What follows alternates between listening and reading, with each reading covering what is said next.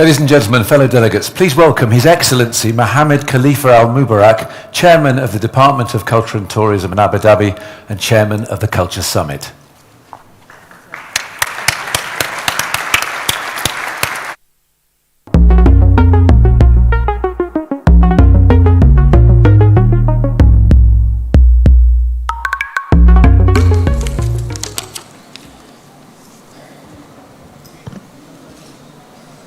Assalamu alaikum. And as we say in Arabic, hayyakum. The UAE has always been a place of bringing people together. For thousands of years, it's been a bridge between East and West. It's been a place where cultures have come together. It's been a place where we have learned to understand each other, learned to talk to each other. I'm going to learn something about your culture, and you're going to learn something about mine. Every moment, we're going to learn about the situations that we are facing together, or the situations you're facing alone. But I can assure you, nobody will leave these doors facing any situation alone. Not anymore. We're going to do it together. When I was driving here today, I saw a sign, and I sort of changed the wording of that sign. I added a couple of words. And I think it's only fitting to say it to each and every one of you. Culture is what we are, not just what we do. To me, what that means is that it's in our heart. It's in our beating heart. And the fact that we're all here together today, it's a reminder of how strong we can be together. It's a reminder that every voice has to be heard, regardless where you are in this world. Whether you're in Africa, Southeast Asia, Asia, South America, North America, everywhere. We're going to be jointly linked because of our emphasis and our love for culture. We all understand that culture should be in the heart of every component of life. For without it, we just fade away into darkness. So thank you for being here. I'm extremely grateful for each and every one of you. The fact that I'm going to continuously learn from each and every one of you is a present and it's a gift. And using the word gift, I just want to remind everybody, when we opened the Louvre Abu Dhabi, here in Abu Dhabi, 5 years ago now, His Highness Sheikh Mohammed bin Zayed, the President of the United Arab Emirates, said this is a gift to the world. What he meant by that is that everything we do is not for us, it's for all of us. Whether it's a museum, whether it's a performance, whether it's a policy, it should be a reminder that the ripple effects will affect us all. Thank you very much, and enjoy your time while you're in Abu Dhabi.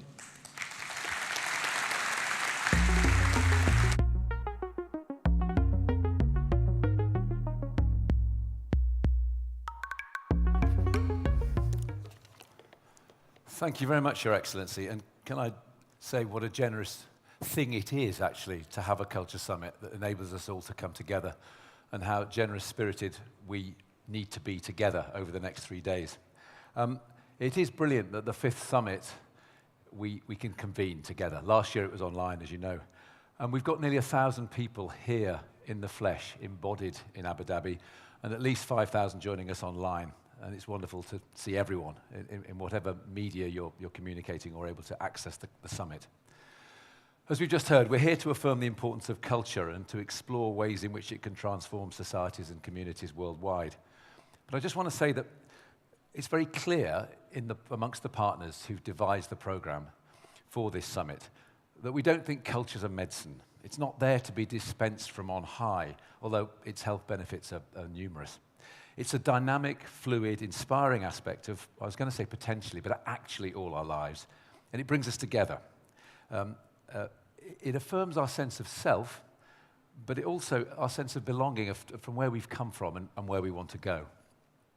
Now, during the pandemic, the creative and cultural institutions were seriously threatened, and some were lost.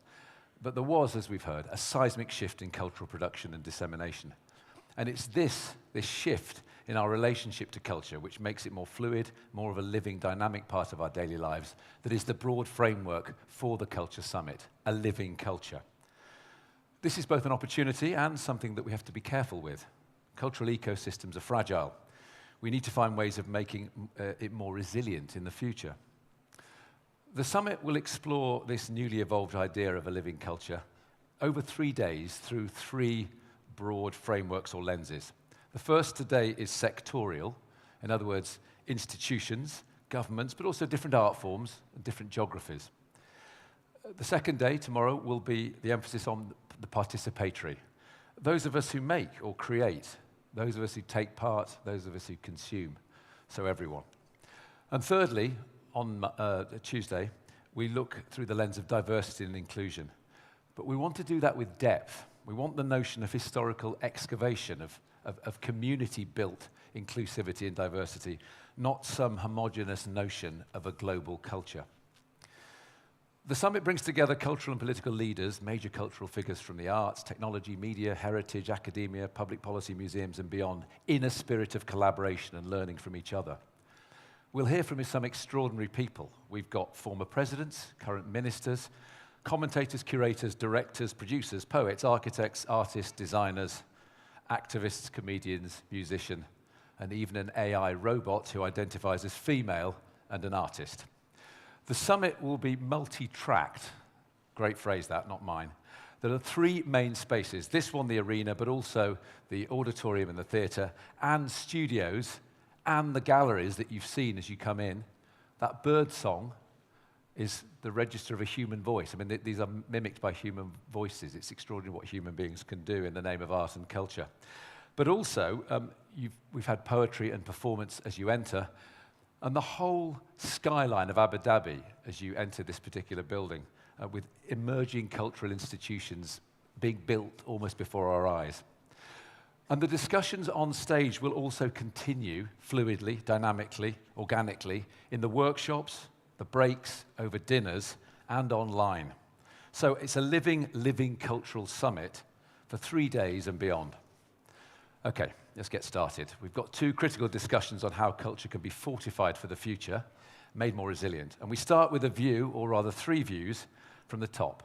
From 3 former presidents, Dalia Grybauskaitė from Lithuania, Ivo Josipovic from Croatia, and Joyce Banda from Malawi, in discussion with His Excellency Zaki Anwar Nusseibeh. So, wishing you all an inspiring, thought-provoking, intellectually nourishing, culturally sustaining, and sustainable summit. Zaki, over to you. Thank you.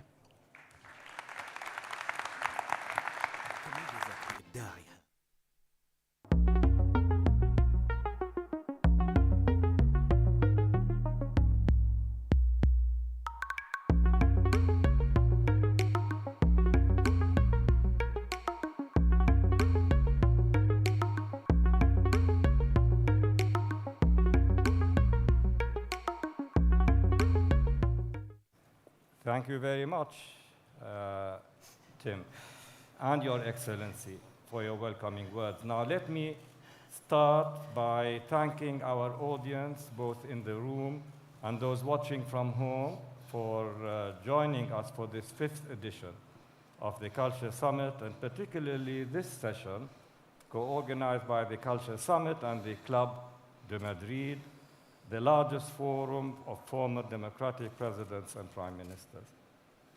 As you know, and as we heard today from Tim, day 1 of our Culture Summit is dedicated to a general discussion about living cultural ecosystems.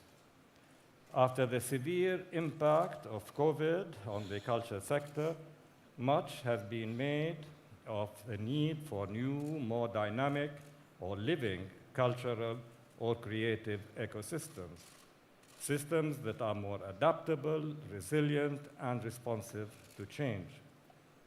These ecosystems are being interpreted and implemented on 2 levels, sectoral, as we heard from Tim, and by jurisdiction and geography. We are very fortunate to be able to open our 2022 Cultural Summit discussions by hosting such a distinguished cohort of panelists who have all contributed in a major way to the development of resilient and shared societies in their own countries, both as gifted political frontrunners and path-setting public leaders, but also as key cultural enablers, both regional and international, and they will be sharing with us their perspectives on the role of culture in making resilient and shared societies. In this panel, we will explore, discuss the lessons learned from this pandemic and explore potential practices that different governments can implement to ensure that all groups of society, particularly those more vulnerable, have access to cultural content and production. And based on their experience advocating for the concept of shared society, the Club de Madrid members will share recommendations and best practices to ensure that all groups of society have access to cultural content, and also the opportunity to be active contributors to the production of culture. Each panelist will be asked a couple of questions that will draw upon their expertise and professional background, and at the end of their presentation, a question and answer session will follow with our audience. We ask the audience to start thinking about any potential questions you want to ask our panelists. Now, let me first introduce our panelists, and excuse me, bear with me if my pronunciation goes awry. We have Professor Dr. Ivo Josipovic, who served as president of Croatia from 2010 to 2015. As politician, he promoted reconciliation in Southeast Europe, human rights, and the fight against corruption. Prior to his election as president, he was a member of the Croatian parliament, a professor of law at Zagreb University, and a teacher at the Zagreb Music Academy. He has published several books and more than 80 scholarly papers. He continues to teach law and harmony and pursues his accomplished career as the director of the Contemporary Music Biennale Zagreb and the Secretary General of the Croatian Composers Union. He has received prestigious international awards for his work in the field of human rights and art. Then I'd like to introduce Her Excellency Dr. Joyce Banda, who has just arrived this morning from a very long overnight flight. And please, we welcome her and thank her for being with us despite this difficult journey. She is an educator and a champion for the civil rights of women, children, the disabled, and other marginalized groups. She was president of Malawi from 2012 to 2014, making her Malawi's first female president and Africa's second. She also served as the Minister of Foreign Affairs from 2006 to 2009, and as Vice President of Malawi from 2009 to 2012. She has founded and directed various businesses and organizations, including the Joyce Banda Foundation, an organization dedicated to rural development and improving the lives of women and children. A recipient of more than 15 international accolades, including the Hunger Project Africa Prize for Leadership for the Sustainable End of Hunger. She was instrumental in the formation of such organizations as the African Federation of Women Entrepreneurs and the Council for the Economic Empowerment of Women in Africa and the American and African Businesswomen's Alliance. And we have with us here also Her Excellency, please forgive my pronunciation, Dr. Dalia Grybauskaitė, who served as the 8th president of Lithuania from 2009 to 2019. She is the first woman to hold the position and became in 2014 the first president of Lithuania to be re-elected for a second consecutive term. In 2004, she served 6 months as European Commissioner for Education, Culture, Multilingualism, and Youth before becoming the Commissioner for Financial Programming and Budget. Her Excellency has often spoken about the need to build the organizations that serve for resilient and peaceful societies. At the United Nations General Assembly in 2018, she said that even though multilateral institutions exist to protect the world's citizens, we cannot let the voices of nationalism and division win over dialogue and cooperation. A long-standing promoter of Lithuania's cultural fabric, She has remarked how works of art have the power to instill respect for a country's history, to consolidate national values, inspire compassion and patriotism, and build a sense of responsibility and for the future. So let me start my first question to you, Your Excellency, Joyce Banda. Now, as the first woman president of Malawi, you also served as Minister for Gender and Child Welfare. And we know that in October 2021, Malawi reopened its schools after 5 months closure. And during this period, and despite all the efforts, many children were unable to participate in the radio and digital online education available because of a lack of radios in their homes or other digital devices. So my first question would be, what multilateral and national measures do you think we can be implemented to ensure children have access to digital culture and education? So over to you, Your Excellency. Thank you very much indeed, and may I thank all of you for having me. Indeed, I arrived this morning, but that's how important this meeting is to me and to Africa. First, I must say that the challenges that we talk about regarding COVID-19 pandemic are real. For the longest time, what we have heard is that Africa was not adversely affected because we were looking at the statistics. But I would like all of us to look at the situation of our health systems, education system, our fragile economies, even before COVID. So when COVID hit us, it has made us lose even the gains we made towards achieving our sustainable development goals.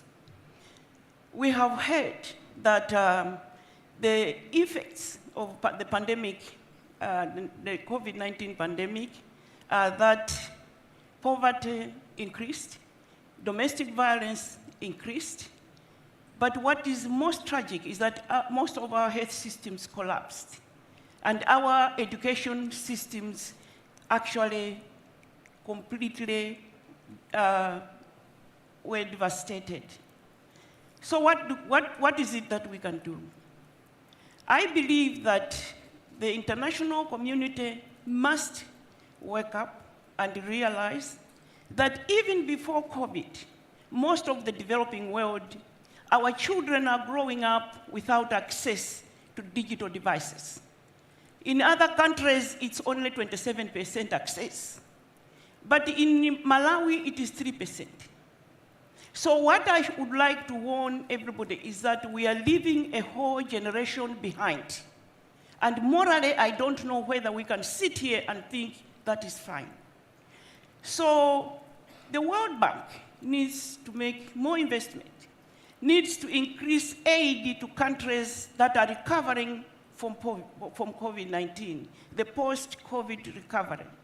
Must increase aid, but countries have been called upon to allocate 4% of their GDP towards education. Most developing countries are even struggling to invest 2%. Now, if that is the case before COVID, what is it like today? The case study is the Joyce Banda Foundation. We ran 3 schools. We were closed not for 5 months, for 2 years, since COVID started. During that whole time, there is no way we could provide online education or radio education to families that are rural-based, that are poor.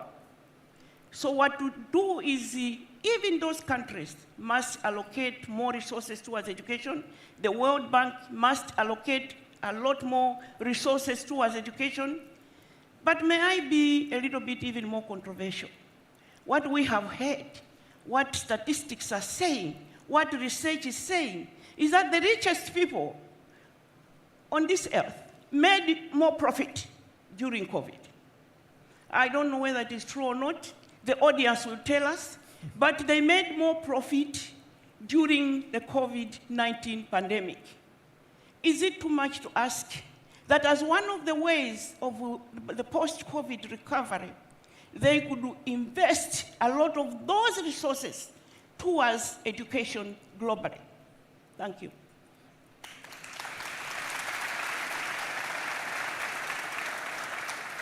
Thank you very much, Your Excellency. Can I follow up with a question on cultural diplomacy? You have always promoted cultural diplomacy and advocated it. How do you, and especially with the Sustainable Development Goals, leaving no one behind, where do you think that cultural diplomacy can be utilized to preserve global cultures in a post-pandemic world? What can we do through cultural diplomacy to help those less favored nations and peoples?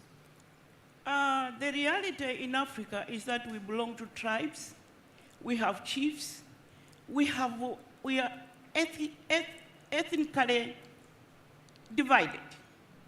And if we are not careful post-COVID, we shall remain in those pockets and our society shall become even more divided. As I left Malawi yesterday, there was what they are calling the Unity Day, where the president has brought together all those different tribes together. And through music and dance and culture, bring the tribes together and begin to rebuild our tattered economy, our society that has been adversely affected by COVID-19. I am of the view that we should pay more attention to the fact that we cannot deny that our cultural activities and societies were affected by COVID, and what we must do is to find ways of bringing our nations together. The reality of Africa is that our boundaries are not even made by us, they were imposed by us. So you find that a house has a bedroom in Mozambique and a sitting room in Malawi, and equally on the Zambian border as well. What is it that we can do as nations to get together and work together? Another reality that I found during the COVID-19 pandemic is that while other parts of the world were in lockdown and it worked, people stayed at home. After all, they have all the digital devices to continue to work and communicate. In Africa, communities couldn't survive with lockdown. So they broke the law. In fact, in Malawi, they went to court to say there's no way I'm going to sit at home when every day I wake up and go into the market and hustle, and whatever I make that day is what feeds my family. The choice is between me sitting at home and or obeying the law. So in fact, they won the case. So in Malawi, we didn't even observe any lockdown, nothing. What we must find out, maybe this meeting will discuss that, is why did even domestic violence increase during the pandemic? Why is it that me and my husband are not allowed to go out because there's lockdown, and then he turns on me and slices me up and puts me in trash bags and kills me or beats me up? What is it? What is it? Is it mental issues that were not dealt with? What is it that we must do as a global community? And what is it that we must do to use culture to heal our nations, our societies, and bring us together again as a global family? Beautifully said, Your Excellency. Thank you very much. Next, I would like to ask my question to Her Excellency Dalia Grybauskaite. Since your time as EU Commissioner for Education and Culture in 2004, the way new generations learn have changed remarkably over the last decade. More digital tools and resources available.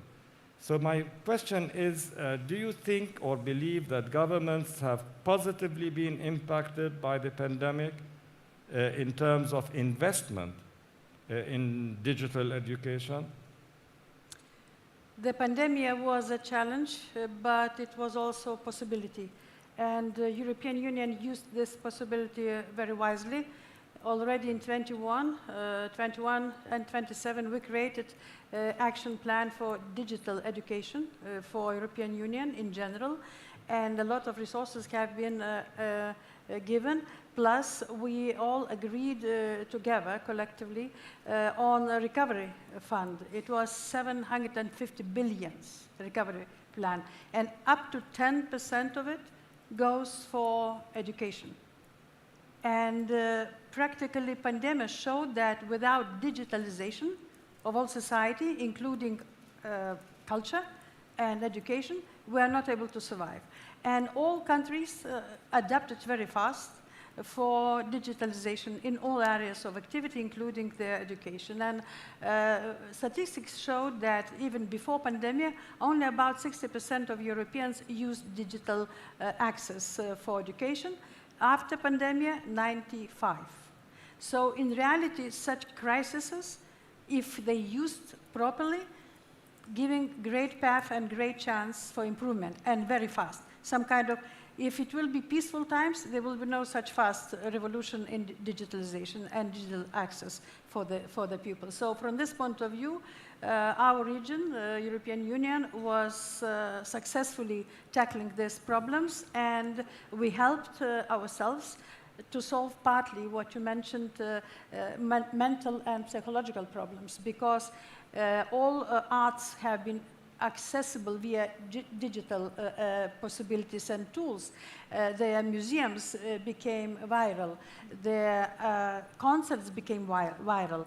People, and you know very well, were giving free of charge concerts, singing together collectively. This was helping us to keep the mood and not to be very much closed from each other, even virtually. And now then we're talking about the future of digital education. Now we are talking about not only digital education as a mixture, but we're also talking about using artificial intelligence and virtual education. So we're even stepping up forward from the digital up to the virtual. And I think that, of course, we're not able to be happy about crises, but if they're giving and pushing for good, I think, and if we're able to use, at least regionally, it's very much still regionally in European Union, as African Union can do also, I think at least such kind of outcome is quite positive from all bad things happened during the pandemic. Thank you very much, Your Excellency. Now, can I have, and I'm sorry for those sitting behind us, we cannot look at you, but I think we can see you or you can see us on the screen. But if you turn to the financial perspective, do you consider the economic incentives put in by national governments is a sustainable course of action after COVID? Can it be sustained? Can it be improved? Are they being what we have been doing for digital technologies? Can we continue to guarantee a positive continuation? Are there any current examples you feel we can follow in this way? You told us what you did in the European Commission, but also generally. Generally, all European countries were creating the baskets of tools how to manage going through the lockdowns and through the pandemic. Each country, we had no general one tool, but every country was allowed to have a basket of tools. And we have perfect examples with each country, and including my country, your country. Everyone had the postponement, for example, of tickets if you're not able to attend the event during the closures. You had a lot of compensatory mechanisms for the artists, for the teachers, because of lockdowns. So each country created its own, but we looked through this recovery fund, which was only this spring adopted by European Commission from each member states, and it's up to 10% of recovery fund was devoted for the education and culture. This is very a lot, because a few years ago, before pandemic, even 2% was a dream. Then later it became 7%, and now it's about 10%, because everybody realized that after pandemic that art communication was so important to keep the society together, to keep society out from the streets and social unrest, and that art is, during the crisis, you mainly survive, not losing your mind and not losing relations between society and people, mainly via art, via artificial and via digital communication. So, and as I said, it was a great push for us to understand, to invest, and I'm very happy to see 10%. It's now the 500 billions are confirmed, and up to 10% go to the education and arts. It will be from 21 and 27 during this period of time. So really, from the European budget point of view and national budget point of view, it's quite a lot, because usually it is a lot less was devoted. So, and perfect example in each country with the compensatory schemes were very creative, very interesting, and I think we passed this period already. We are not going anymore to the closures, no matter what, no matter how pandemic will be wide.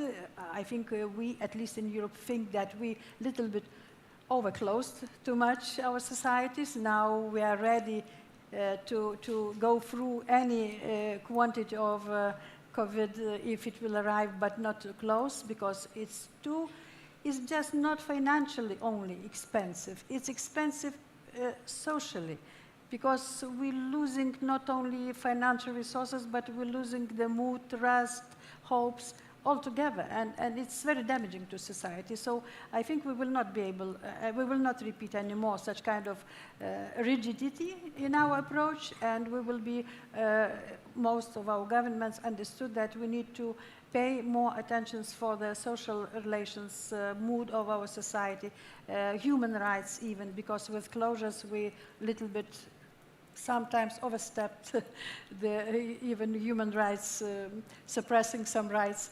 Now we will try not to repeat these mistakes, and I think it's good lessons from these 2-3 years. Thank you very much, Your Excellency.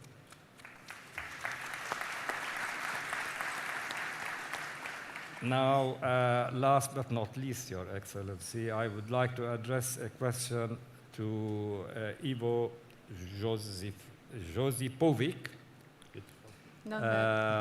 As former president of Croatia, do you think current national governments, and we have listened to some response to this from Her Excellency, have responded adequately to ensure the safeguard of the cultural sector during COVID-19 pandemic, as well as have they incorporated, do you believe, a post-endemic strategy?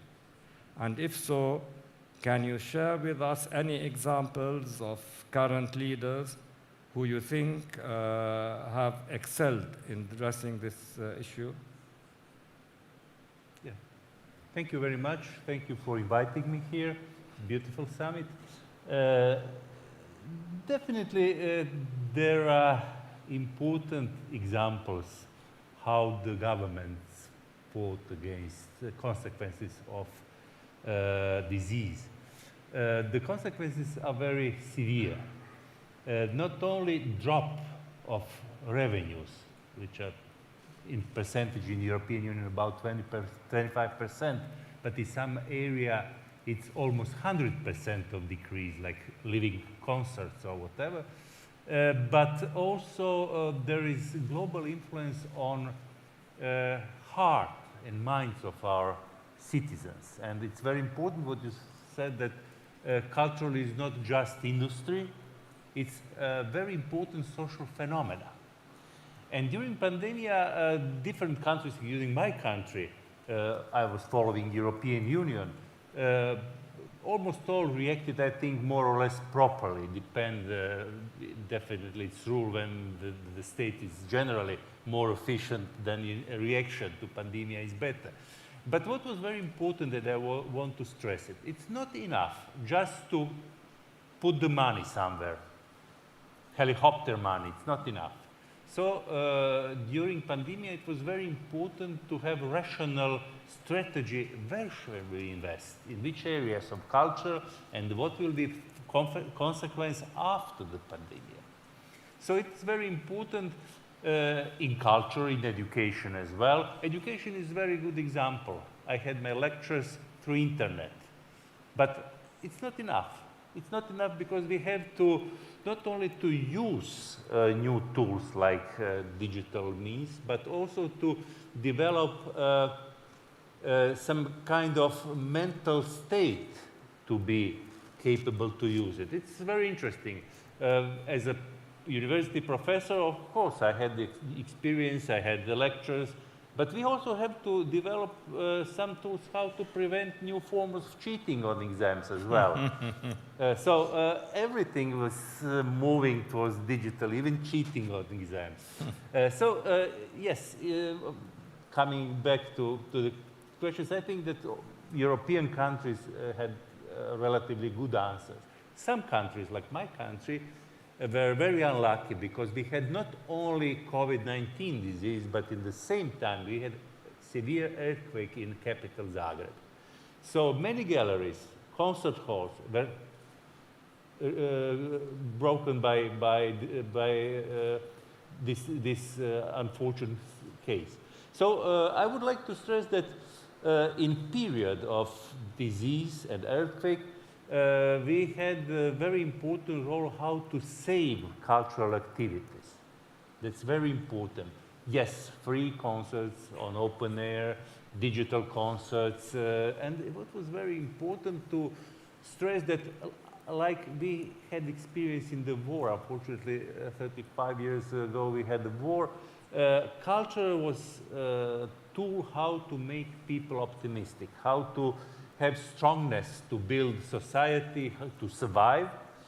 And for these cultural events during the pandemic, I have to stress that all this behavior of artists, musicians, even governments, shows that culture and art were stronger than COVID pandemic. And that's very important because culture is our soul. That means human culture, human beings are, even in the most critical cases, stronger than problems we are facing with. For some areas of culture, the consequences of disease were very, very important, very severe. I was victim as well. I had opera, I commissioned opera, and it failed. Now I hope it will be next year. Many concerts were cancelled. Revenues from copyright and neighboring rights were cut to half, almost to half. And it was really very important, what was essential part of this question, to government to motivate cultural activities to go on. And in most European countries, it was, I think, relatively successful. Of course, there are artists not always satisfied 100%, but I think most of artists appreciate what was done in frames European Union and our national states. Would you say that any governments or leaders did particularly well on this? Do you know of examples, Your Excellency? I think the crucial role were a role of ministers of culture in particular countries. But it was also very important to advocate publicly what is needed by arts and culture.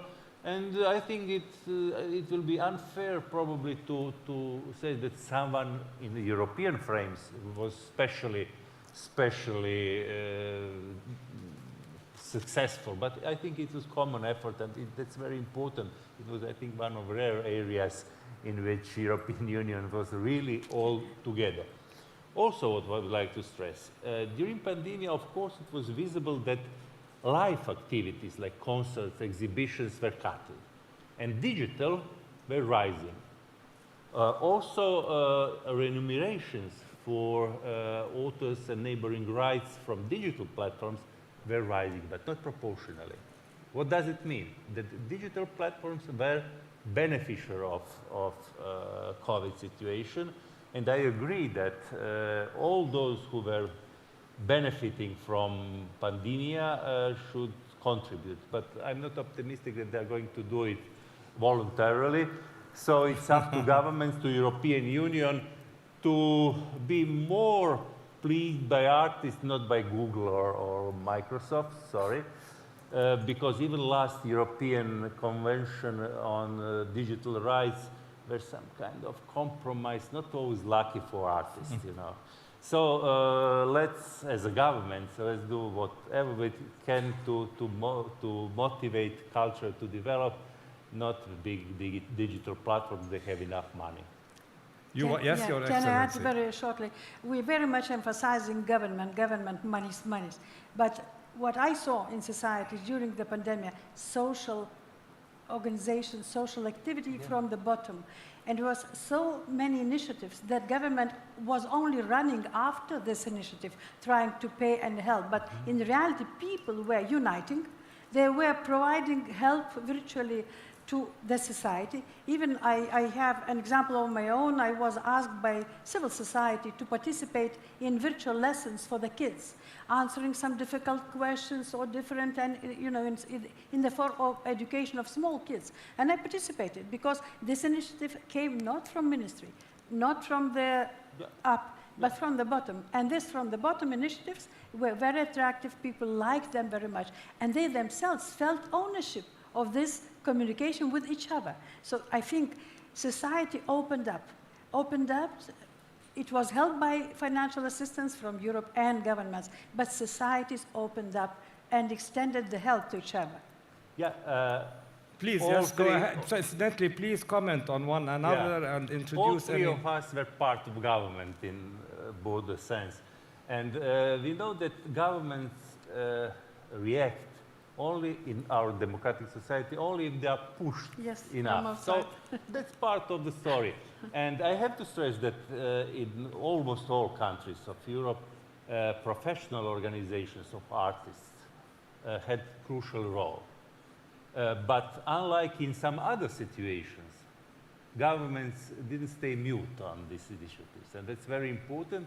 So I think I'm double-faced. From one side, I'm politician, or I was politician. From the other side, I'm artist, and being also member of this organization. This is what I wanted to ask you, Your Excellency, as my follow-up questions. As a musician, and we know that musicians and composers and people who go to concerts suffered most, and this also touches my heart. So what should be done for this particular sector?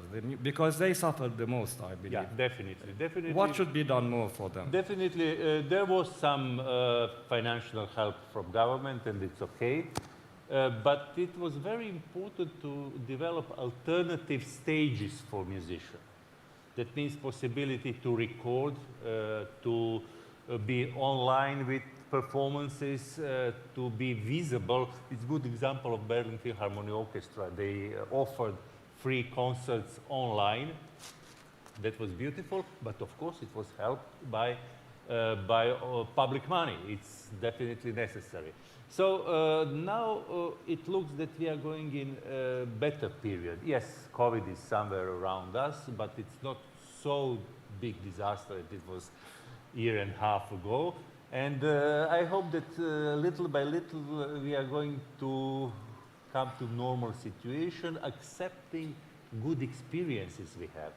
We have some good experiences from disease, and we have to learn from disease, yes. Incidentally, I must ask my organizers, I'm supposed to have a clock over there, I believe, to tell me about the time management. Could somebody show me, because I cannot quite see it. We have 5 minutes. So let me ask, if you have 5 minutes, if I may, let me ask if there are any questions from the audience for our panelists.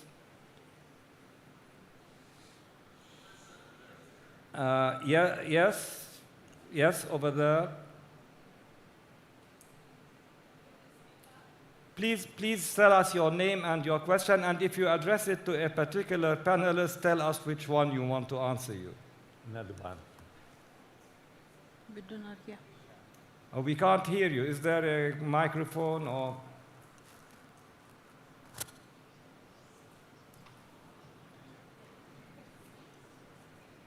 Then come forward. I think we will have time for only one question anyway, because we're running down. So this young lady's... Good timing. This young lady's opportunity.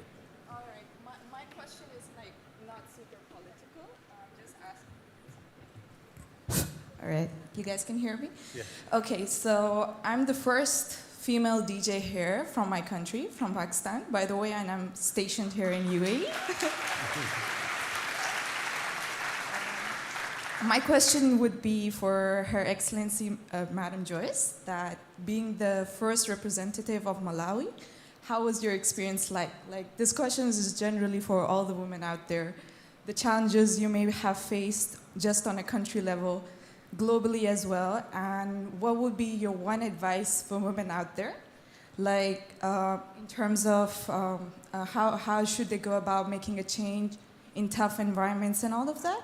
Like, it's a very generic question. Thank you much. President. Thank you so much. Yeah, Thank you.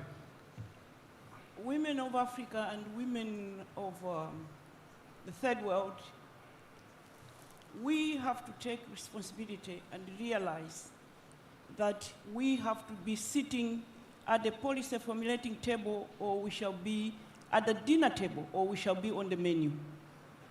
Therefore, we shall face challenges. We shall be abused. It's not easy, especially where some of us come from, where it's patriarchal society. But what to realize is that I'm doing this for the benefit of the women in this country and the future women. And I cannot coil, and I cannot retreat. I must push forward. But what must happen now is that some of us face challenges coming up. It was extremely difficult for people to understand that we too could lead our nations, but they have seen that we can do it. So therefore, those that are of my age, and Africa, the world has a lot to learn from Africa. Because while some 200-year democracies are still trying to get one woman into State House, we have had 6 in Africa, yes. So what we are saying, the 6 of us have formed a very strong committee. So what this my young lady is asking is, what is it that we can do to move forward, to become leaders too? I want to call upon us that it is our moral obligation, those of us that are of my age, to provide our shoulder for those that are coming up, hold their hand so that they can become leaders too. It's our moral obligation. We have to keep fighting, because as President Nyerere said, no country shall move forward when they leave half of their human resource behind. So we need to be in the process too. We need to be leaders too. The challenges will be there. But you know what? Our gentlemen realize that we are the majority. And they also know that we brought the other half into this world. So Thank you very much.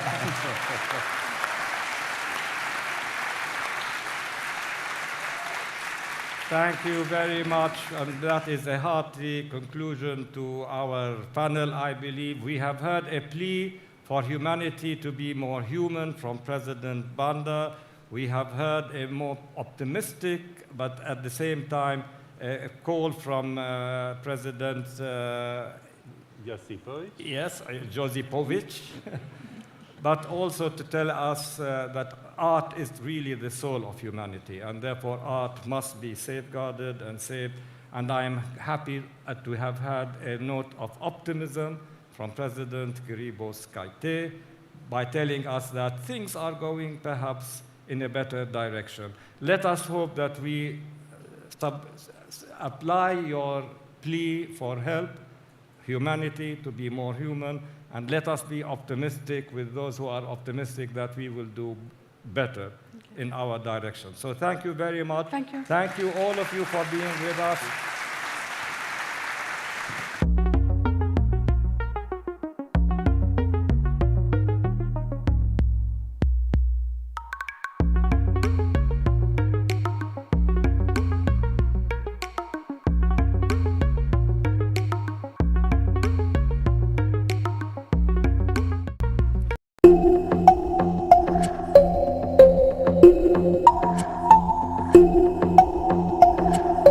I think is really important. And can we also acknowledge the bravery it takes in a distinguished gathering like this for a young creative DJ to come onto stage to ask questions? Phenomenal. Well done. Now, thank you. The next panel looks at fortifying culture of the future. It involves cultural ministers from the UEA, Bahrain, and UNESCO, and it's going to be steered by the impeccable Becky Anderson from CNN. Becky.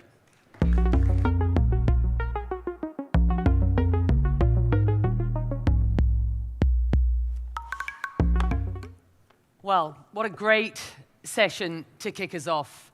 Zaki, thank you to you and your esteemed panelists. Your Highnesses, Excellencies, ladies and gentlemen, for those of you who don't know me, I'm Becky Anderson, host of CNN's 2-hour primetime news show, Connect the World, broadcast daily from our programming hub here in Abu Dhabi, where I also serve as the network's managing editor. And it is an absolute honor to once again be participating in the Abu Dhabi Culture Summit. And I want to extend my congratulations to the chairman and his team at DCT for, firstly, this year's terrific lineup of voices. What a great lineup over the next 3 days. I know all of you here will really get something out of those who are speaking and the opportunity you get to network here. So that's my first congratulations. Secondly, for the launch in June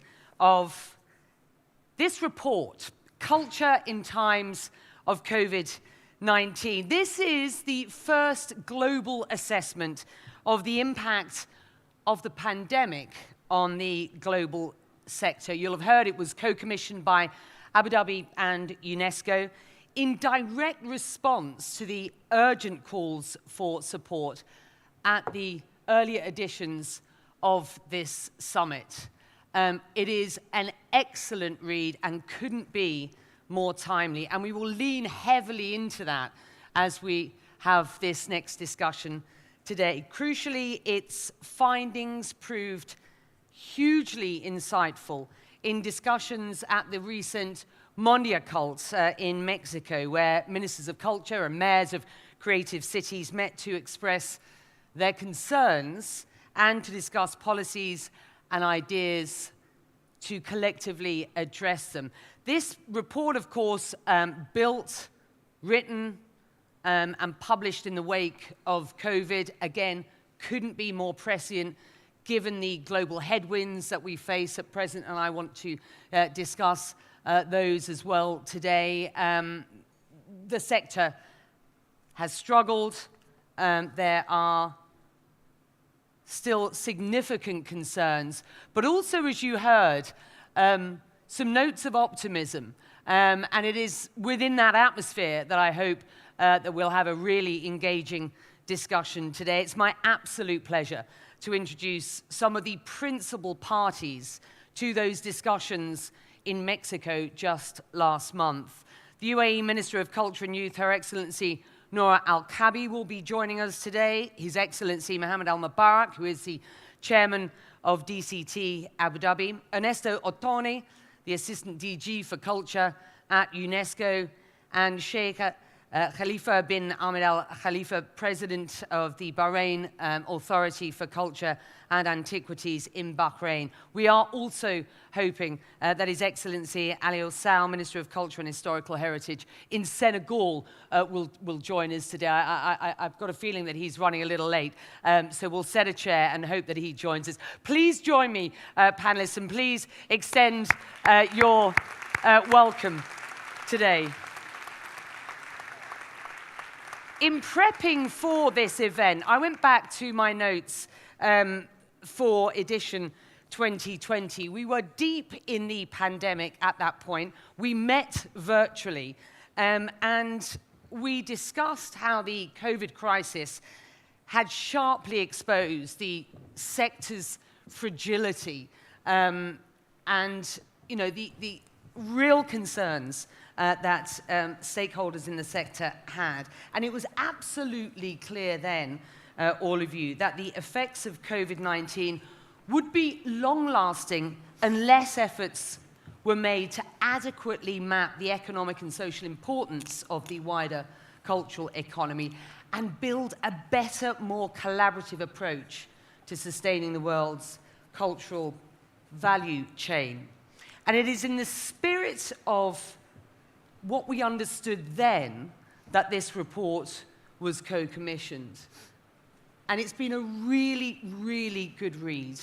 And as I say, given the sort of current headwinds, I think couldn't be more prescient that the framework for success going forward has now been provided. And what, let's be clear, is, you know, to all intents and purposes, a roadmap that came out of Mondial Cult. And I just want to start, I think, Nora, can I start with you? And if you want to sort of bounce off each other to a certain extent. It's actually quite unusual to have you both on the same stage. And I think, you know, that's what's important about today, that we've got the public, the private sector, the public sector outward-facing messaging and opportunity here represented by Abu Dhabi and indeed Bahrain. And Neste, to have you amongst us today is absolutely terrific. Let's just kick off, if we can, with how important Mondial Cult was this year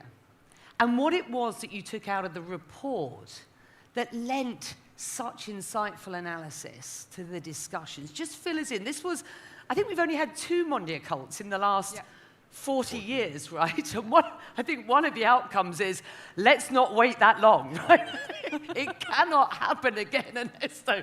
So should we start, Nora, with just what what you went in with, your reflections of what you went in with, and the analysis that you'd got from the report that Mohammed and Ernesto had co-commissioned. Thank you. First of all, good morning, everyone. Sabah al-khair. It's wonderful to be here. I congratulate the team of Department of Culture Abu Dhabi, specifically my dear brother Mohammed. This is the 5th year, and I don't know how you managed to look even younger every year. So we do share the news later on. So and I think going back to our point of how important this is, I think it was an important refresher button and a reset button, specifically post the pandemic. Now, we look at the report after the Mondial Cult, and specifically the report that was commissioned by the DCT and as well the UNESCO to work on the importance of what pillars that we need to look into when we talk about culture and creative industries. We have common shared humanity values.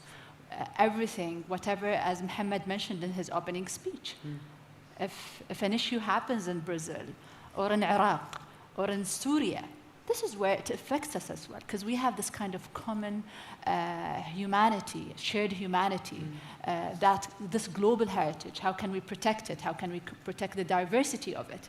How can we encourage the right discourse of it? How can we make sure that it evolves through not just policies and being happy that I issued 10 policies a year? No, practical policies. And most importantly, how, again, with such a summit, we're looking at a public sector, the intergovernmental sectors, the private sectors, the academias, everyone, the communities. How can a policy be built in such a multiple way and a multiple form to protect our global heritage, to make it transcend beyond just a certain time frame? You know, it's the connection. If it's the oldest building in the UAE, how it connects to the little child, you know, in the UAE or beyond. So it's a beautiful thread that also, you know, talks to the future of our generations. Therefore, I feel that the whole umbrella in terms of looking at the education element, the digital element, the protection element, you know, how can we just have it to encompass everything we do in the culture and creative element. And most importantly, in culture, if you're not collaborating, you're not in culture. If you're not working with one another, if you're not talking, if you're not getting in one room and discussing things and respecting other point of views, you're not in culture. Before we sort of open this discussion for sort of further analysis, I do just want to ask you, Mohammed, what surprised you most out of this report, and what do you think came out of this which best informed the discussions that were held in Mexico last month? Because those discussions really provided this sort of roadmap for success? 150 ministers or representatives at least from 150 countries. And I'm assuming this was the first time since COVID that everybody got together. What was it that you think were the key takeaways from this report?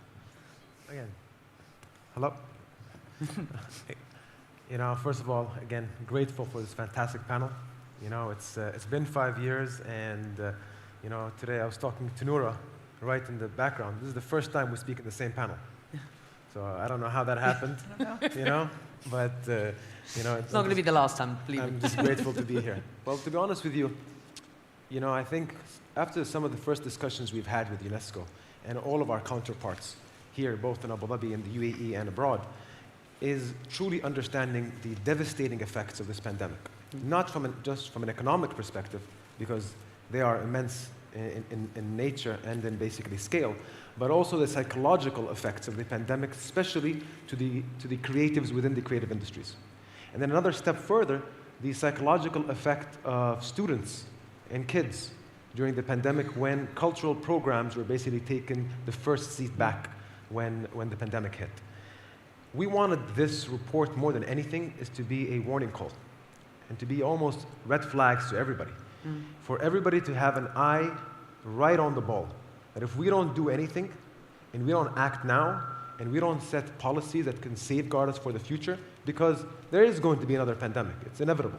Whether it's in the next 10 or 20, hopefully in the next, not in the near future, and other major catastrophe that is going to happen, how do we bond together in finding solutions? This was the critical aspect of this report. So it set the tone. It was in your face in telling you this is the effects of this. This is how many people lost their jobs during this pandemic. These are how many cultural institutions were shut down.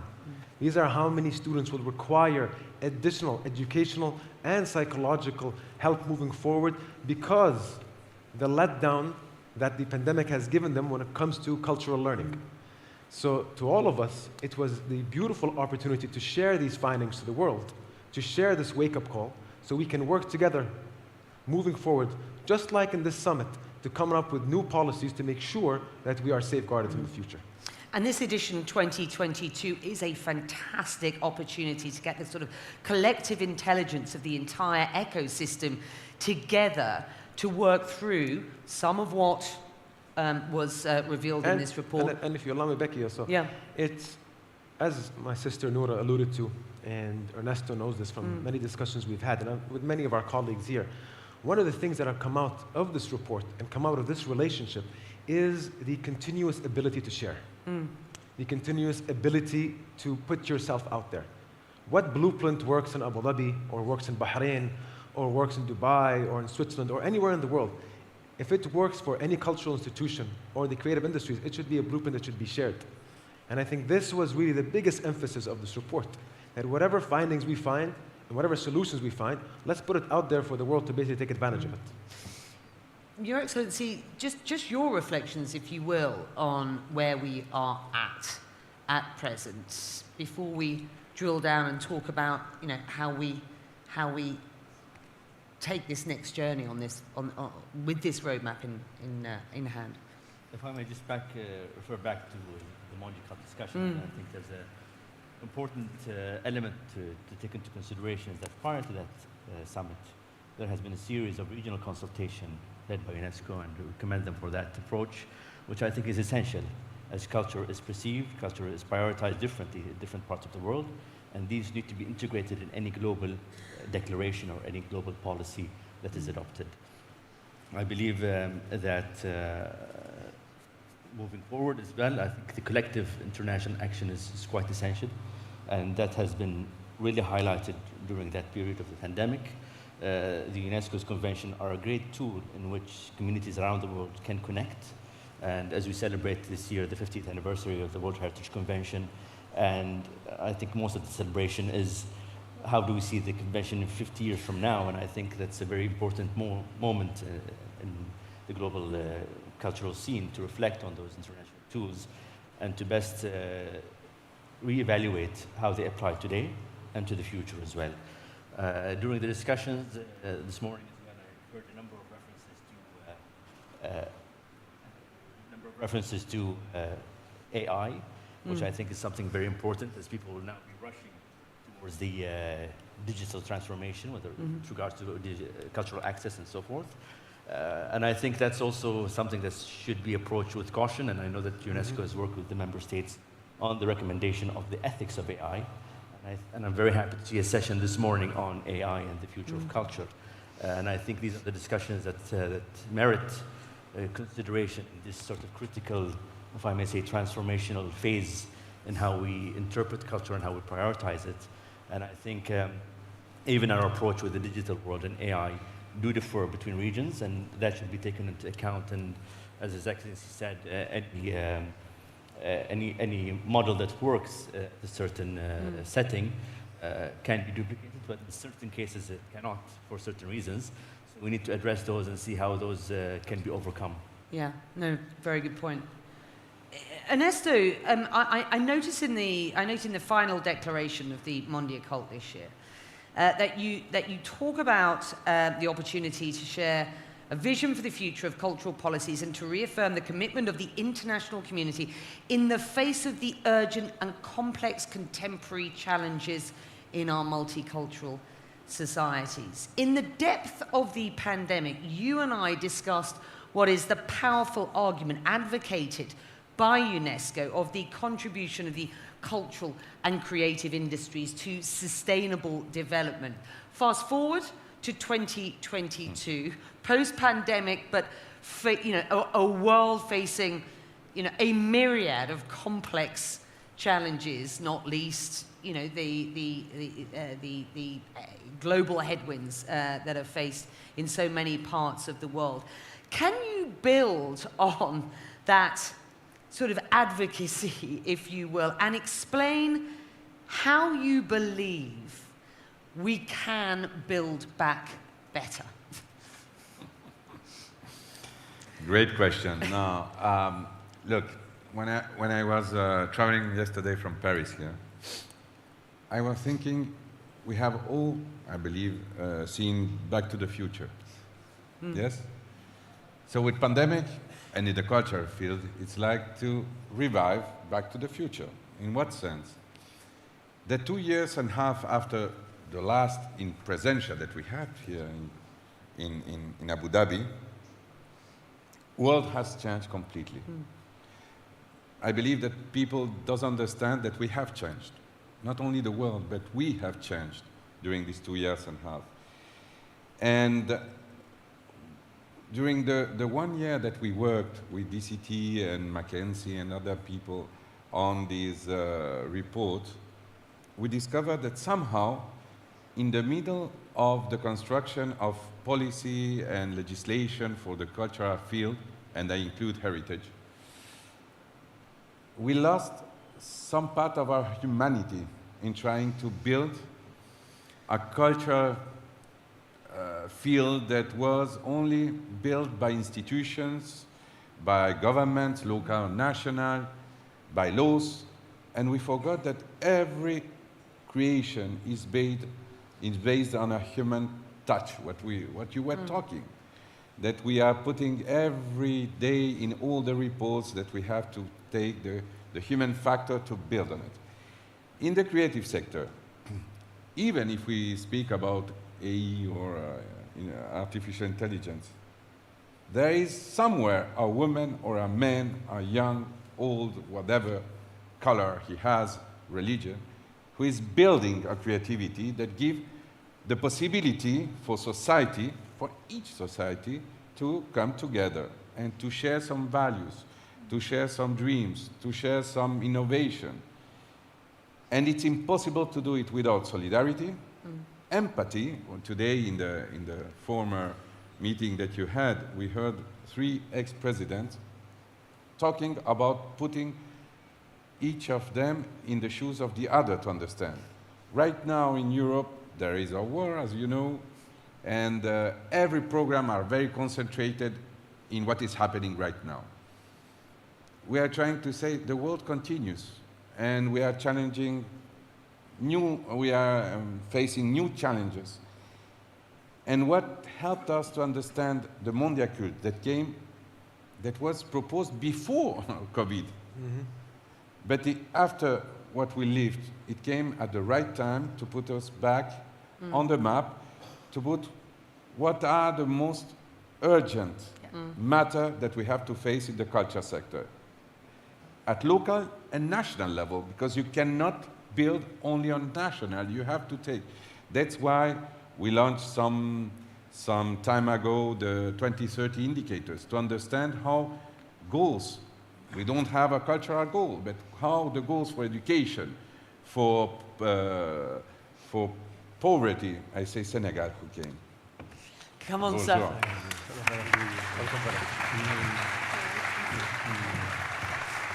Bonjour, un plaisir. It's an absolute joy. Come and sit down. If you allow me, I will only finish. And what came out of Mondiacult, because I wanted to share, is not Mondiacult is the beginning of the construction that we have to do right now with the Minister of Culture, with the directors of Department of Culture in each city.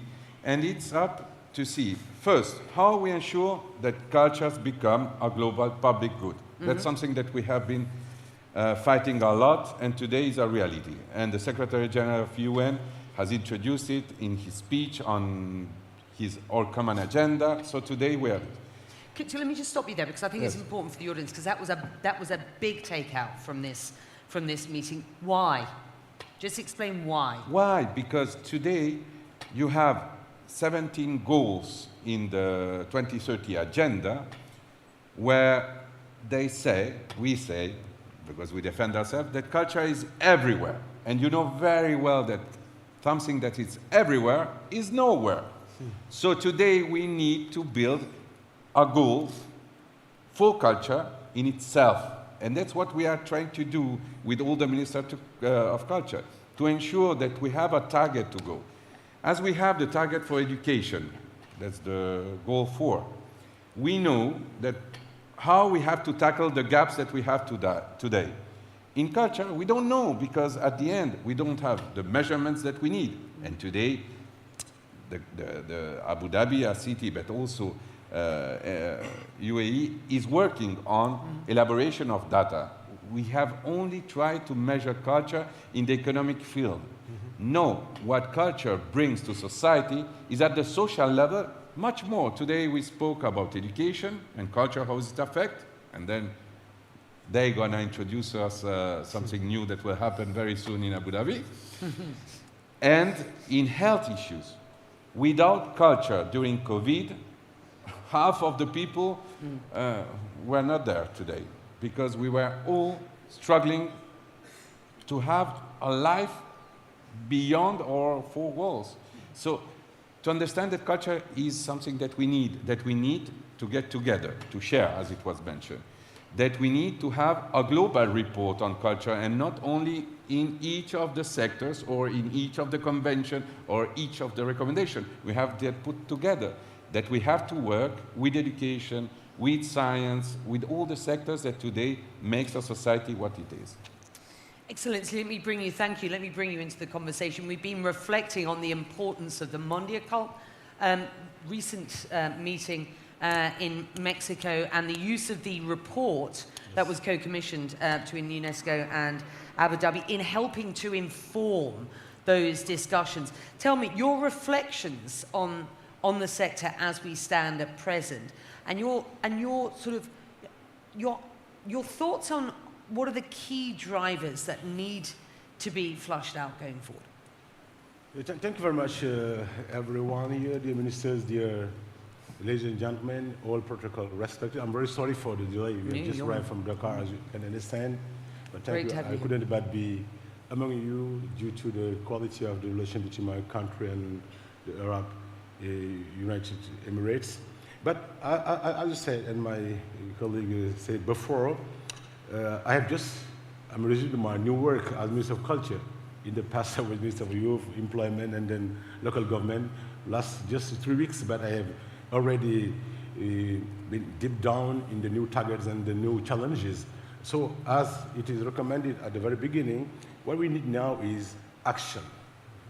Action first, action second, action third, and then I do believe culture must no longer be considered as being the less important when compared to economic matters and challenges or objectives, because it is like, the root of economy. It is like the root of peace, the root of social cohesion and national unity, and the root of, peaceful civilization dialogues and cultural dialogues. That's why I do believe that what is important, those cross, cultural readings and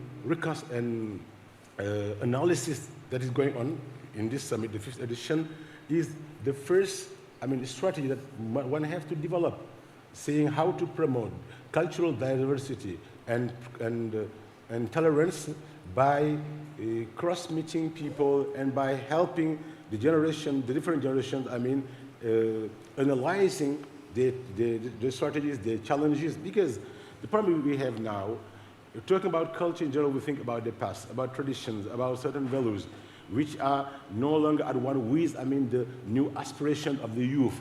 In a world where the youth now are so, are falling impermanently in the traps set for them or against them, as going back to the basics can be balancing. But what we know now is that all that is we are facing now as new challenges, the solution that can be found in the traditions. The solution can be found in our cultural values and principles. But it does not mean that one must be, behind bars, behind closed doors, but one needs to be opened. And then what we need, with the digital media, evolution and boom, the creation and the genius that are faced in the arena, in the area of culture, are now, undergoing heavy burdens and very bad consequences. How to readapt, creation, conception, and evolution, so as to help not only the cultural professionals and cultural actors to be self-fulfilled, to be happy, and to enjoy what they are doing in the economic, background, without being disconnected and without, totally, turning back to the developers. Excellency, thank you. We then convened this panel because we really wanted to continue the discussions that were had at Mondial Cult and provide, at this time of day, on the first day, a sort of opportunity to kickstart the discussions that will be had over the next 3 days. So let's drill down a little bit and let's talk about what's going on here in the UAE and specifically what is going on in Abu Dhabi. It was last year or 18 months ago, correct me if I'm wrong, that the CCI was embedded as a pillar, creative and cultural industries embedded as a pillar within the UAE's sort of economic strategy going forward. The numbers were there, there was proper data associated with this, and the policy is clear. Between the two of you, can you just explain to this audience, sort of through the lens of the UAE and Abu Dhabi, just some of the solutions that you see, some practical solutions to growing, looking after, growing, reviving, thriving this sector? Nora. Sure. So last year we launched the CCI strategy. His Highness Sheikh Mohammed bin Rashid, Prime Minister, was very keen for us to go back and work with local governments, other ministries as well. So more than 5 ministries worked with us in terms of the strategy. We had a wonderful team to work on terms of making sure that we have a strategy that encompasses everyone, local governments, non-profit organizations, academia, private sector, understanding the challenges. And I think there was an opportunity as well with the pandemic itself, because this is where we launched our relief fund to the freelancers and small and medium businesses. And from there, we noticed certain challenges, specifically when it comes to the SMEs and the freelancers and the talents within the creative industries. Therefore, there are 3 main pillars when it comes to our CCI strategy. Education. And we've been talking a lot specifically, even with my colleague Mohammed, in terms of how this should be embedded. Number 1, the UAE is working on taking such policies into a practical sense. When it comes to education, we're revamping the whole education curricula. and making sure arts and culture is part of it, including early childhood education. We're looking into introducing more of the Emirati culture exposure in all schools, Becky. And you understand in the UAE, we have a vast of international schools. They need to understand the Emirati culture, because the Emirati culture is not specifically an exclusive one. It's an inclusive one. It has a global insight as well. That therefore, it's really important for us to encourage that and introduce that. We're making sure that there are more employabilities when it comes to the creative industries. We're looking into also the Arabic language education. I mean, the way I was taught Arabic is completely different from the way where my nephews, I see them being, teaching Arabic. And we're looking into the literacy as well and the way it's being educated. And from that itself, I think looking at education, it takes you to the talents perspective, and with the talents in the creative industries, how introducing certain visa schemes to retain them, such as the golden visa that they introduced. The Ministry of Finance is introducing a freelance policy, making the federal government market open for freelancers. So there's a portal where it will be kind of regulated in a way that enables them to be part as well of the sector, making sure that there are certain direct investments and indirect investment when it comes to CCI. And most importantly, when we look at the talents as well, we're looking at how can I make sure that the talents are protected through copyright laws. This is the work that we've done with the Ministry of Economy, working on the strategy itself. It has been a beautiful journey with everyone else. So in that sense, we introduced the literacy CMO, the collective management organization. We're working on the music one, so how can we work on more of an awareness sessions and getting those NGOs to help us spread the awareness, be advocates to such practical policies, and making sure that they're protected, they're enabled, and they're nourished from an education perspective. That's fascinating. What's the perspective then through the Abu Dhabi lens? The best thing of being in a panel with Noura, all I can say is just what she said. That's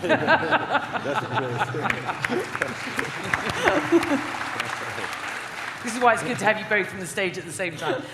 No, but I think just to add to and to allude to the earlier conversation with Ernesto and with Noura and listening to all of our colleagues here, is one of the things that when we were working side by side with several institutions and several ministries in creating this CCI strategy, I think first and foremost it was an understanding. It was really, from my perspective, a educational presence to truly understand the entire ecosystem. As Ernesto said, I think we were programmed in the past to just focus on sort of the top level. Yes. I think what we've realized during the pandemic is that it has to trickle down all the way down, because what happens down here is actually what makes the engine moving. So as Noura said, I think we here in the United Arab Emirates, thanks to the efforts of Noura and her team and to all the different cultural practitioners, realized this very, very early on. So all of our basically grant schemes, our subsidy schemes, our protection schemes came in fairly early to protect this ecosystem, to really protect the creatives within the creative industries. And alluding to the Minister of Culture from Senegal, the youth, in reality, is what is making this engine move. And if we don't create opportunities for them to succeed and opportunities for them to flourish, then we cannot think that these institutions up top will flourish.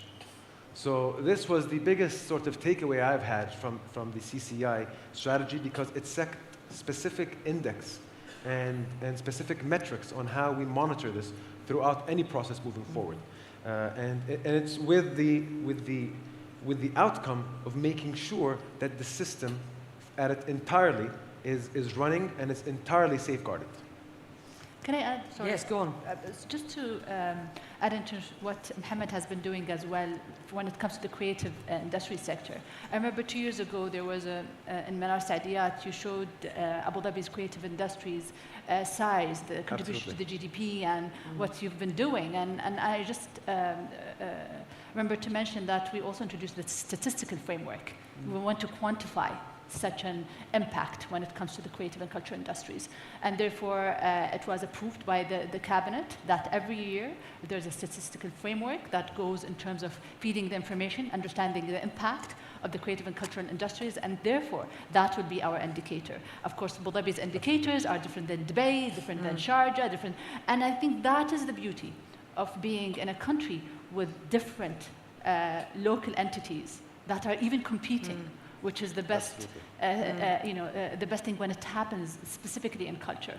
Therefore, I think quantifying such measures and sharing the knowledge to countries. How are we doing that with institutions such as the UNESCO and WIPO? Would be more than happy to share that. And I think also, as one last component, going back to what Ernesto said, these reports are fantastic reports. And you open them, and they have a long array of numbers. But the fact of the matter is, as Ernesto said, we need to quantify the human angle here. Because that is what's critical here. Because we can't lose what we're all trying to save here. Because losing that aspect, in my opinion, is losing a part of humanity. So I think this summit and many others to come in the future, that should be a main focus for all of us. Looking at the human angle, the human reward, and the human loss that basically culture can basically give or take away. Can I just get your perspective? I mean, through the lens of Bahrain, but can you just speaking to some of the points that have been raised here. Sure, I think all of the points regarding education policy is applicable, I think, everywhere in the world to progress any cultural industry. I think from our perspective at least, I think it's quite important to demonstrate the false divide between nature and culture, which I think that's something very important. Culture has always been perceived as an entity by its own, whereas I think, especially here in our region, our culture and nature are very intertwined, and we need to approach both nature conservation and cultural preservation equally, and through a singular lens, as you have faced it, and I think that's important. Have you got good examples in Bahrain of what you're doing to... For example, what we're doing now is, one of the projects we're working on is on the pearling heritage, for example. Pearling heritage is, we've used the pearling industry, which is still alive and thriving, as a trigger to initiate a much wider urban regeneration project in one of the oldest historic cities in Bahrain, Muharrar. So we have used that story, which was related to all of the communities living in Muharrar, to drive them in as partners into this sort of community-driven project that not just includes the preservation of the narrative of pearling in a historic perspective, but as well as conserving the remaining traditional homes in the city. And we have also listed this site in addition to the oyster beds in the sea to show clearly that there's quite a strong link between our urban fabric and our natural setting. And it has been a struggle, to be honest, at the beginning, to really change that perception that people have of heritage sites as monuments or forts and static buildings to the much wider setting of culture. And I think that's very important to really work on the public perception in line with everything that's being done in terms of legislation and policy, because ultimately they have to go hand in hand. I know there's been a project very, very close to your heart, the Pearling Initiative as well, so congratulations on that. I just want to bring you in, Minister from Senegal again, because I think it's important that we talk about the great divide between global north and south. I just wonder whether that great divide will continue going forward. And I look at what's going on in the global north, but anyway, I'm hoping it may just sort of balance itself out naturally at this point. But in the Confederation of Authors and Composers Societies, CISAC, for example, commissioned a report, I think it was back in 2015, and it revealed this great divide between global north and south. To quote the report, in developed economies, creative industries thrive because of a legal framework protecting the rights of creators, allowing for industries to be built from the works of thousands of creators. This is a situation that does not apply in many developing countries. The culture in these countries is no less richer, yet the creators themselves are often poor and struggle to make a living from their creativity and contribute to their domestic economy. Just for the benefit again of this audience, how big a concern do you think that divide is present, and how can discussions at a summit like this help to bridge that gap? This discussion is in summits like this one are very, very important in terms of backing up or pushing forward, I mean, the evolution and the change of the needed change so as to improve the environment, the ecosystem of cultural projects and challenges. Let me take the case of Africa, for instance. You take each of the African countries, I mean, the youth ranging from 15 or 10 to 35 years old, they are more than 70% of the total population. Very young continent. And this is the same situation that we find in all African countries. And now they are so exposed with, I mean, the boom of the social measures to all types of, I mean, cultural information, attitudes, behaviors, which are sometimes totally opposed to their values and their principles. So then they become very easy prey that are targeted, and they are completely lost without any, I mean, clear identity, even though, I mean, that mixture or that merging of cultures and values is very beautiful, very interesting. But what is important to develop now in those countries is to help, I mean, those youth discover not only the results of what people are enjoying, like in nations like United Arab Emirates or in the developed countries, but the procedure, the process, how people, I mean, worked hard to become what they are or to make what they made, instead of contemplating easily, in a fascinating way, the results, but to put the focus on the evolution. And what we note now in Africa, especially, is that we have very talented, I mean, artists and creators, but the time of fame is so short because of the new evolution of measures of popularity. So how to help them take good account of the short time of fame so as to be pillars of economy and then being autonomous themselves. This is why I do believe it's important now to develop, I mean, cooperation between nations favoring cultural industries and creative, I mean, industries. So to do what? He raised right now a very short, very quickly, and very important issue is entrepreneurship in the field of culture. One famous rapper, one famous slammer, one famous painter who are making money for maybe 5 years, 10 years. How to, I mean, back him up, help him, and with the banks, with, I mean, the national public funds for the cultural field to develop a new, I mean, project, a new program that can be a kind of attraction of his funds. How to transform the funds and the supporters to permanent and very faithful clients that will help not only develop the project, the enterprise, but also develop the values and the principles that people are, I mean, appreciating in the evolution of that artist. This is why in Senegal, for instance, His Excellency President Macky Sall said that he want to make of culture the main pillar of economy, of peace and of Pan-Africanism.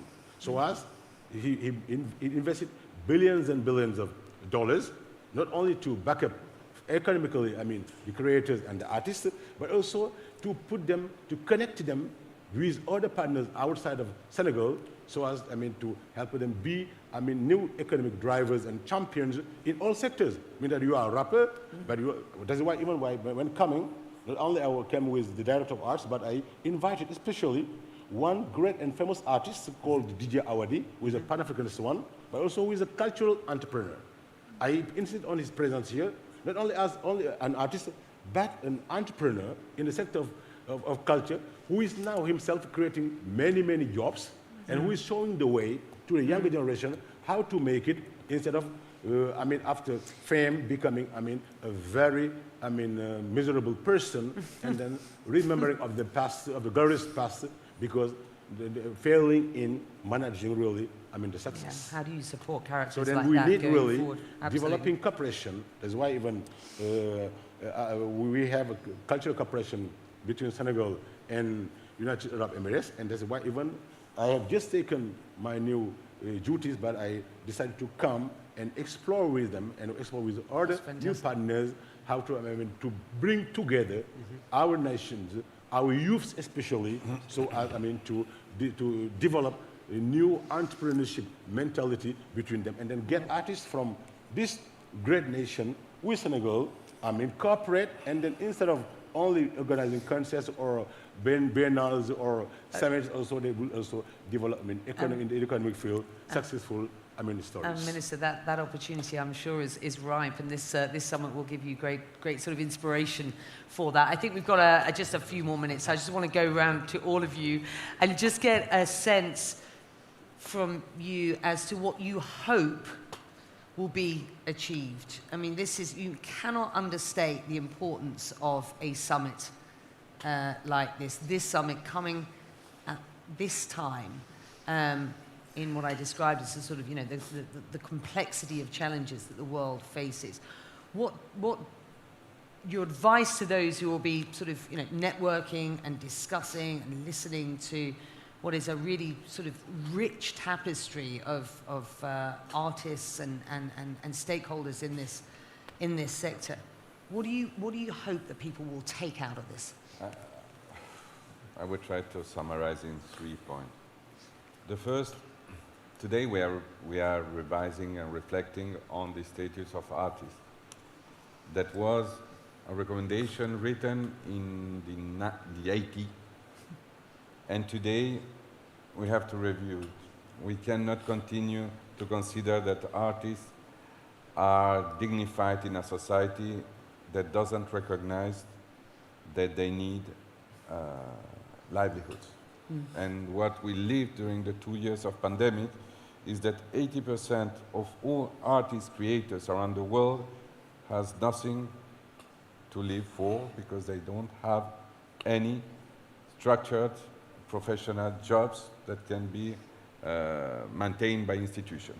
So first, we cannot continue to think about reinventing the culture sector if we don't give the rule and the purpose and the economical financing for these artists.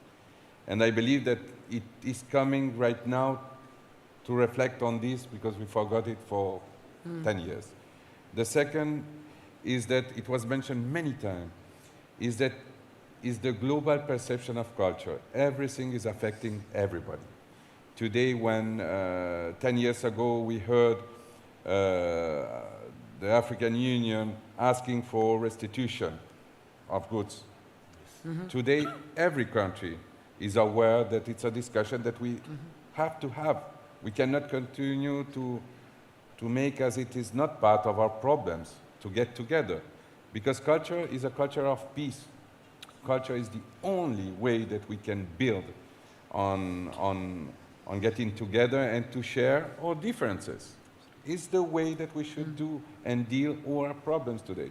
So if we can get in touch with nature and to understand that if you have an earthquake in Japan, it's affecting South America because you're going to receive a tsunami, because it's what the world is becoming today.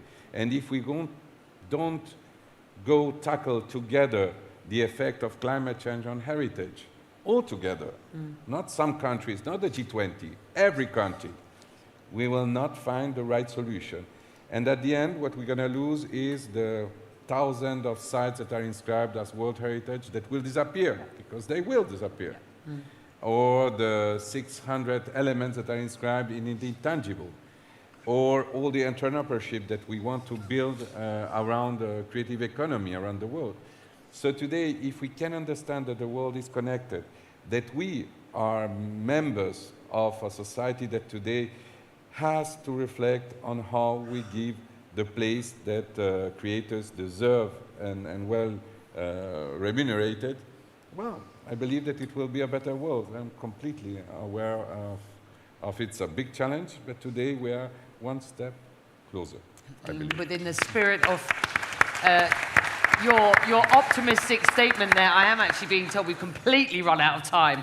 I hope you don't mind me going around to all of you with a concluding statement, but I think perhaps what Anessa has just done there is it really sort of frames where we are at and what I know you all hope the participants here at the summit will get out of what is this edition 2022. Congratulations once again to you and your team for putting this together. It's absolutely fantastic. Yes, Our thought. announcement. Oh, go. It's a joint announcement. So it's a joint announcement between UNESCO and Abu Dhabi here. We're announcing that Arts and Education Summit is happening in 2023 here in Abu Dhabi. Therefore, I think, just we need to make sure that we action everything that we say and we share everything that we do. So thank you. Amazing. Amazing. Congratulations. Thank you. And with that, I think we are done. Thank you very much indeed. Thank you so much, Becky, ministers. That was really great. Thank you. On which uplifting, but also morally warning note, we're going to have a break, a very, very brief break, 5 minutes if you can, and then back for another keynote from Trevor Noah. See you after the break. Thank you.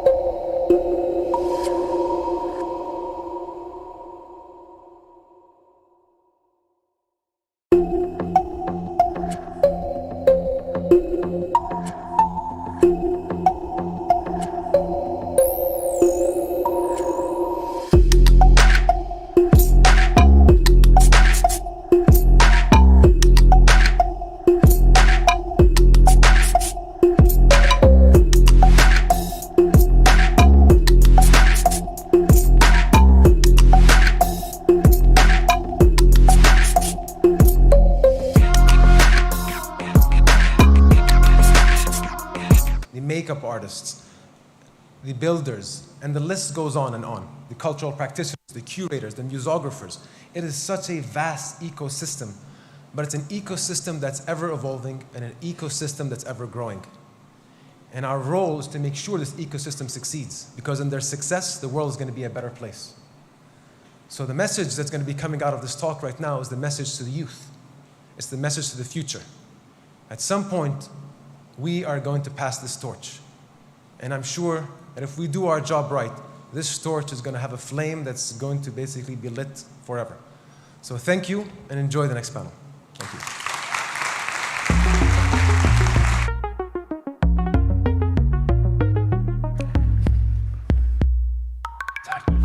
Pass over.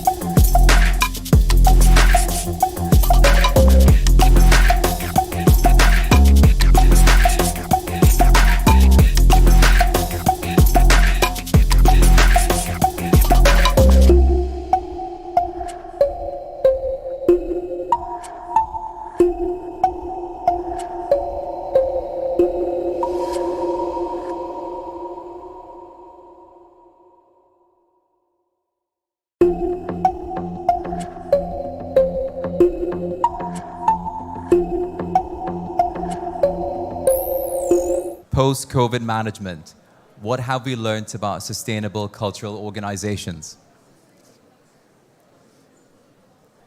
With COVID restrictions being removed around the world, it seems that we've eased back to a new normal. One can argue that May of 2022 may have bookended the crisis. Nevertheless, the urgency of the crisis has indeed subsided, yet COVID remains amongst us with its residual effects still being felt. We can all agree, though, that the culture sector did not escape the pandemic unscathed. It was and continues to be challenged by it. And certainly, questions were raised about its future, especially where it relates to its sustainability. So what else did the pandemic do? What has it revealed about the state of the sector? Some would say it revealed structural flaws and fragilities, making the sector vulnerable to shocks and instability. These fault lines are often discussed at a sector-wide policy level, but must also be understood in the context of individual cultural organizations. Such organizations, small and large, have suffered from being poorly networked, working in silo from one another. Other weaknesses noticed appeared in the traditional financial models, as well as having insufficient market intelligence to understand the needs and interests of audience and communities. What has the pandemic taught us and how has it challenged the sector? It forced organizations to innovate cultural management ideas and practices to address the pandemic's impact and help build a more sustainable sector, indeed a more resilient sector. However, as the pandemic wanes, the sector finds itself in a precarious situation between having to commit to adopting new ideas and solutions around sustainability or risking a return to the familiar pre-COVID practices. It is complex and there's a lot to assimilate. But to help us explore these questions, with us today, our two guests are very much active in their respective areas within the culture ecosystem. Jocelina Cruz, the director and curator of the Museum of Contemporary Art and Design at DLSU College of St. Benilde. Pleasure to have you here. Thank you. And Scott McNerney, Senior Vice President, Global Development at the Recording Academy. Pleasure to have you here. Thank you both for joining us today.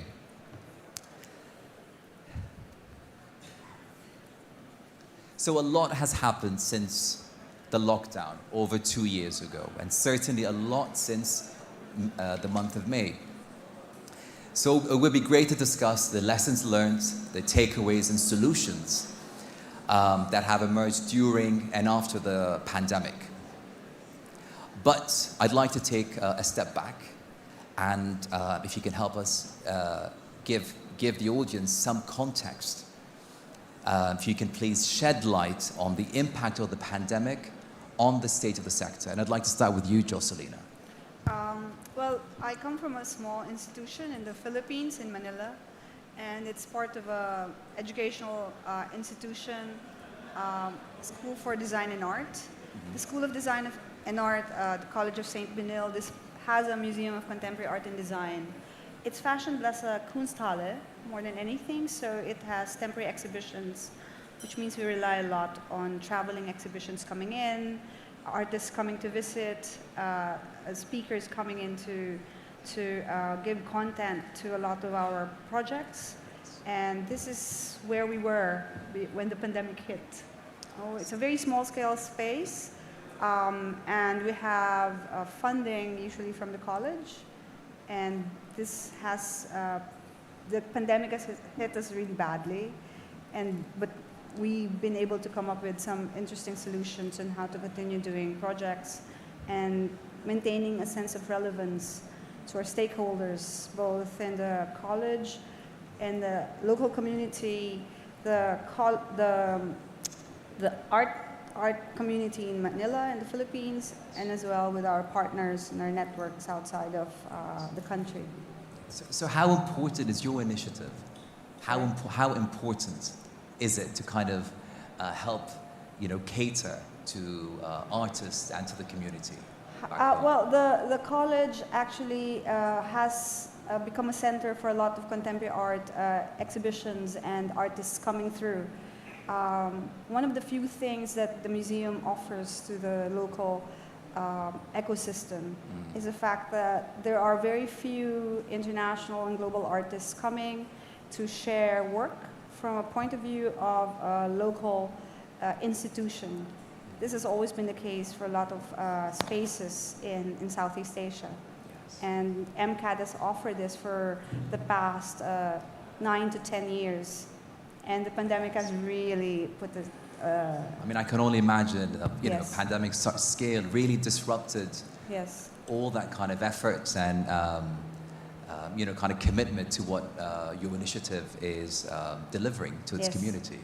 Yeah, it was quite challenging to continue. All right. Now we'll talk more about how it impacted some of the aspects of the whole sector. And from that, we'll hopefully hear from you some of the ideas and solutions that have emerged to hopefully counteract or tackle some of these aspects. So Scott, I'd like to turn to you. So you've spent many, many years at the Southwest Festival. And towards the end of your term, COVID struck. So what did the pandemic expose to you about the state of the sector? Well, so over 20 years of working on the Southwest Conference and Festivals. And we work all year long for 12 days of events and exposed that one single revenue stream around one single event once a year is a great challenge. We were one of the first major global innovation events canceled due to COVID just a few days before the event started. And we normally bring around, or Southwest brings nearly 75,000 delegates from around the world, representing 110 countries. And so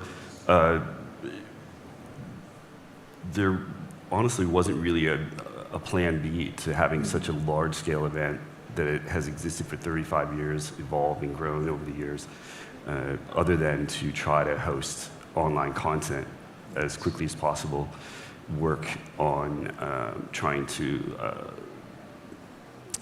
find solutions for some of the creatives that were en route to Austin, or screening films, that sort of thing, and try to figure out how we could present some of their work in a new virtual world. But when in March of 2020, when COVID really hit the United States, Southwest, we were thinking 3 or 4 weeks. I think many were in the US, 3 or 4 weeks and this thing will be done.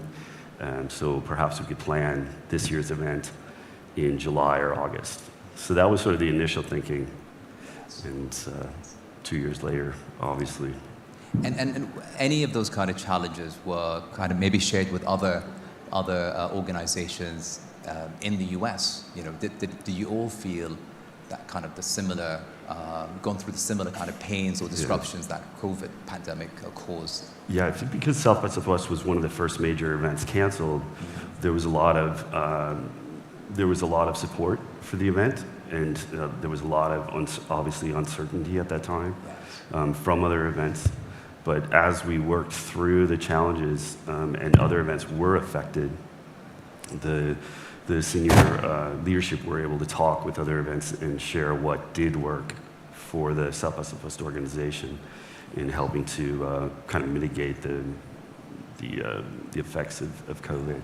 Yes, and would you say we are, in the plural sense, back on our feet today? Or to what degree is that? Yeah, I think to a degree. So in March of this year, in 2021, there was an all virtual Southwest. In March of this year, the first full Southwest in person occurred again. The attendance was strong. Nearly 1,500 bands played on 100 stages from all over, 350 films. So it felt very normal, but a lot of COVID protocols still in place, testing and mask requirements and these sorts of things. So, but from an organizational standpoint, Southwest is a privately owned company. And so without outside government funding, it was quite challenging for the company. And really the customers that intended to come in 2020, we're still taking care, or the company now is still taking care of those customers for the next couple of years to satisfy some of their expectations from 2020. Yes. And similarly, Jocelina, would you say you are back on your feet again, you know, after, I suppose, the kind of the crisis kind of part, in a sense, you know, that kind of sense of urgency, the pandemic has subsided. We are back on track, in a sense, back on our feet, and back to catering to the needs of the audience, you know, and the community. I wish that were the case, but really barely. We've had to come up with solutions which would continue giving the museum and our space continued agency amongst the stakeholders of the college, which means that we have to think of ways with which to engage the population. And we've been doing this throughout the entire pandemic. But recently, what we've tried to do is to start rethinking exhibition making in the best way we can with our resources and our capacities. And the way we've done it is to because during the pandemic, there was this inclination towards pushing on with exhibitions and trying to just put them online because there were no physical audiences coming through. What we've decided to do is to rethink that and do an entire exhibition online, and as we go out of the pandemic into a lot of physical and face-to-face, opening the museum more to the public these days, is to put that online exhibition, totally thought through online, into a physical space. So it sort of puts an exhibition making on its head.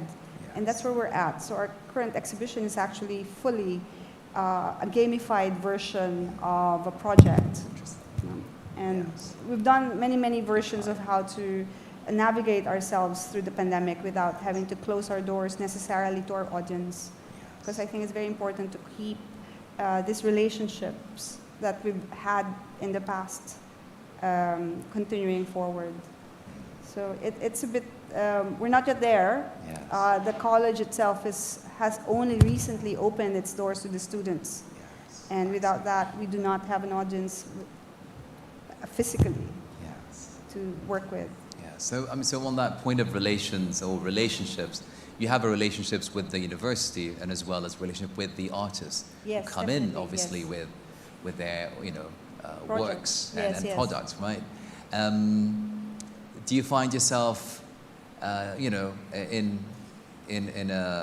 or do you find the artists, you know, are they still there around, you know, to fill some of the spaces that you've been offering, both in the physical realm and the digital?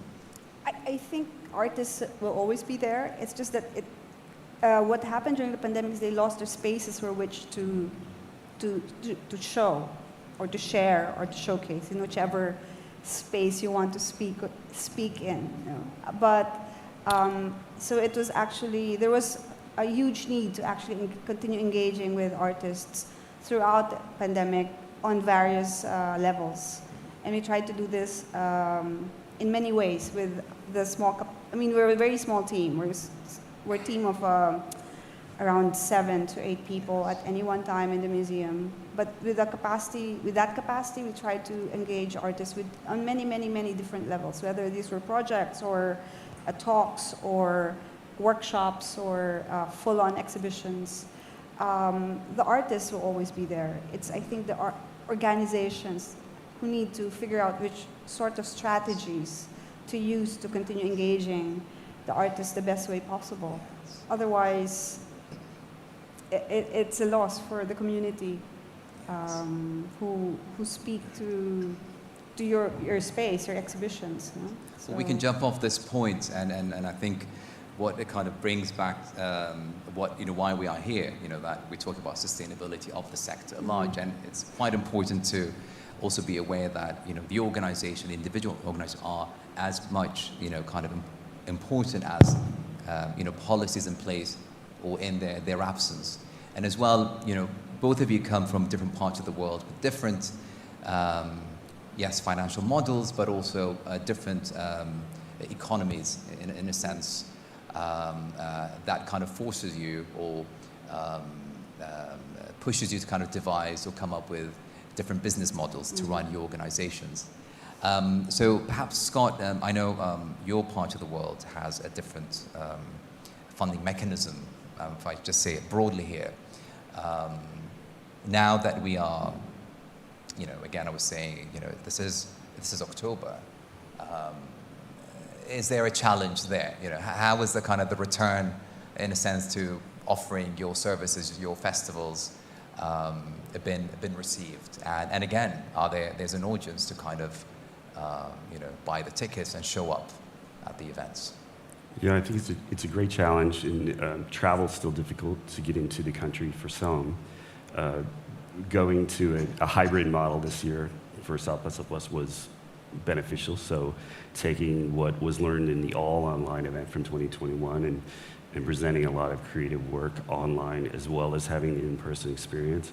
But I think the vast majority of the audience wants to have, you know, human engagement. So when the technology is bringing human engagement, making it a richer experience, then technology's, you know, serving its purpose. When it tries to replace humanity, that's obviously not a win, certainly for creatives in presenting their work. So I think hybrid future is what a lot of companies and organizations like South by Southwest were talking about. I think one of the slippery slopes is to kind of get back into what's comfortable and what felt like normal, in just kind of doing the same thing. So I think staying with a hybrid model is smart, and diversifying as much as possible to present content not only around a main event like South by Southwest, but leading up to and beyond the events to really offer more opportunities for the creatives throughout the calendar year. So I think a lot of organizations, including South by Southwest, are focused on that kind of work. No, I mean, it's quite interesting where you stand today, and we can kind of unpack and look at the elements. You know, you touched on, your thoughts around bringing audiences back into the spaces you offer, bringing the artists back into as well the spaces that you offer, and you touched on using technology to kind of empower you and of course empower again the artists and the audience. And what are some of the other kind of aspects of the structural aspects of your organizations? You know, again, if you could perhaps elaborate more on the financial models, we could start from there. Well, I think for South by Southwest, it's public knowledge that the company sold 50% of, to an investor to carry through COVID, and that was really the solution to get through it and beyond it. And so, then from there, working with the media company that invested in it to create new opportunities for creative exposure, whether musical artist, filmmaker, digital innovator, et cetera, is probably kind of a happy accident for them that this media corp is now coming in and helping to amplify stories for the creatives in a greater way throughout the year. So I think that COVID, in a way, forced a change that maybe wasn't intended, but also a silver lining is that the investor that worked out well through many months of negotiation was able to bring new channels of distribution for content and ideas. And I think you touched on new revenue streams, or perhaps some specific examples of what is happening right now. Well, the 2021 all-online event was, the international participation grew. And so of those 74,000 registrants in 2019, in 2021, the all-online went from 25% international to 33% international. So the demand for online content is there from internationals that cannot travel to the US. From a monetization standpoint, I think moving forward, there's a lot of, there was both the in-person experience and selling registrations. There's brand partnerships and sponsorship. There's also hybrid access offerings. There's discussion on some other revenue models that haven't launched yet, but some of them include different content series, whether audio or video or a mix of mediums. So content, I think, is the piece, and then also South by Southwest also announced South by Sydney, which is a Sydney, Australia version of South by Southwest, which will occur next year. Jocelyn, yes, from where you stand, I know you have a different financial model, but still I'm sure there are challenges in terms of access to even public funds or funds from other institutions. Yes. Any innovation there? Yeah, I think the challenge really was we did lose, as you say, it's public knowledge, we lost most of our funding. And what we've tried to work on is to create more networks and to do a lot of more collaborations and shared resources across institutions, and institutions that are not just local, but larger, more international institutions. So for our past 4 projects, we've actually worked with a large group of organizations, from the Independent Curators International, which is based in New York, the Museum of Modern and Contemporary Art in Seoul, M+ in Hong Kong, Miami and Chiang Mai. Even at the moment, we're working with 28 organizations around the world working on this project called World Weather Network. Yes. And with all of these shared resources, we've been able to actually put up programs, which is not the best. I mean, I think it's brilliant, but I think it's not to the kind that we would like to do, but it makes content and actually engaging with ideas and projects possible. And this, I think, has become a model going forward. And I don't think it's just because of the resources or funding or anything. I think it's really the idea of shared knowledge. In the same way that the pandemic is a shared experience, this entire idea of working with, I mean, we were forced to come together and to think. Even spaces like the Tate had problems bringing in shipping of artworks from across I don't know, Europe or Asia. So these were problems that had to be contended with by collaborating with institutions across the world and thinking through ideas of how to actually put together shows and working with artists and making institutions feasible. Yeah, so these are just different ways of us working through. Yes. You've been active in your part of the world. Yes, and strategies. Traveling. Sorry? And so traveling in your part of the world, it seems that's kind of a shared kind of thinking. Yes, more collaboration. Yes. And yes. And the travel doesn't necessarily mean physical traveling. As Scott was saying, there's so much more online content. Like one of the projects we did was an online, was a shared exchange of curated video work across 4 countries. And we all had different ways of engaging with it, and we made a drive-in theater during the height of the pandemic, so people could go in. There's no physical contact, but the work was there. And this is such a beautiful way of engaging with the current situation at that moment with us. So would you say these decisions, I guess after the shock of the crisis, were they in any way based on research that you or other organizations in the region have been holding together to understand the audience a little bit better?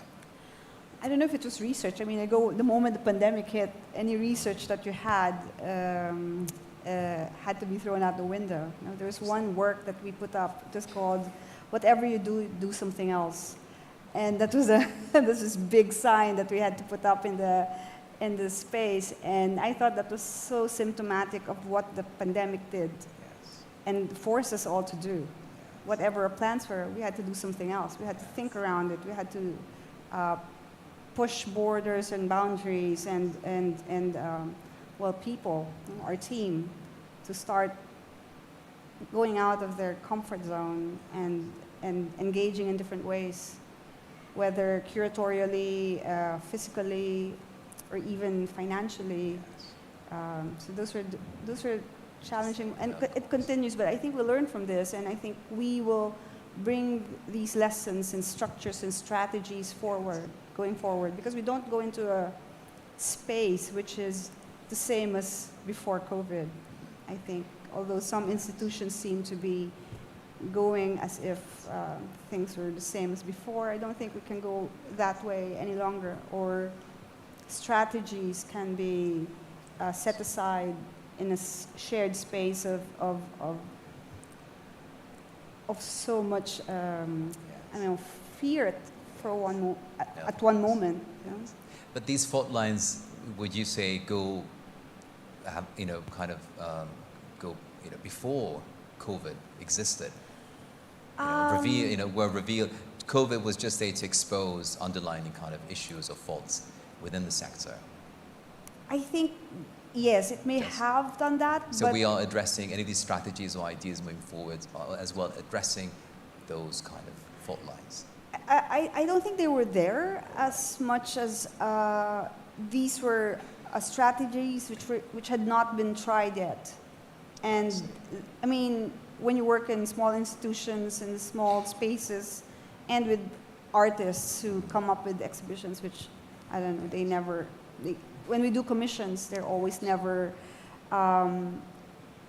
they've never been done before. So we always have to think creatively.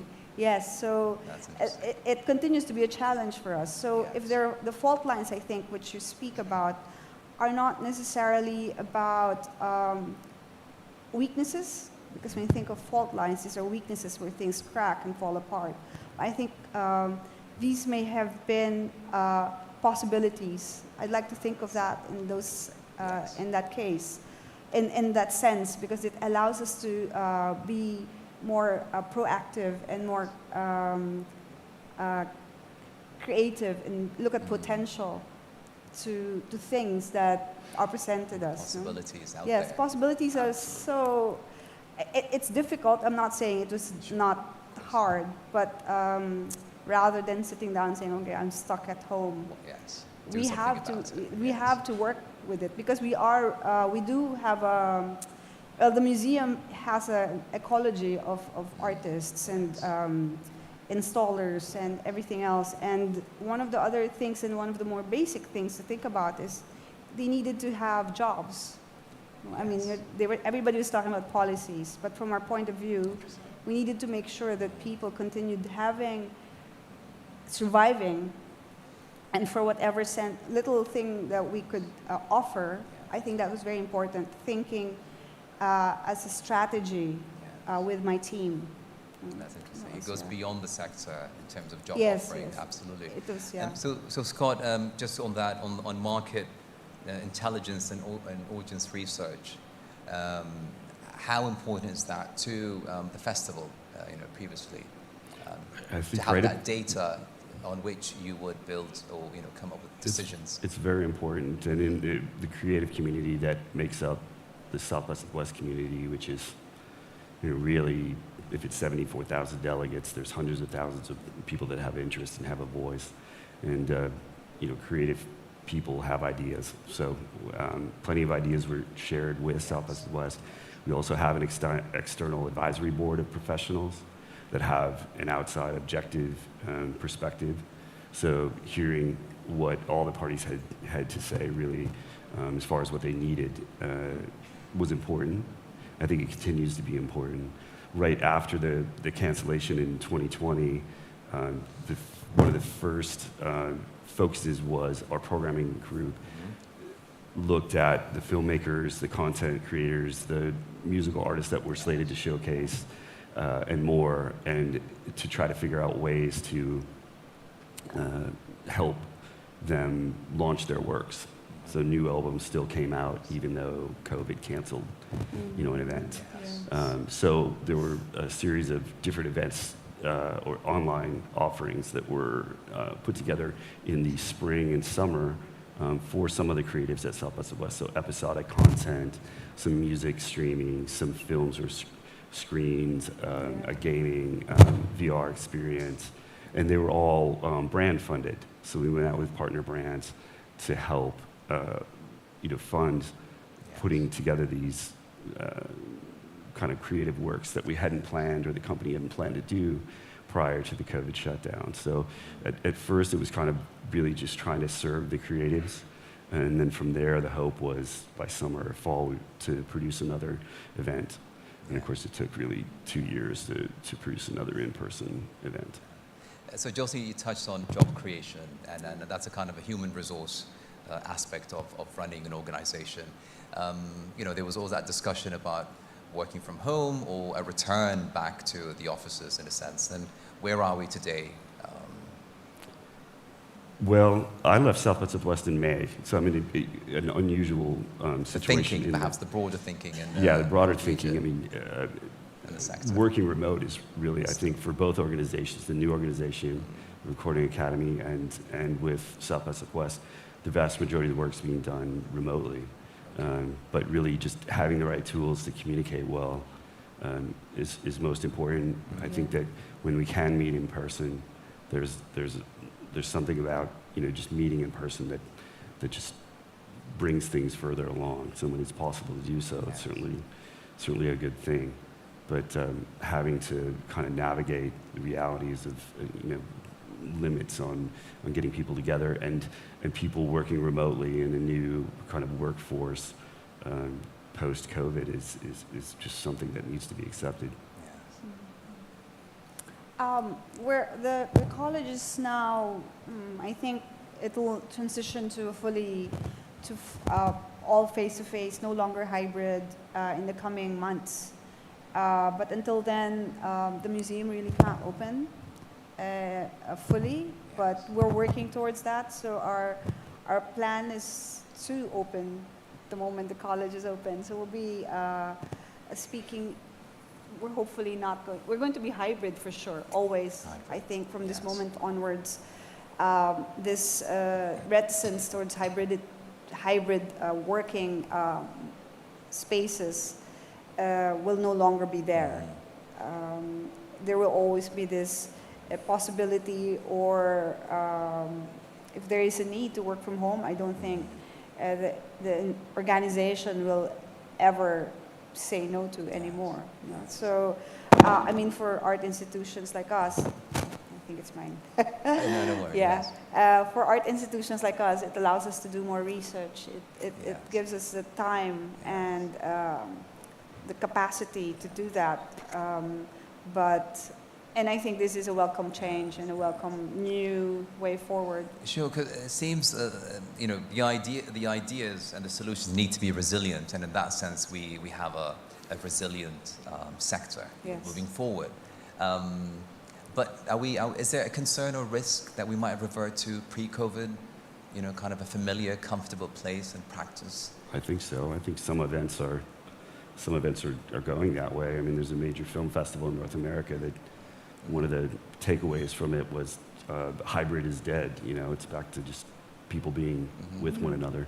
Yeah. And at the same time, the world's health experts are saying this is not the last pandemic. So having a hybrid approach it seems the most sustainable and smart way to approach things. And I also think that it opens up the opportunity for finding the most talented people around the country, the region, or the world for that matter, to come into an organization. Yes. So would you say it's a positive, or are there concerns if we are to revert? I mean, hybridity is always. I think it's interesting because it allows for. I mean, we do have the technology. The technology allows for the hybrid to exist. Without this, I don't think it would have been possible. And with technology being there, I think we just have to work with it. And I don't think it's a negative or a positive. I just think these are, as you say, a resiliency that we have to work with and realize the potentials of what it means if we do continue working with hybrid. I think personally for the museum, we need to start having, before we return to this hybrid space, I think we need to have some huge physical exhibitions in the next few months, at least by next year. So, yes. Yeah, and then move on and to. We'll see how that goes. Yes. So it seems there's also kind of that management of risk. I mean, because it's all about what's next. We don't know what's the next crisis that might, hit the world or the sector specifically. So,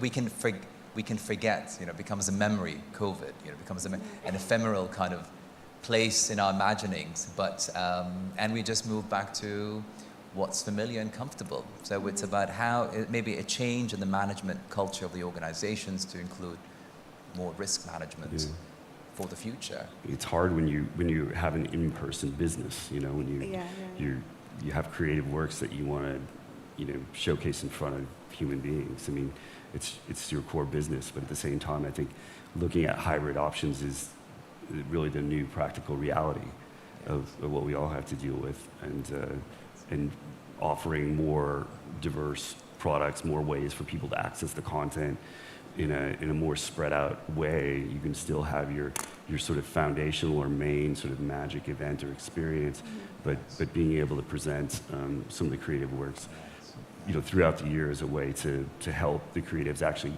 get more of a voice and to amplify their stories, not just one time a year, but throughout the year. And I think companies that focus in that way are going to set themselves up for a better outcome should another crisis occur.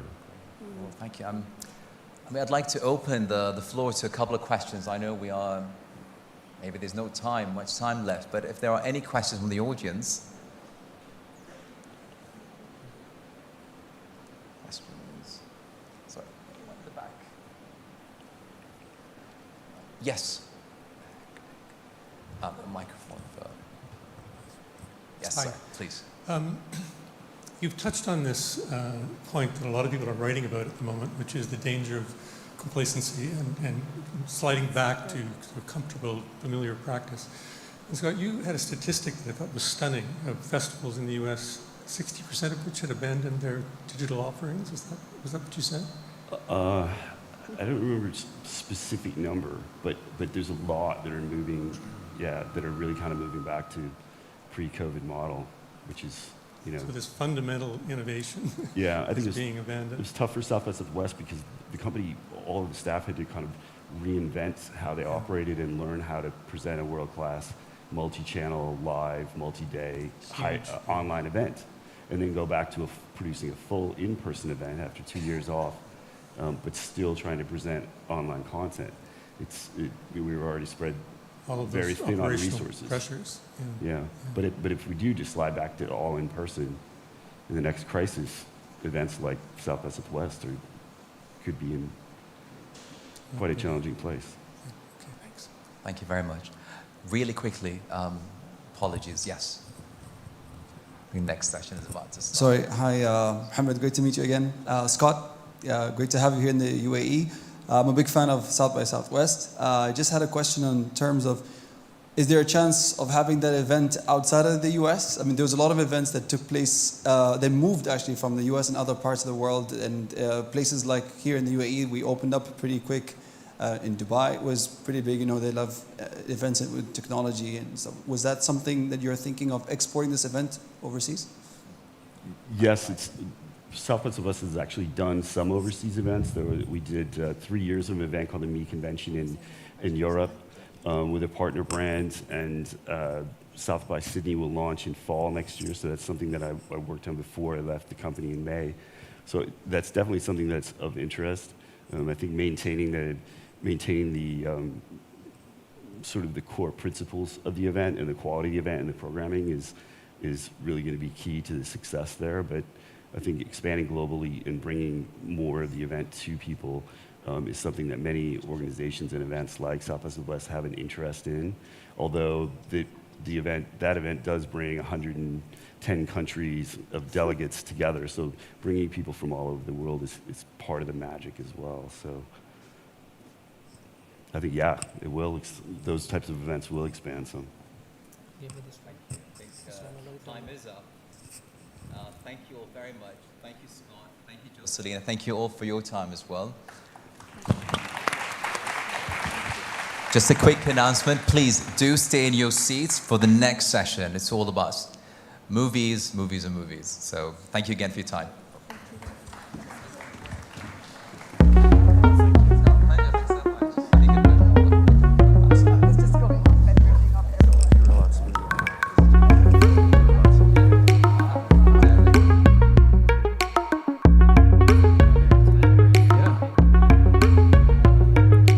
Slept for most of it, so I don't know. No. What's that?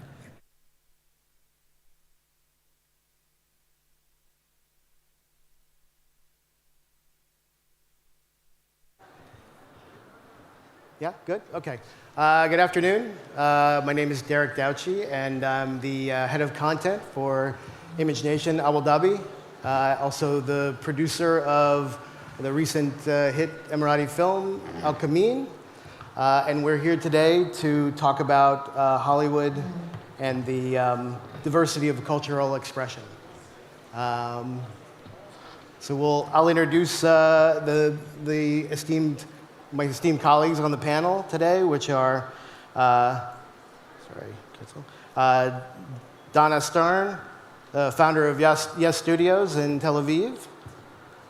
Roy Lee, founder and CEO of Vertigo Entertainment in Los Angeles, and Jason Hoford, an agent for Global Television for the Creative Artists Agency in London. Welcome, guys. Thanks for making the journey over. I know it was farther than most for some of you, so we really appreciate you joining us here today at the Culture Summit. So just to kind of lead us into it, as I said, our topic is Hollywood and the diversity of cultural expression. So we live in a time right now of seismic change in the way the content is consumed globally. In the wake of the pandemic and the exponential growth in streaming platforms, the demand for a wider array of material has never been greater. And with that demand has also come greater diversity in the creators of that content.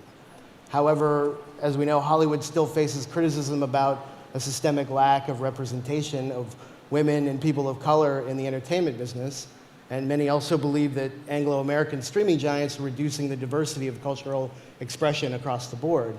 Though some progress has been made in increasing this representation amongst directors and producers in positions of power and senior decision makers at studios in the industry, we've got a lot further to go on every level of content creation. So I just want to start it off by just talking about some of the challenges each of you has observed in maybe your own experiences with the evolution of the entertainment industry, especially given the increasing impact that streaming platforms have had on the diversity of cultural expression. So you're looking at me. So yeah, I'm looking at you. I'll start with you then. All right. First of all, I just want to say that I'm personally ecstatic to be here. And I'm Israeli, and I never thought in a million years that I'd get to come to the UAE. So for me, this is a particularly enthralling journey. So thank you for having me. And I love the fact that we say Hollywood and then look at all of us, right? It's not the normal kind of face that you think of when you think of what Hollywood is. We all come from different places. We all live in different places. We've all worked cross-culturally, and I think that's kind of indicative of where our industry is going. And certainly in the last few years, with the rise of global streaming and streaming platforms and the technology that allows content to come from anywhere, be kind of localized, translated or dubbed and launched globally, that's opened up a lot of opportunities. At least for me, when I was starting out in the industry many, many years ago, we never thought that somebody producing in Israel could have a place at the table, or certainly have shows that are shown and resonate with audiences globally. And I think it's a great move. It's certainly, I don't know if when we embarked on this, we kind of thought we'd be where we are. There's still things to do, but it's an exciting and challenging time to be doing it. Absolutely. How about you, Roy? Well, Derek, you and I started in Hollywood over 25 years ago. That's true. Yeah. It's been a long time. And so I've seen a big change from when I started till now. When I first started, I was one of the only Asian Americans working in the studio system, because I worked through the studios production companies where just worked my way up. And when I started, there were very few who had non-white people who had production deals at studios. And I think Dan Lin and I were the first two that actually had them. And yeah, I've seen so many changes recently, but it's not happening. It's actually the most change I've seen was in the past 5 years, where you're seeing the gatekeepers at the top are starting to realize that they have to diversify the sort of executive levels in Hollywood who actually make those choices. Because when I first started out, I was doing a lot of remakes of Asian film titles, because that was actually the area that I could get like material where I couldn't compete against the other producers who had all the access to scripts and the writers and directors. So I had actually compiled my favorite 25 Asian films to try to remake, and the first decade of my career was trying to get those made, and they were from like The Ring, The Grudge, The Departed, 8 Below. So about 18 of those first 25 were actually American movies, but remade from Asian titles. And recently I've just been actually doing less of them because of the fact that there's a little bit of backlash now in recent times about like whitewashing content. And so like I've had to like pivot my career to do more of like general development. So like it's the Lego movies or Stephen King novel adaptations, and like the next one's adaptation of this game called Minecraft. Absolutely. I love how you say it, this game called Minecraft. Like nobody here has kids. Yes. This international sensation, Minecraft. And we've also worked together on some smaller genre films as well, which, you know, quite frankly, is opened up to another world of making films in other locations, other countries, with the use of local talent as well. So, you know, that's certainly become something that's kind of evolved over time. Yeah, at least on the studio system, that we are told as producers they want diversity in like the writers and the directors and the cast, and so it's opening up recently, but it's a slow change that's happening. See, and you actually represent quite a few local talents in both India and the Middle East, correct? And talk about how did that open up for you? I mean, I know you were saying to me earlier that you know, when you started out, you saw a real need for greater representation in amongst the international talent base, right? Yeah. Most of the clients that I work with are from India or the Middle East. Some in Africa, and you know, I've been at CAA just over a decade now, and it's a little bit shocking to me that I remember in 2012 sort of begging people to watch DVDs that we'd messenger over to their offices to say, here's a great filmmaker from the Middle East, or here's a great actress from India, please give them a shot, just take 10 minutes and watch this DVD that's going to show up. And now on the other side, you have people reaching out saying, I'm trying to get a hold of this person, can you please, like I watched this Bollywood movie and I'm obsessed with it because it's on Netflix, can you please introduce me to the filmmaker? So just that last 10 years, it feels like it's been a complete shift. And it's really incredible to see some of the opportunities that people here locally get, and they get from all of these different places that weren't necessarily on the radar for Hollywood, and it's sort of been decentralized from a position of authority in the last few years. Sure. What do you think is responsible for that change? What do you think shifted in the consciousness of the people that you were dealing with that made them decide, like, you know, let's really start taking more of this, being more intentional about what we're doing? I think the biggest shift has been in the technology itself. So, I mean, obviously you have a Netflix, but I think if you take it one step back, if you look at what YouTube did for creators, you can be someone like Issa Rae, and you can have a wildly popular YouTube show, and you can levy that into an HBO primetime series, right? So I think the audience is able to dictate what gets made a lot more with technology, and now with Netflix, and Amazon and others and Disney, you know, the audience really does have the ability to say, we like this, we love this, we want to support this. And they have the numbers back it up. So you've removed that distribution executive from the middle that says people want to see this. Right. The audience just tells you what they want to see.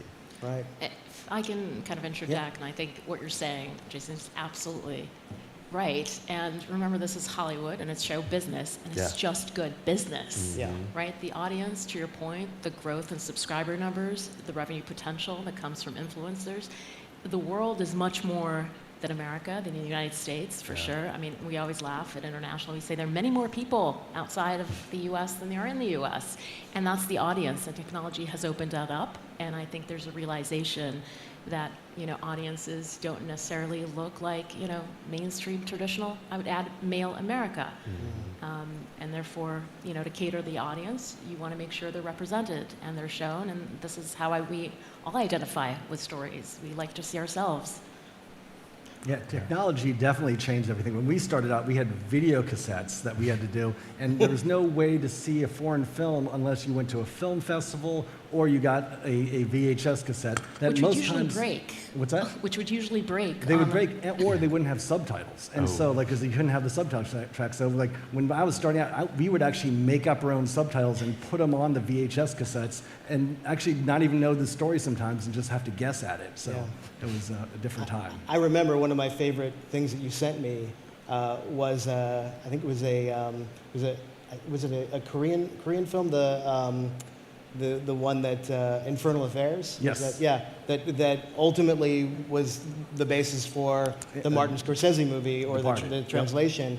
And I remember, you know, that was when I desperately wanted to try to make work. And it, you know, unfortunately, when you're competing against, you know, Leonardo DiCaprio and Martin Scorsese, you're probably not going to win. But the movie won. The movie, congratulations, the movie won the best picture of that year, and rightly so. But I will say, this is maybe an unpopular opinion, I prefer the Korean film. It was actually Chinese, but or Chinese. Sorry, enough. I prefer the Chinese film. Yes. Because I think there was a purity to the way the story was told in its original language and the way that it was. You know, the way that it was conveyed that maybe got lost a little bit in the sequel. It was changed. It was changed, and Martin said that he didn't watch the original movie, and so before he had shot the movie because he didn't want to get influenced by that. So it was everything that was shot was on the page. Right. And, you know, format adaptations or adaptations of film and certainly series are a big part of our industry. Many of the movies and series that we watch actually originated in another country, and you know, I think certainly when I started out being an executive in Israel, a lot of what we were doing was exporting formats, things like, you know, in treatment, and certainly Homeland, which many people here have probably seen, and migrating on from a lot of the shows that I've worked on, you know, Your Honor, which is in, I want to say 12 different countries right now. But in the middle of all that, you know, we're not just looked at a brain drain and an IP factory. I think the main difference is now that our shows, and I certainly, you know, speak to Korean shows who have done so in spades, the opportunity that is to see the original creations. So not just about, you know, seeing the IP and seeing how do you Americanize it, how do you know, do you make it into a different country, but really giving the opportunity for foreign language, original content to travel and make an impact. I think Korea is, you know, the leader, the market leader certainly in that. How does that, and I've always wanted to sort of ask about, I mean, obviously there's some terrific shows that originated with you guys in Israel that have been used as formats for Western audience shows, and yet it still feels like the originals are hard to beat, right? I mean, is that generally I think they don't compete, and oftentimes we find, this might get a little technical, but we find ourselves when we're negotiating these deals, I look to you as, you know, an agent. When we're negotiating these deals, there, you know, everybody wants to make sure the rights are held back, and there's only, you know, one version or two versions being made, certainly not to compete with the original. I think it's exactly the opposite. There's room for all of these. There's room for the original, which speaks to, you know, a very unique culture and language and background. And certainly there's much room to have an adaptation of that with, you know, and if it's done right, it's representative of that culture. So I never want to say that one's better than the other one. I just think they're inherently different, as they should be. I cannot stress enough the importance of knowing the market and creating for a market versus trying to create something that's a catch-all. Do you find though that the messages remain similar, the same, or do you find that something about the original maybe doesn't translate because of where it originated and why it originated? I don't know. It's really about the audience, you know, what they take from it, and certainly there are nuances and language and history and music and a lot of the background that's never going to translate unless you grew up in a country. But I think storytelling is storytelling, and characters certainly, and what they go through and conflict, and I think that always transcends wherever the material was. And as far as doing an adaptation, again, you want to make sure the partners that you're choosing for all of these, you make it sound like very simple, like seeing a movie like The Ring and getting it made. I mean, that takes so much time and effort and care to make sure that the right people are handling that IP, and at some point you choose well your partners, and you let them create you know, a piece of material that feels as original as if it was written in that particular country. So Jason, you have obviously we've talked about, you have a lot of talent that you represent from India and Middle East, Africa. How do you work with them and sort of encourage them to, you know, to speak in their voices, but also have something that can break through and become something that doesn't work just, you know, for a regional audience, but that would attract attention beyond that? Yeah, I think, you know, it depends on each person and their scenario, and a lot of times the clients that we work with are you know, filmmakers from different parts of the world who maybe we're trying to transition into this premium television space now that there's an outlet for it really for the first time in a lot of the places that I tend to work. So some of them are really experienced people who've just not worked in this specific medium before, and some of them are more inexperienced folks. They've gone to film school, they've studied, they've watched The Ring and Infernal Affairs and everything for, you know, and they're a student of the art, but they haven't actually put it into practice. So I think on the more emerging sector, we do, sort of to your point there, we figure out how we can sort of partner people with best-in-class producers like an Image Nation, or a Vertigo, and say, okay, well, Roy has done this 1,000 times, but maybe he's not done it in India. So let's partner him with a young filmmaker there that knows the story they want to take, and they can bring that authenticity to it. But they may not be able to speak to Netflix the way that someone like Roy can or someone like Donna can. So sometimes it's more about partnering people with others that have the skill set that they sort of lack. How we build out the infrastructure. And then sometimes it's more senior elevated people who just need everyone to sort of get out of the way and let them make the story that is going to be great in wherever they're from. So like, you know, I would say regionally someone that we work with is Tima Shamale, who created Our Wabi School for Girls on Netflix, which was huge success. But, you know, that project survived sort of years of development at Netflix and several executives sitting in the commissioning chair. And so a lot of the times it's really saying, how do you protect someone? How do you protect this creator to ensure that the thing that she wants to make gets made eventually, even if it takes a few years to do it. And then you have that fun moment where it releases and you see that show perform so well. You have an Arabic language show about teenage girls. All of the cast is virtually unknown, and it's the #1 show in Latin America. It was such an incredible moment, and you see that like that, you know, supporting the creator, supporting the story they want to tell is the most important thing.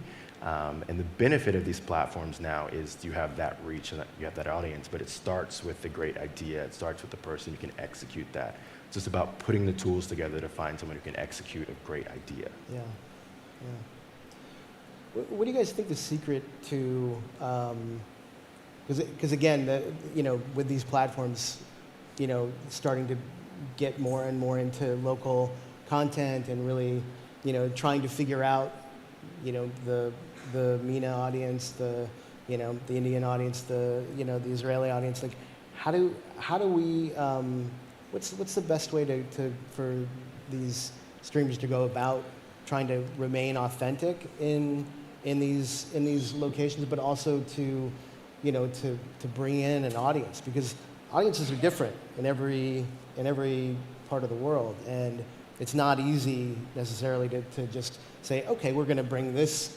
concept here and do this. So what do you think is the most effective way or the best way about that? I don't know about best or effective. I think this is a learning process for all of us. Really, we've only been in this for the last 6 years. Mm-hmm. And if you kind of look at it, it'll be 7, come January. That was when Netflix launched their global, international streaming platform. Until then, there were really a US or North America service.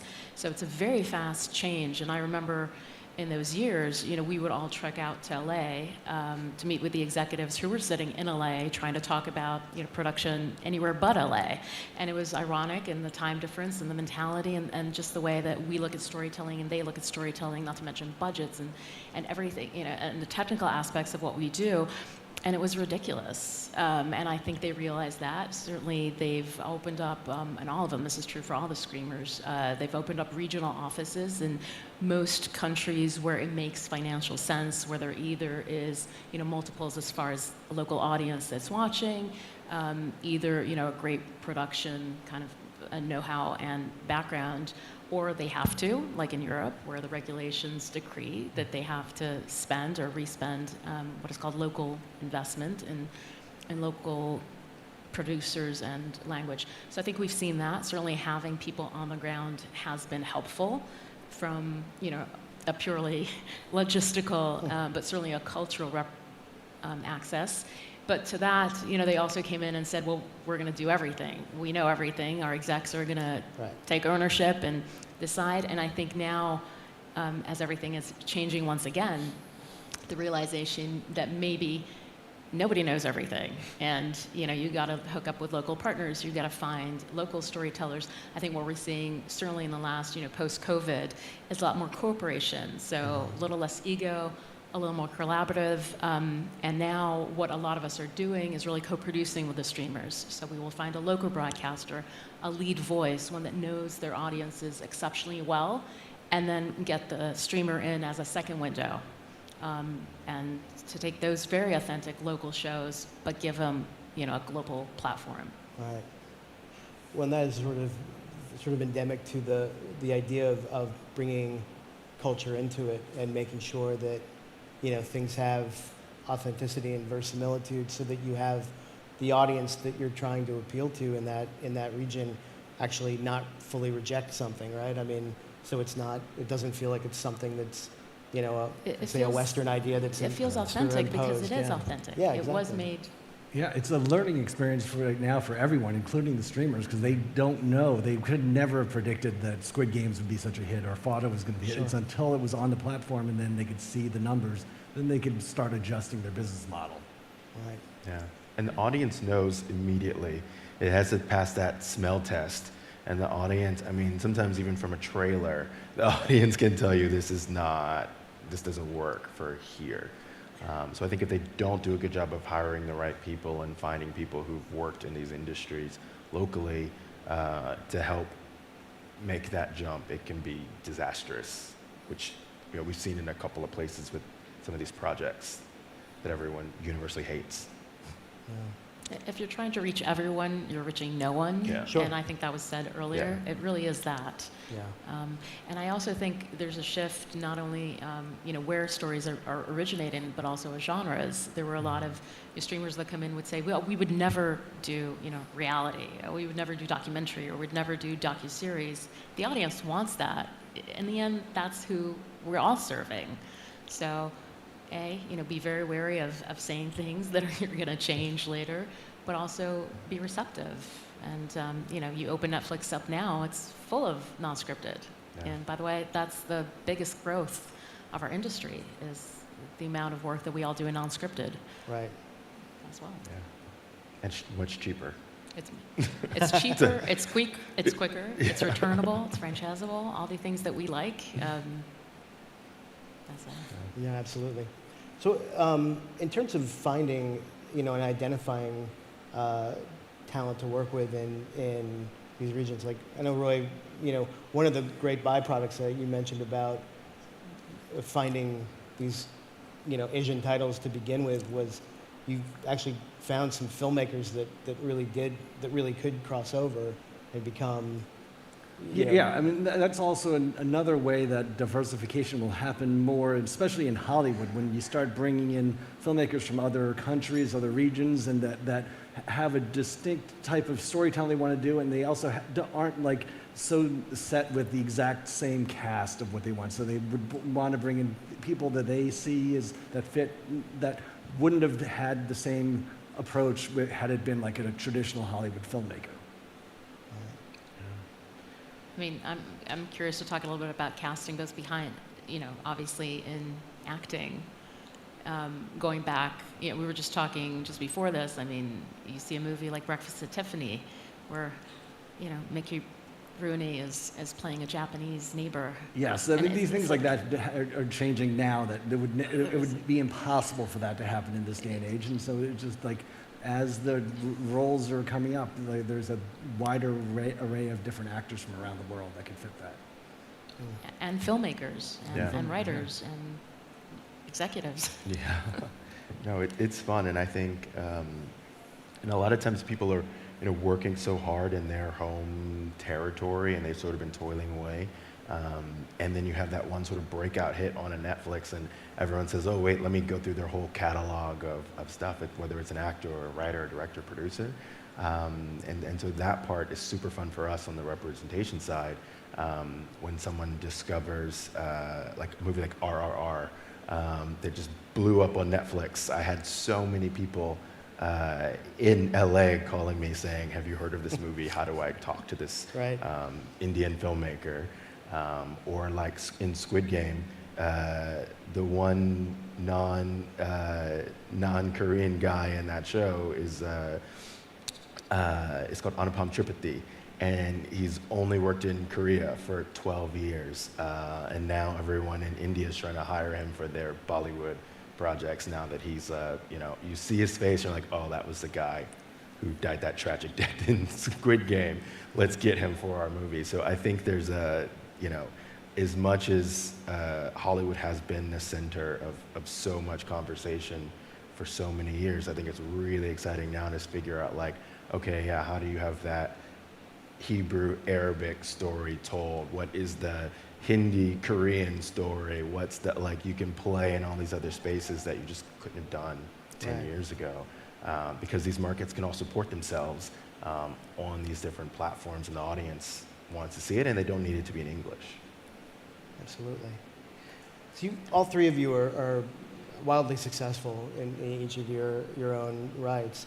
What advice would you give to someone coming up behind you that where you say, this is a challenge that I worked through, or that I had to face coming up, and to be an encouragement to continue to sort of shift the I guess the ratio of what's happening in the industry?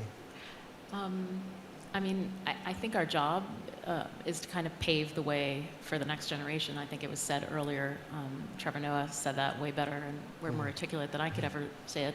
But that's really on us. And I think, in this case particularly, I will kind of reference, as a woman, it was always like, so, but how do you get on with the kids? I have 3 kids, and how can you be here? You've got, kids. I think what's really changed for me is the ability to talk back. I think the last 5 years, certainly since Me Too, has allowed us to not, accept things like that. I mean, they have a father, by the way, everyone. They that works too.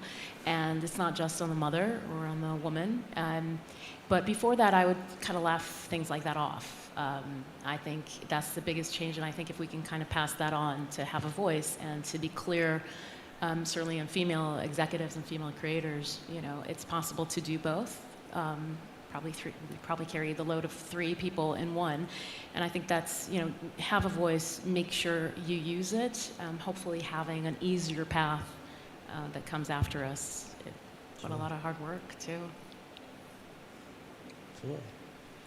Well, for me, like when I first started out, as I said, I was one of the fewest minorities working in the business, and I didn't really actually think about it at the time. And all I was doing was just like focusing on work and looking for the best stories to tell and finding the best screenwriters, and just like Trevor Noah was saying the same thing. As long as you just like find what you do and do it well, you will be rewarded someday. And so that's what I was just. That's a really good piece of advice that I'd say to anyone who's trying to start in this business or any business. Absolutely, yeah. I think that's fantastic advice, and I think having that passion for the thing is really important. And you know, I started at my company a decade ago, and maybe 3 people cared about international at that point internally, and I was advised actually to pick a different path. But I said, this is what I want to do. I don't care if it actually makes any money or not. I'm really passionate about the space, and the world sort of shifted. But I would say, you have to do the thing that you're passionate about, no matter what the sort of market looks like. And then I would say, you know, as a young person, especially in a little more established industries, you know, you might not be the most senior person in a room. You might not be the smartest person. Hopefully, you're not the smartest person in a room, or you're in the wrong room. But you know, you can always be the most prepared. So I would go in, and we'd have these big international filmmakers would come in, and I've watched all of their movies. I know this guy's coming next week. I know she's coming in 2 weeks. I'm going to watch everything. And then when, you know, 15 minutes before the meeting happens, everyone looks around and realizes, oh, who's seen this thing? Who can speak intelligently about this thing?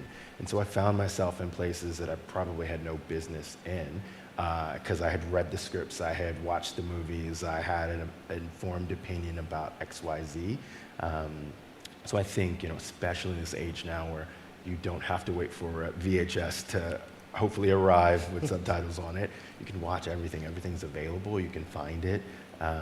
So you can always be really prepared. And when the moment comes for you to, you know, speak, you get your shot to sort of shine. So, you know, wherever you are in the world, you can be the most prepared person. Yeah, fantastic. And, you know, to be practical, absolutely, you know, do things with passion, be prepared, and I would say follow up. Mm-hmm. I mean, it's so basic. I think people right now look at relationships as an instant kind of use thing in this industry in particular. I think that speaks to all of us. You know, relationships matter, partnerships matter. Appreciate people, make sure you reach out, not just when you need something, but, you know, consistently care about the person that you're working with, not just when you need to work with them. And I think that's something, I certainly see it in my kids who are very, you know, they don't want to pick up the phone ever. Like they only text, right? Pick up the phone, create a real relationship. When you text someone, it's usually, you know, very kind of purpose-filled. So I would say maintain relationships for the reason they were created, to create real friendships, and from that, you know, you build partnerships and hopefully success. Certainly in our industry, that goes a very long way. Yeah. Absolutely, absolutely. Well, I know for myself, you know, 10 years ago, I would never have even thought about, you know, a future helping to create content in Abu Dhabi, and you know, one of the big reasons why I'm absolutely thrilled to be here is to have the opportunity to work with a next generation of writers, producers, directors, you know, crew, filmmakers that just want to learn, want to find ways to tell their stories from their perspective on a, you know, on a ever higher sort of like level of ability and achievement. And you know, if just bringing a little bit of what I've learned in the last 25 years of doing this to the table helps, you know, like, you know, create even more opportunities for that. You know, that's exciting. It's exciting to be a part of, you know, of a growing film industry here, and that's part of what, you know, the goal is to create a hub here in not just the UAE, but MENA and really the world of places where you can come and tell stories and, you know, make really high quality material that stands up to the best in the world. So. Yeah, actually, in a way, the rest of the world is benefiting by Hollywood pivoting towards a more diversified executive level. Mm-hmm. Because, like, just an example, like a few weeks ago, I was asked by a studio head who's trying to hire a very high-level position at the studio, saying, like, who are some people that we could think of? And I rattled off a few names, and he goes, no, none of those work. They're all white males. Like, we cannot hire a white male for this job. And so we're seeing that happen a lot now, and people like Derek are now getting opportunities to work outside the country. And working on a new generation. Yep. And kind of giving back. I think that's... Absolutely. No, really, it's very much like, I mean, you know, I for a very long time thought about going into the education sector, and it's funny what Trevor was saying earlier about, you know, that teacher that, you know, showed up every day, and at first he was doing it just to pad his resume or to, you know, to have that extra experience, and ultimately learning that no, I'm here to learn. I'm here to learn the same way that everyone else does, and every day I do this job, I learn something from the people that I work with, the people that work for me, the people that, you know, that we interact with in the creative community, and that's key. You have to always be learning and growing. So. And in this field, I mean, storytelling is constantly changing. Mm-hmm. Things that were right, you know, a few years ago certainly are not now. The technology has afforded a new kind of storytelling, and I think to be in a situation where you can help, you know, the younger generation, you're certainly learning what they're into and what they want to learn, and helping them create kind of almost a new language in this medium. And I think that's kind of the legacy that goes on, and that's how culture is going to live on in whatever format that takes place. Absolutely. Well, I know we're running up against the lunch break, so I'll open it up to any questions that anyone has here for down here in the front. There's one over there too. Do we have a microphone?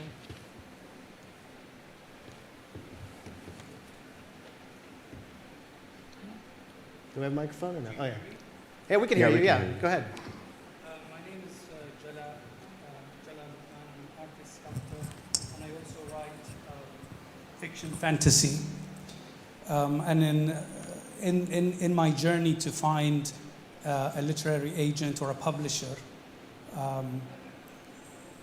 of course, we know all the, some of them are not as tactful or polite when they answer.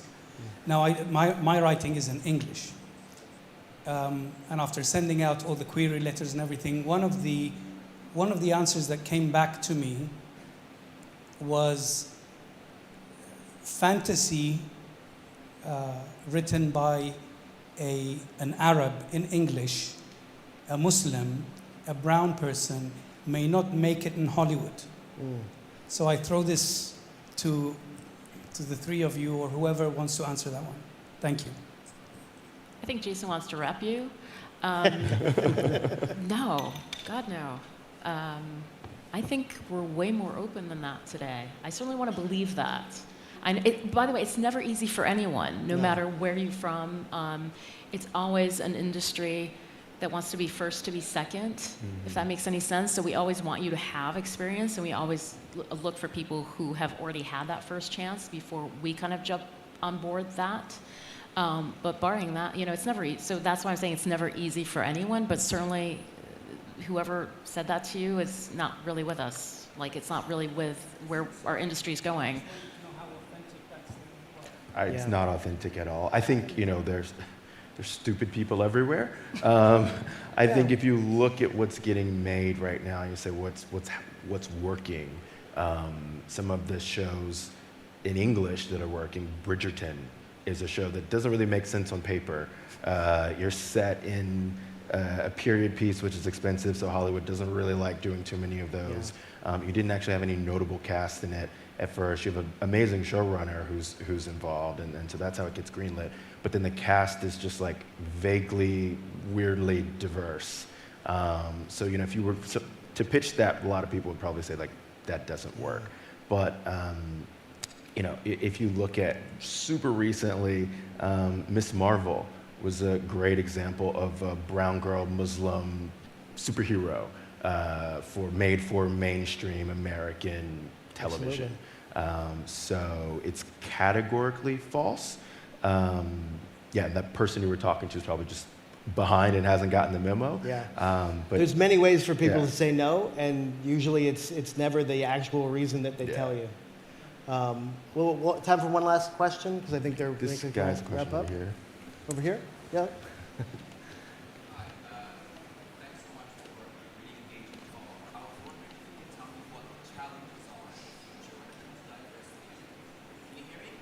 Yep. Yeah.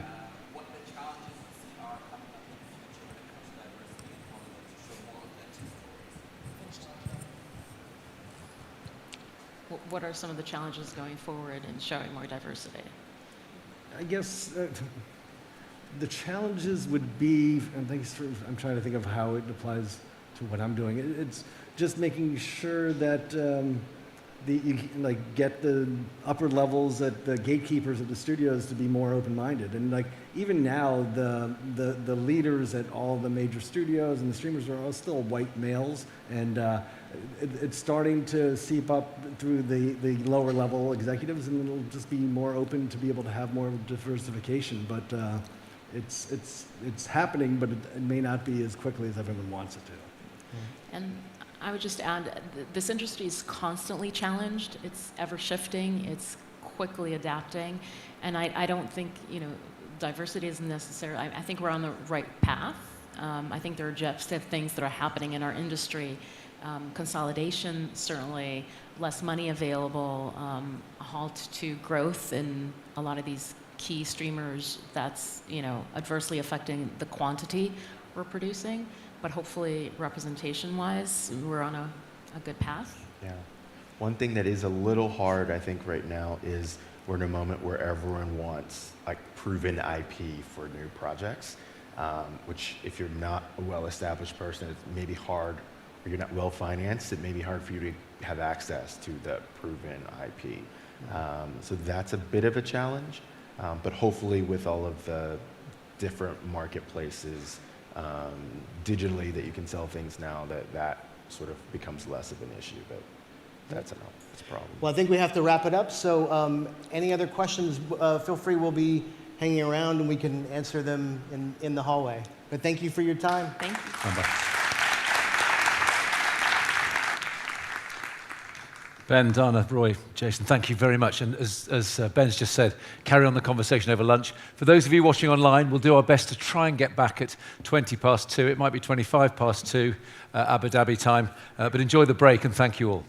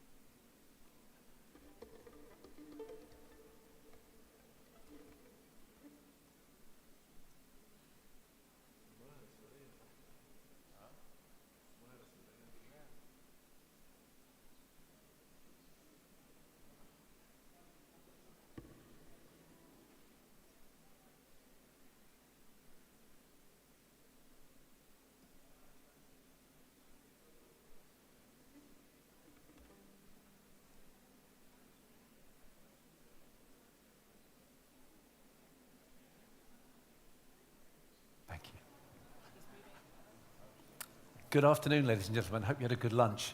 Sorry if it was rushed. This afternoon session, we're going to focus on a number of things: film tourism and narrative censorship, and a session on reliance, recovery and revival in the theatre and the auditorium. And then here, in about 10 to 15 minutes, we're going to look at redefining the role of the collector with some world-class collectors of art from around the world, and also being steered by the world-class Alexandra Monroe from the Guggenheim. But before that, we've got a treat for you. We've got the high priest of theatre, we've got the goddess of the song, who's going to sing excerpts from poems by Mahmoud Darwish, Adonis, and Rabah al-Adawiya, and those are from her own composition, and she's going to do 2 other pieces by Fairuz and Edith Piaf. Please welcome to the stage the great Lebanese songstress and poet, Jadida Weba.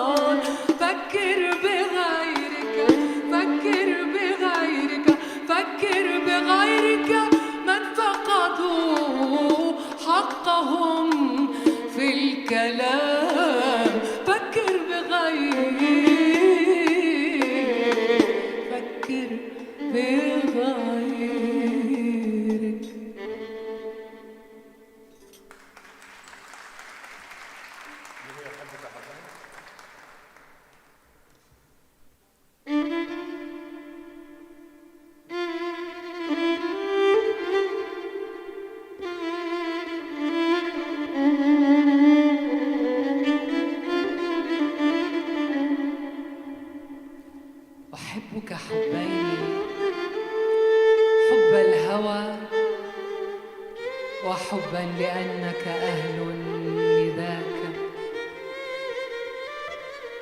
فأما الذي هو حب الهوى فشغلي بذكرك عمن سواك، وأما الذي أنت أهل له فكشفك لي الحجب حتى أراك، فلا الحمد في ذا ولا ذاك لي، ولكن لك الحمد لك الحمد لك الحمد في ذا وذاك. أحبك أحبك حبين حبين حبين.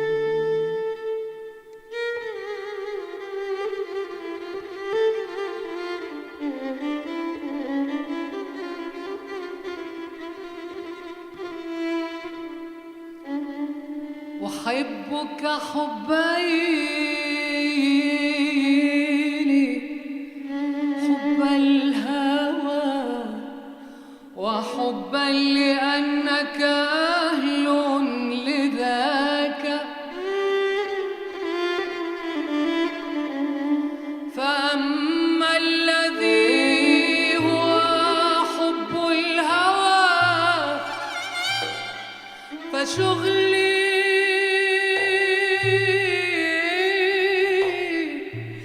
بذكرك عمن سواك، وأما الذي أنت أهل له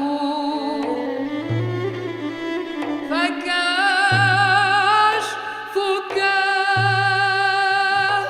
لي الحجب حتى أراك،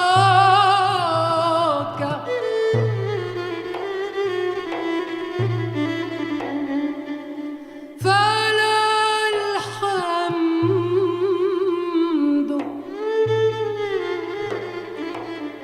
في ذا ولا ذاك لي، ولكن لك الحمد لك الحمد في ذا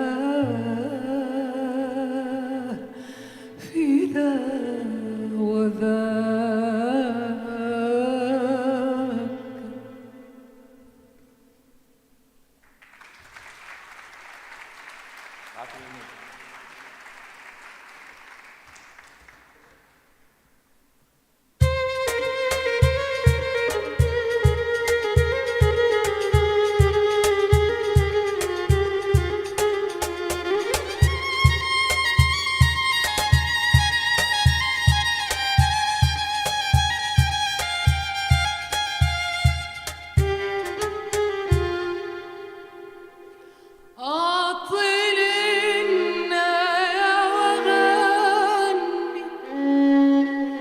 فالغنى سر الوجود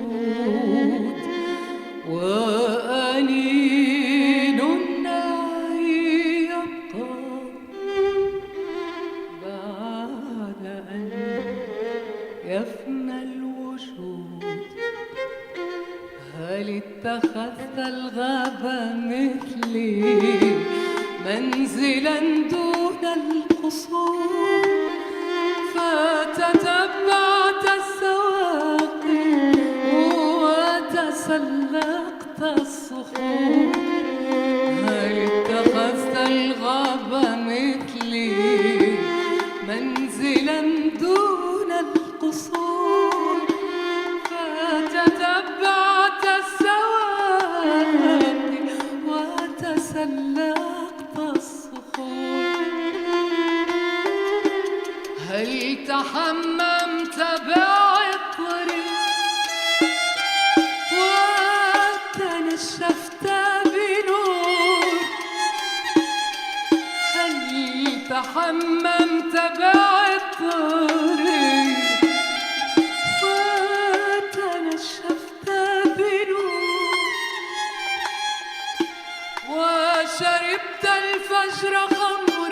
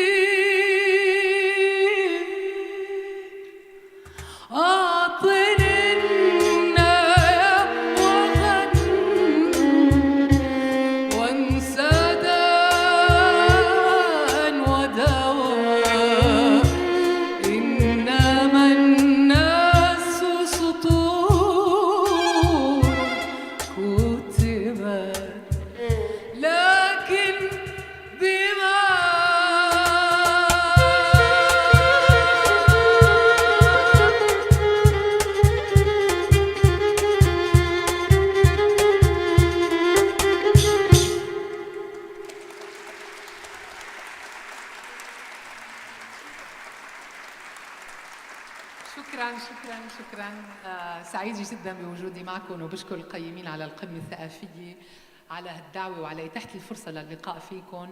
بشكركم لحضوركم، بشكر أستاذ أيمن ذاكر على الفيولون وأستاذ لطفي سوا على الإيقاع. ونختم مع نو ريان دو ريان لإديث بياف بالعربية والفرنسية.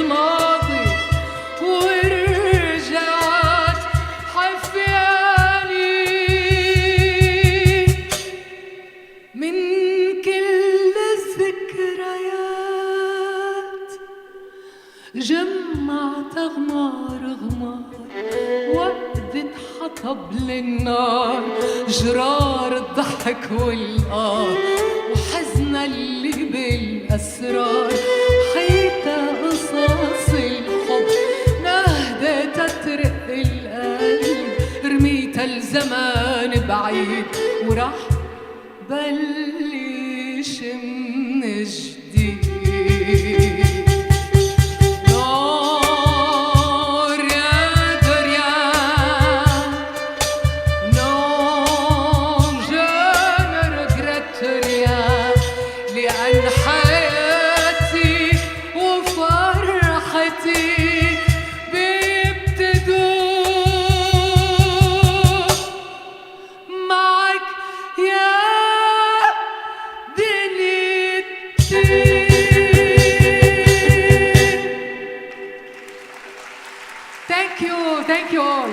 Thank you.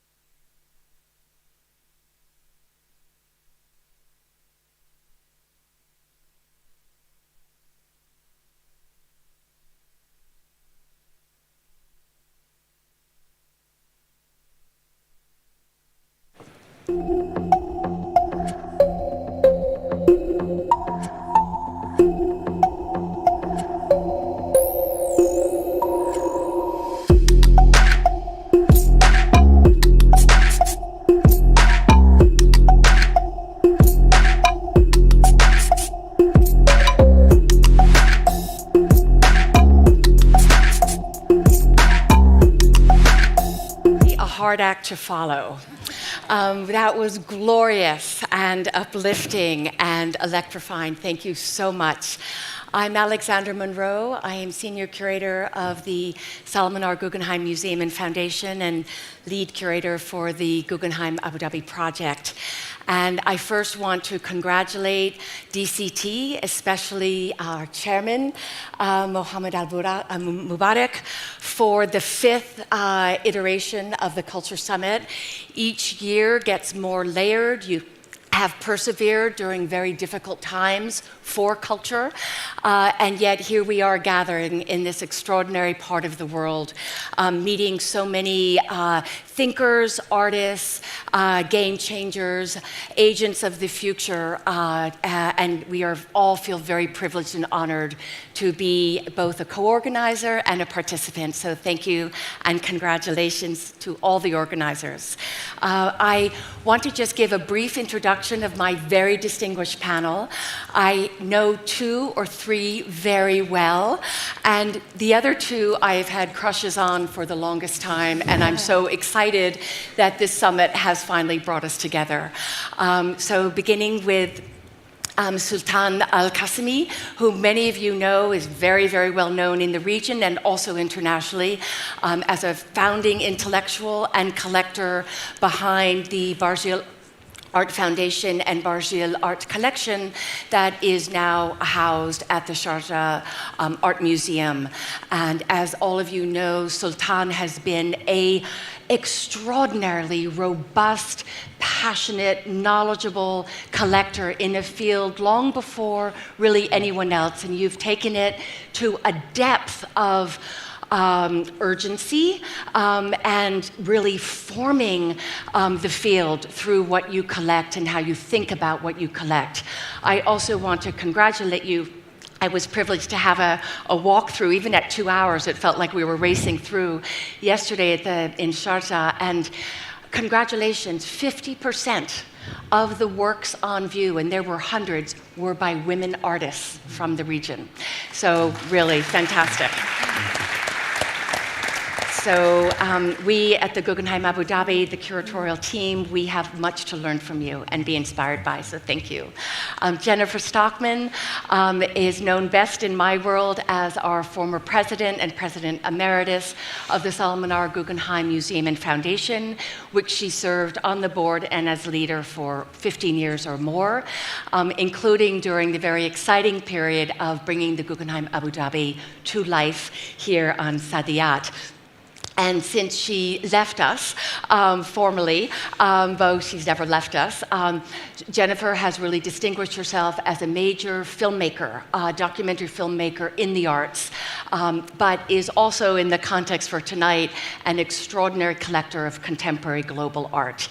And we have much to learn from you, and we have a surprise about what she's collecting now and her most recent initiative that will catapult us into the future. So welcome back to Abu Dhabi, Jennifer. Guy and Miriam, what can I say? We are so honored to have you here. Thank you for making the trip during a very, very busy time of your lives and your collecting. We know Guy and Miriam best as founders of the Ulin Center of Contemporary Art in Beijing, which at the time of its founding, I was there in 2007. Was then and has only become more so the leading institution for contemporary art, the leading museum for contemporary art in mainland China and really the region. And under the direction of the brilliant Phil Tenari, the shows mounted there, the scholarship produced there, and I must say the mentorship and training of entire generations of young Chinese art professionals has really been staggering. What a legacy. And I know that your interests have also many, many dimensions and directions.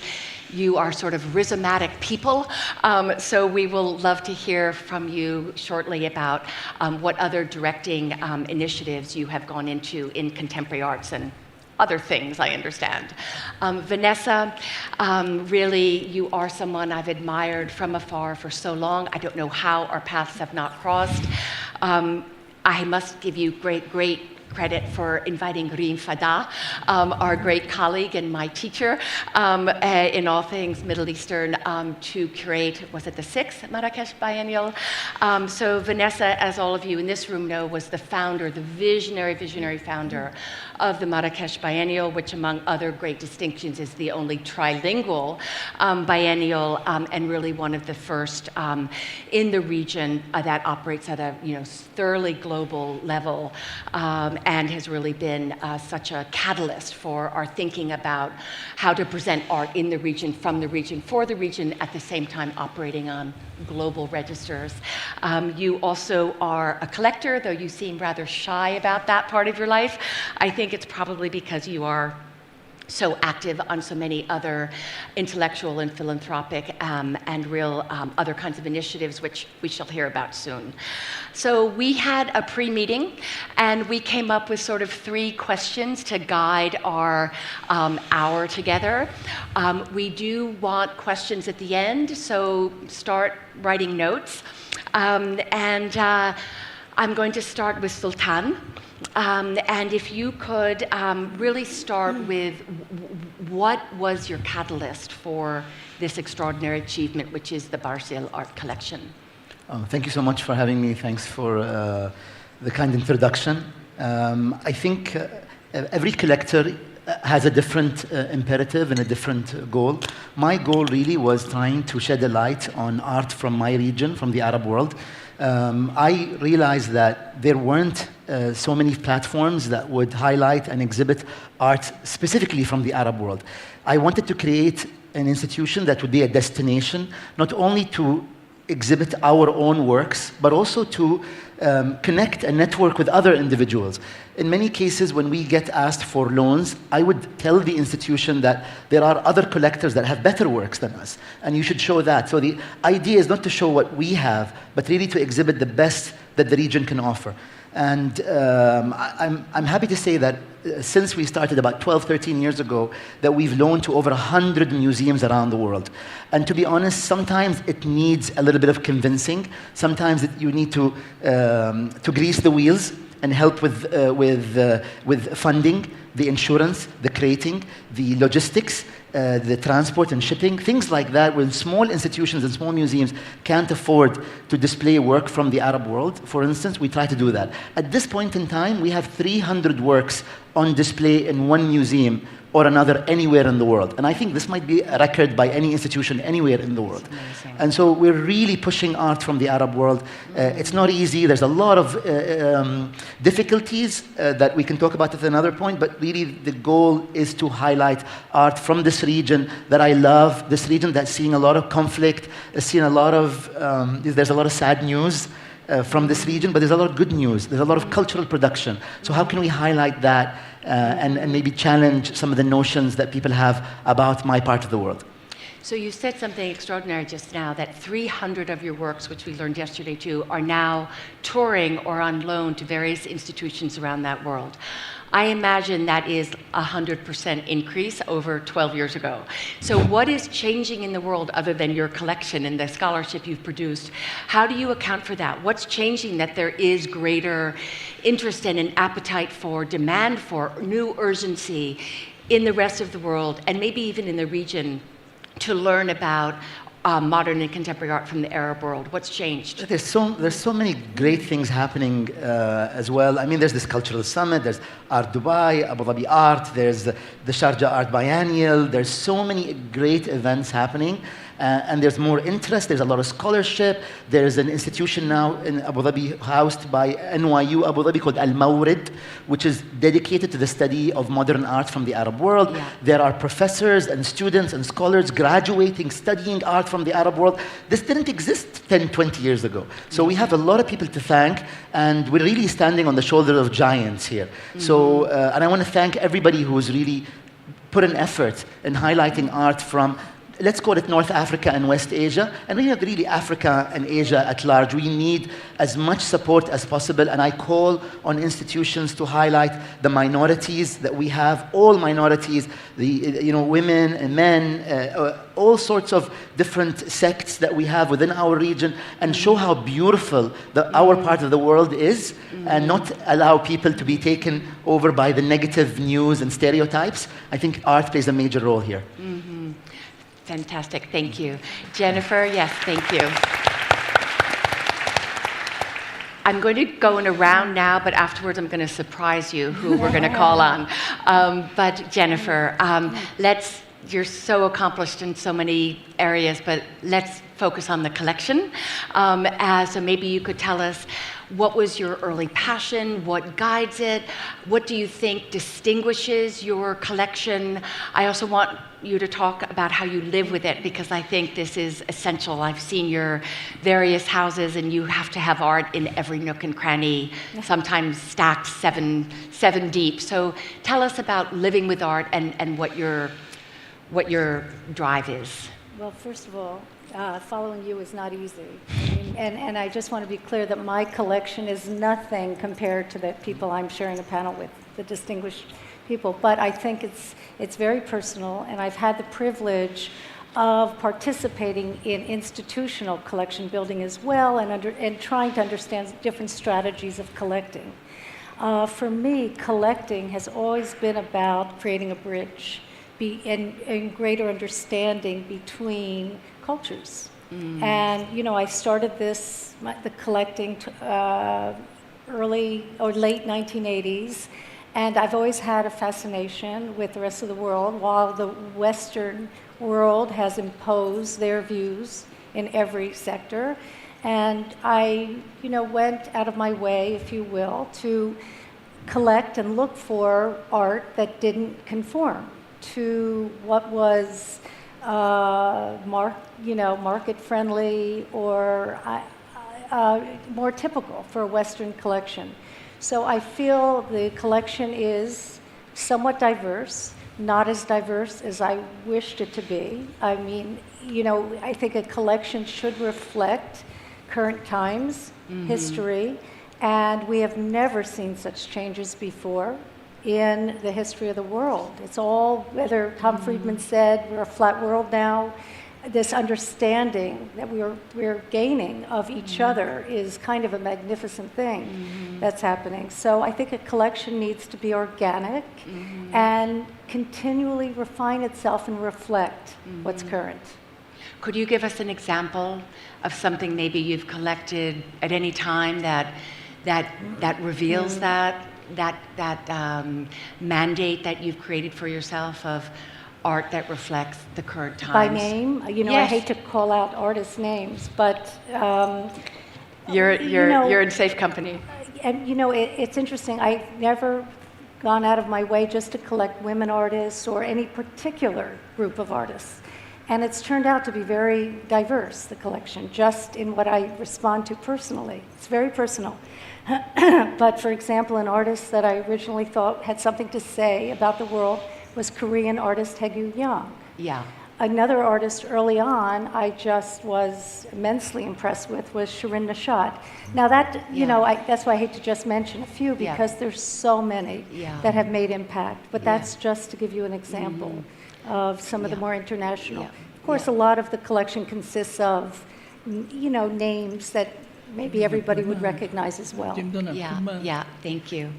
Okay, Guy, I'm going to call on you, and maybe you could tell us, briefly the story of your falling in love with the artists and the movements, and going back to Jennifer, art of our times. You were in China during an extraordinary period of change, what your current director, Phil Tenari, calls the aesthetics of reform. Could you tell us what prompted your vast collection of contemporary Chinese art? It started very small. It started school time. First purchases of small pieces of big artists, cheap as possible, But that was the first major move. And then going to attend and support important artists around the world. Fascinating work. It's still going on now. These guys are doing very well, and when you put it in pieces, you see how intricate, how sophisticated it all is. Mm-hmm. So I think that the coming period was China. Mm-hmm. China, unfortunately, is going through all kinds of little problems, nothing serious, but you're not allowed to go there anymore. Before, I was going there for 30 years, 40 years with Mimi, commuting 1 month I went 16 times to Beijing. 1 month? So we were finally taken to finding this place called UCCA, which is now becoming an enormous piece of activity. The old museum is there, but Phil Chinari took over, and he has now 3 or 4 more units in Shanghai and other places. So I don't know where they're going to stop. Yeah. There's enormous creativity. Mm-hmm. So for us, for Mimi and for me, the future could be a little bit here. Mm-hmm. We've done what we had to do in China. Mm-hmm. We went through all the different steps from beginning to well mature, and now that is taken over by Phil and his team, who is brilliant. And we are probably going to have a lot of interest for this area of the world, where everything is happening. It's quite extraordinary too.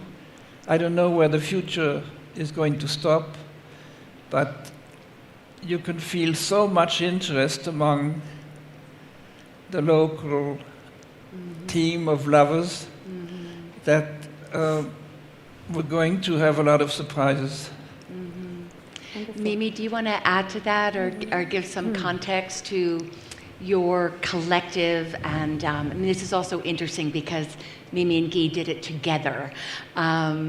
And it's very much a mark of your partnership and your intellectual interests and your collecting interests, but also this deep fascination with China at that time and conviction in the importance of China globally, geopolitically, and therefore also culturally. Do you have any comments on that or? Yes, we have traveled a lot to discover the Chinese artists. We went in China 5 times, 6 times a year, and we have been lucky to have a contact with the artists directly, with the gallery. It was different because the spirit was different when you have a contact immediately with the artist. When we were with the artists, we bought immediately 5, 6, 7, 10 pieces. The first, because we loved the pieces the artists have done, and to support him, because they were young.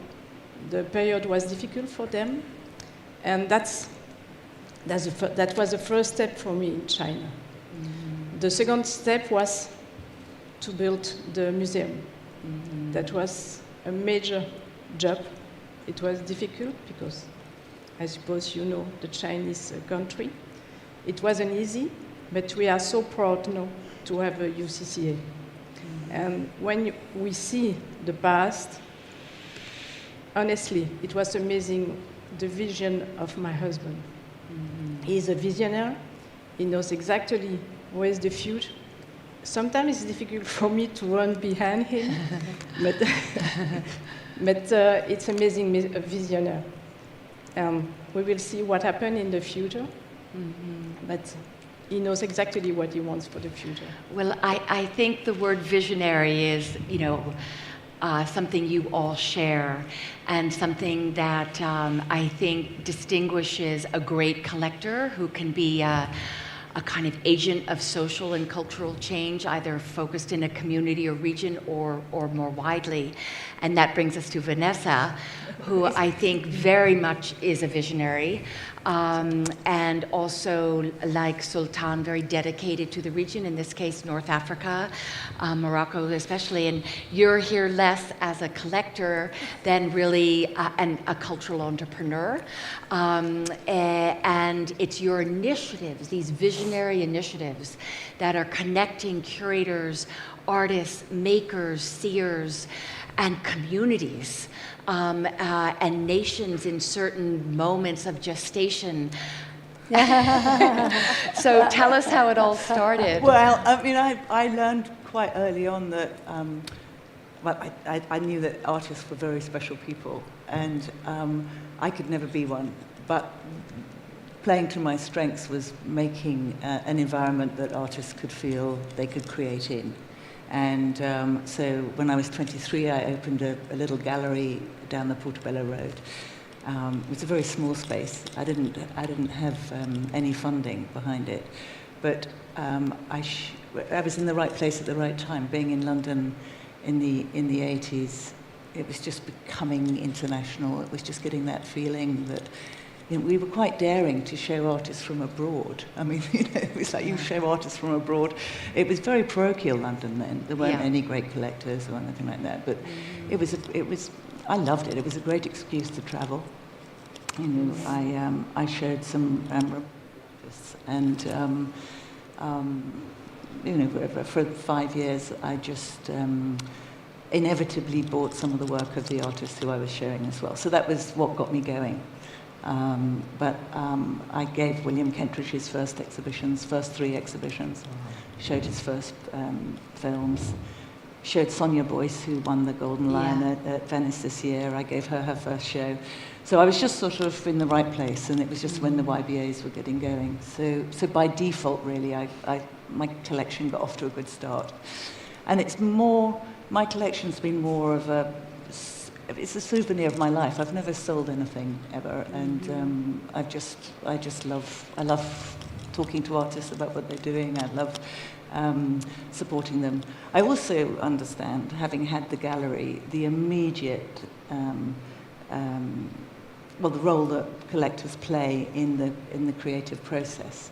Yeah. You know, a lot of artists, you know, I was a bottom feeder, but a lot of the artists couldn't afford to pay their rent and couldn't afford to feed their kids, and ringing them up and saying that you know, you'd sold the work, it was like, whoa, you know, here we go. And it's a really important fillet. Gallerists are often on the front line, right? I think we all agree with that. Yeah. Could you tell us a little bit about the biennial, and what was your initial draw? I mean, it's just so interesting.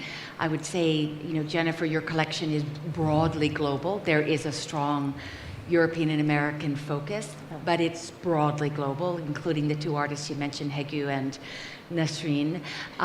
Your early collection, among many, but what distinguishes you internationally is your amazing work in China, and of course Sultan in this region. So what drew you to the region? What is it that a region offers to shape a vision? Well, I've always had enormous respect for the Arab culture. My father was in Palestine in the war, and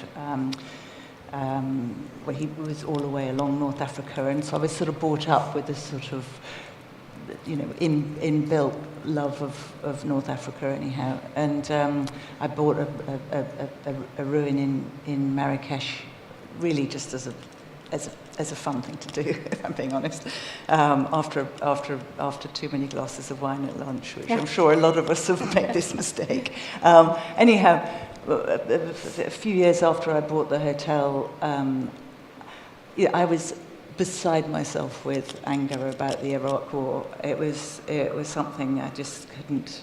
I didn't know what to do about it, and we were always brought up as kids to, you know, don't just complain, but do something about it. And I just remember thinking the only thing I can do, because I know the arts and because of my brother was very involved in the arts, in music and film and things.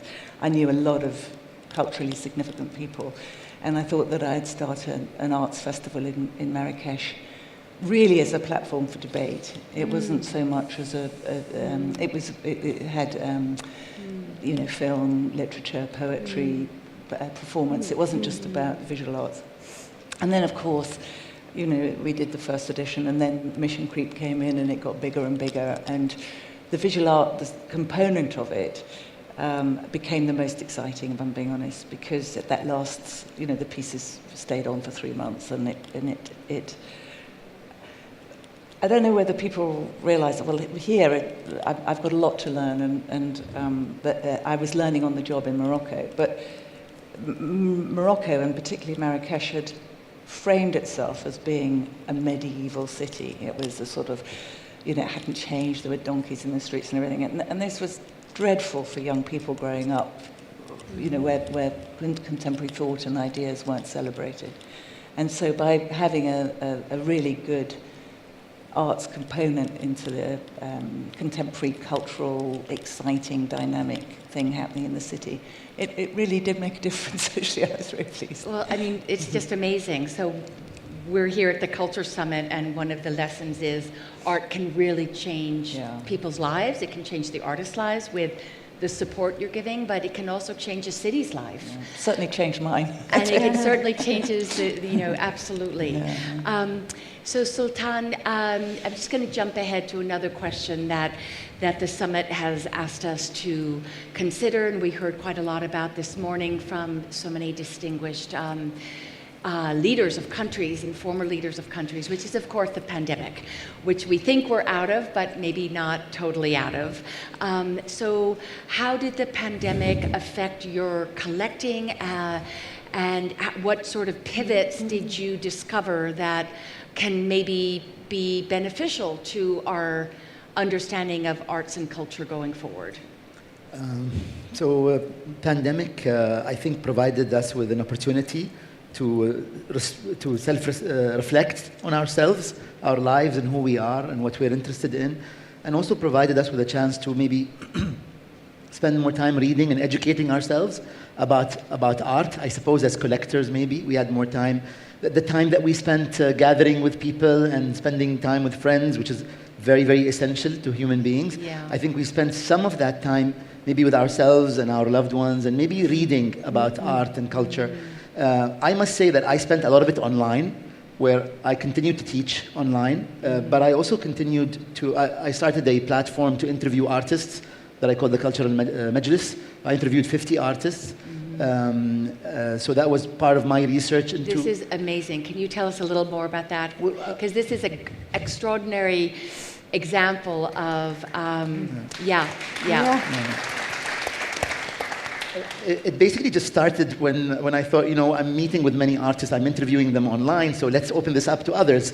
So before I knew it, there were 300 people on the Zoom links. I had to buy an account because, and then I realized that Zoom ends after 40 minutes, so we had to invest in a professional account. And we interviewed many artists in North America, in Iraq, in Syria. I think we broke a couple of international regulations and rules because Zoom was banned in some countries. Like Syria, for example, we had to find a way in order for us to interview artists there. So that was call Elon Musk. So that was quite interesting. And we ended up interviewing these artists, and these interviews are now online, and some galleries are playing these interviews. Fantastic. And these are some of the only interviews that these artists have ever conducted. And there was a very cute beginning, the beginning and the end of the interviews. A lot of people who didn't see each other for a year or even longer would talk about news. It was very cute because these older people would say, "Oh, I heard your son got married. Congratulations, your daughter got engaged." And so it was so nice to see people come together online. But going back to art collecting, which is the subject of this panel, is I think I started looking for art online. I started maybe digging deeper into Instagram and Facebook and Twitter and WhatsApp, and I built relations with art buyers online, which I didn't do before. So I ended up building networks with art buyers in countries like Yemen, Syria, Libya, Iraq, and elsewhere, countries that I hadn't been to, but I felt like through WhatsApp, through these social media platforms, I was able to connect with them. And so I felt like, on one hand, of course, the pandemic was quite tough on all of us, but on the other hand, it was an opportunity, I think, that I tried to take advantage of. Transformation and use of technology. Jennifer, that brings us to you, because you also mentioned in our talk that how you didn't skip a beat, actually, because you went right to all the galleries were now posting their works online, and it didn't slow your collecting. Could you tell us a little bit about that process of collecting and how that pivot worked for you in spite of all the grave troubles that we were reading about at the time, and also maybe a little bit about the company you launched during the pandemic? Sure. Well, it just became more and more obvious during the pandemic that digital was going to play a big part of our lives. We all were on Zoom. For me, it could have been 8-9 hours a day, but it somehow enabled us to get more conversations in, more done. All the galleries, museums even, got very adept at posting exhibitions, work, summaries online. It's been online in many cases. But often we never accessed it before until we were sitting in our own homes for 24/7. And so I found myself actually loving the use of technology. I started my career with IBM, and I've always found it strange how I could be IBM, and I was an engineer at IBM, and then switched to art, which is really my passion. Computer programming was actually not my passion. It just seemed like a practical thing to do in the day. But I just find it fascinating, the merger of art and technology now.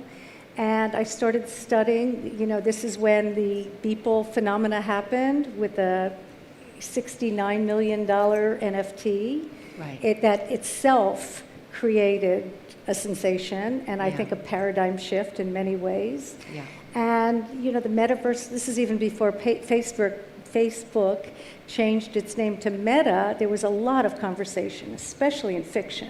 Metaverse has been talked about for probably 2 decades, but always in a fictional way. But it was all of a sudden becoming real because artificial intelligence, augmented reality, 3D, everything was accessible. In the IBM days, back when, we talked about it in robotics and things that eventually would happen, but it just seemed so futuristic and it would not impact our lives. Well, clearly, it already has impacted our lives. And, these are the tools that are now available to artists. And as we know through art history, artists have always used the tools available to them, whether it be sticks and branches or dried fruit or whatever. They've incorporated often a lot of that in their work. So it's only natural that they're going to start incorporating technology somehow in their work. Many already have. It's not that this is just happening. So I started with some people, a company called Minty, which was to build a metaverse and help artists produce NFTs. And it's been, amazing. All I can say, it's been a learning process for us all. It's changing by the minute. And, it's just fascinating to follow. And a lot of people, at least in my generation, you're all far younger than me, but, we're saying, no, never, I'll never be an avatar in the metaverse, and I'll never buy an NFT, whatever. And fine, that's okay, there's enough to do without doing that. But our children and their children, this is their world. They will be avatars, which gives equality to the world when you think about it. Anybody can be an avatar, and you could be anyone you want. You create your avatar, you dress it any way, you can choose what color skin you have, what language you speak. And it's, when we talk about what's happening in the cultural world with identity and everyone wanting to be heard, it's sort of a natural follow-on to me, that this metaverse world is not just a futuristic dream, that it's happening. That is really brilliant. Thank you, Jennifer. I think that deserves a round of applause. Even if you don't believe it. Really just somersaulting into this entire new language and structure, which I still do not fully understand, but a very young, actually Chinese entrepreneur, she's literally in her 20s, she graduated from Princeton like a day ago. And she too, I think I've introduced you, has founded a platform, and she is the one to explain it to me. Their first launch was with Saibo Tang, who's an artist we know very well, Guy knows very well. I curated his retrospective at the Guggenheim in 2008. He's been here in Abu Dhabi. And she said, no, it's not just about taking a Mona Lisa. Right. Hello, Louvre. I know you're in the room. And doing an NFT of the Mona Lisa, or for that matter, a Jeff Koons. But it is which are the artists who were understanding, as artists once understood, video as a structural language, a new medium to channel a whole new way of thinking about the world around us. And when I understood that NFTs, because they constantly change, it's what Trevor was talking about today. It's this, tell me if I'm right on this, but it's this ability to have this internal algorithm that is constantly evolving that you don't really have control over. And once an artist succumbs to that, that's a whole new structure in the realm of art. And in that case, if that's true, I'm in. That's one way, the generative art, where it keeps regenerating itself. And the artist isn't sure where it's going to end, but has the control over it. But there's many other ways of using technology that also can create NFTs. But what I didn't mention is the whole phenomena behind this whole metaverse NFT world is the blockchain. Yeah. And that is probably more important than the internet. They call it Web 3. We're used to social media and we're enjoying the internet, but we don't have control of our lives on it. We fear our privacy. There's a lot of issues with it. Web 3 and the metaverse and avatars will solve a lot of these issues because it gives the user control over their own destiny. As I was saying earlier, the avatar can be anybody it wants to be. And, this is the future for privacy and for control, which I think every individual wants their own freedom and not to be breached, have their privacy breached. Extraordinary. So Guy and Miriam, I know you also are launching after your extraordinary 40-year venture with China and contemporary Chinese art. You too have launched far into the future.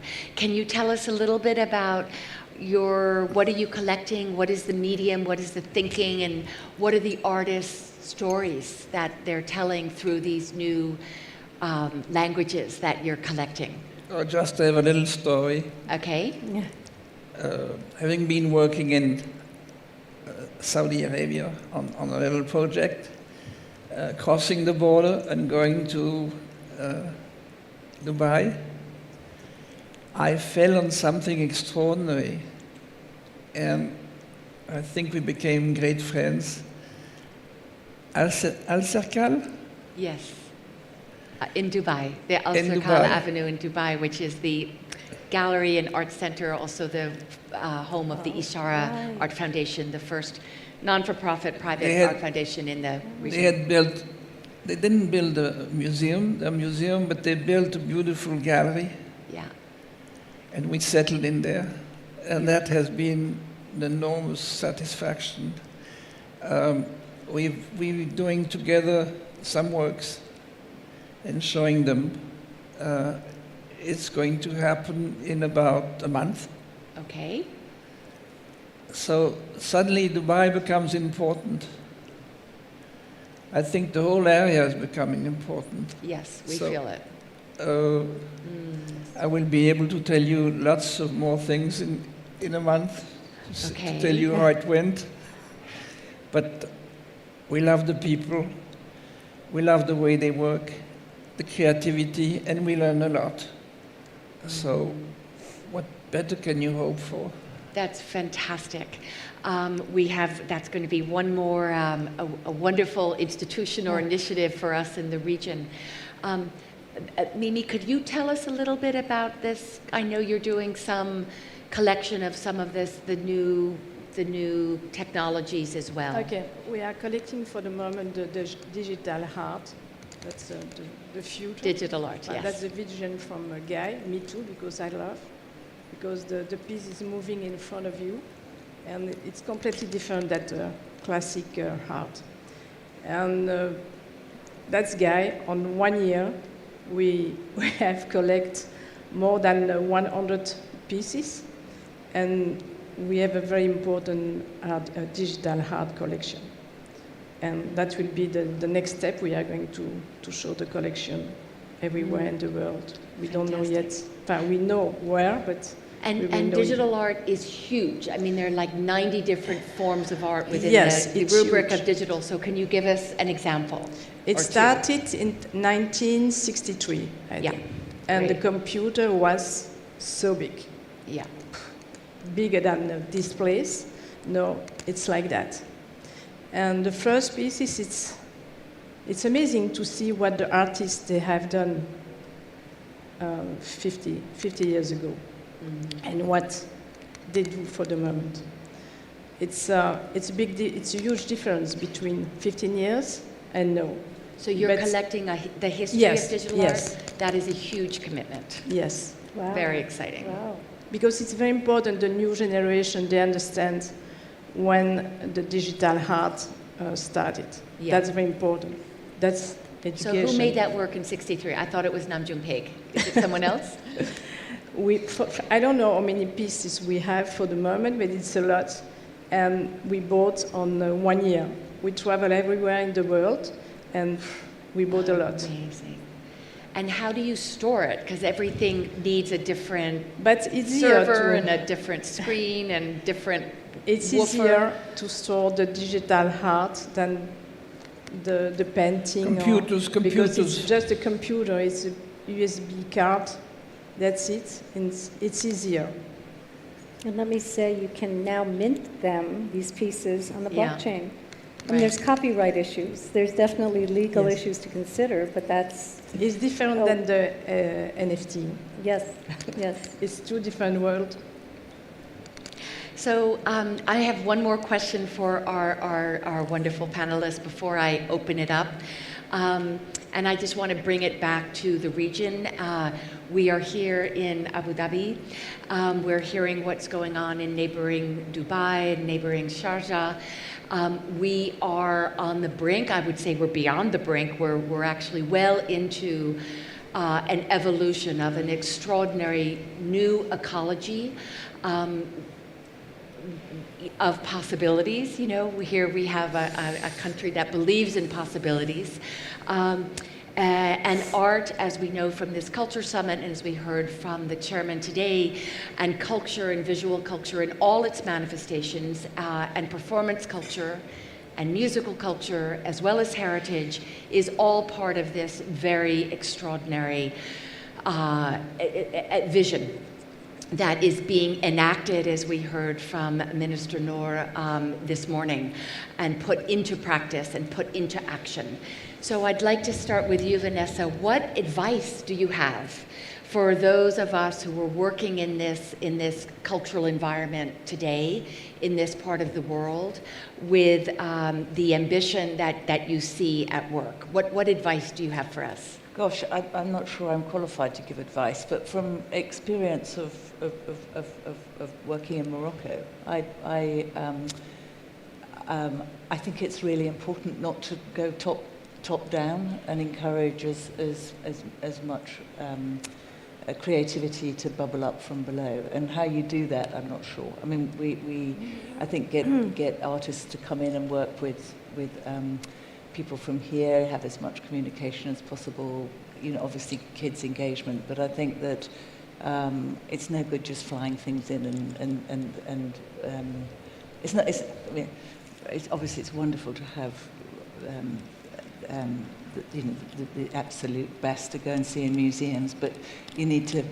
You can't expect people to walk into a museum and go, wow, you need to bring it out to them. So, but it's going pretty well, I think, with this year so far. Thank you. Sultan, you've thought a lot about this and you know the players very well. What advice do you have? For all of us, for you too. What advice do you have? Maybe what is your vision for the region? My vision for the region? I mean, I'm too modest to have a vision for the region. I have a vision for myself. What's your and vision the for collection, yourself? But not for the region. Vision for myself is, vision for myself really is to see more art from my region being exhibited, being studied, being documented, going on to NFTs and blockchains and Bitcoin and whatever goes into in the future. I have no idea. But really it is to highlight art from my part of the world and really highlight the underdog. And the underdog is here. And the underdog actually is better than a lot of art that we hear that's exhibited in global museums. Sometimes I go and I say, what's this artwork? Where there's so many better artists I know from my part of the world, but because they are disadvantaged, because they have no access to media, they have no access to, coverage in newspapers, that they don't get highlighted. So I wish to see more access for our artists, more coverage, more spotlight shed on minorities, on women, on different ethnic groups. Again, I keep talking about this, but it doesn't happen. Because what you see is an exhibition dedicated to Western artists or an exhibition dedicated to men with 3 women and 4 women. And then this is unacceptable in 2022. I don't know when we're going to stop doing that. We keep doing the same formula, wanting a different result. So I don't know who needs to wake up, but we all need to wake up. I think we all need to collectively wake up.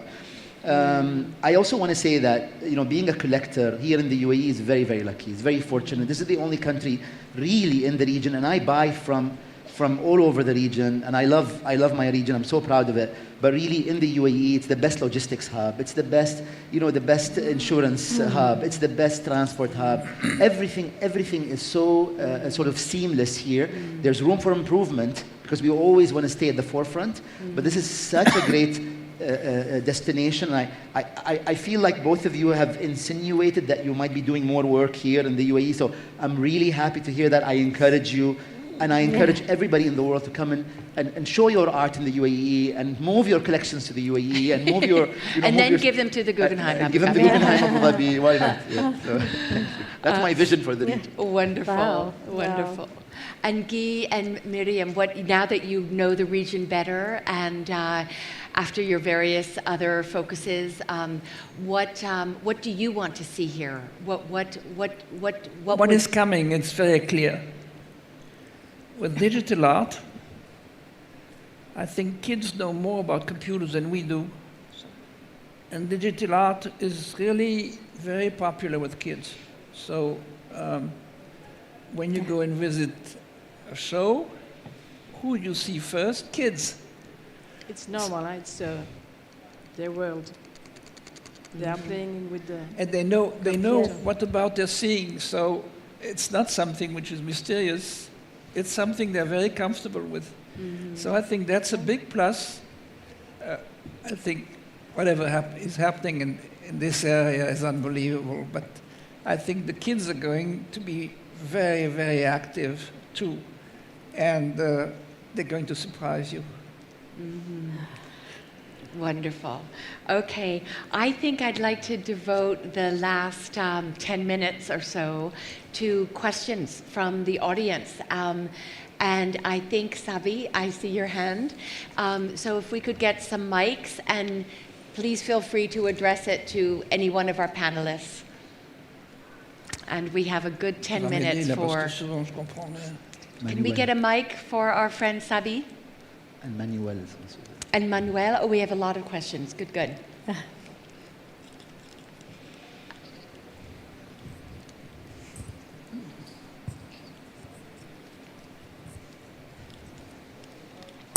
And why don't you introduce yourself? Hi, my name is Sabi. I'm the Associate Director and Curator at the Ishara Art Foundation in Dubai. Beautifully moderated panel, Alexandra. Thank you very much. I mean, it was enlightening to hear all of you. My question's to Sultan, and it's primarily around something I really admire in you, both as a patron and a collector, which is your scholarship. That you are really deeply committed to building a knowledge discourse around this region. You've co-edited recently the book called Building Sharjah. you give lectures, you give tours, so there's a real deep commitment to building knowledge around this region. And something fascinating in building Sharjah, the book, was that you had a plurality of voices contributing to this building of knowledge. So what I want to ask you is, while we've discussed today with great depth and ferocity almost about the future of culture, the future of art, the future of collecting, what do you see as the future of knowledge or discourse in this region? And what do you feel might be the way patrons can contribute to building knowledge, not just of this region, but from this region, of the world, I guess? Thank you. May I answer? Absolutely. Thank you, Sabi. I want to say that whatever I'm saying, the individuals on this panel have been doing for a long time. So by acquiring the work and making it available, everyone here has been playing a major role. So I don't want to spotlight on me, but I would say that what our responsibility in our part of the world really is to focus on our part of the world. I think that Indian collectors, Pakistani collectors, Saudi collectors, Emirati collectors, we should look at our part of the world. I discourage you from looking all over the world, because we need every penny. We need every moment of your attention. We need every iota of your energy focused on our part of the world, because we have been neglected and forgotten about. We have had our region been a victim of conflict, of crises, of non-state actors, of occupation, of imperialism, of colonialism. We need to invest in our own culture. We need to highlight the beauty of this region.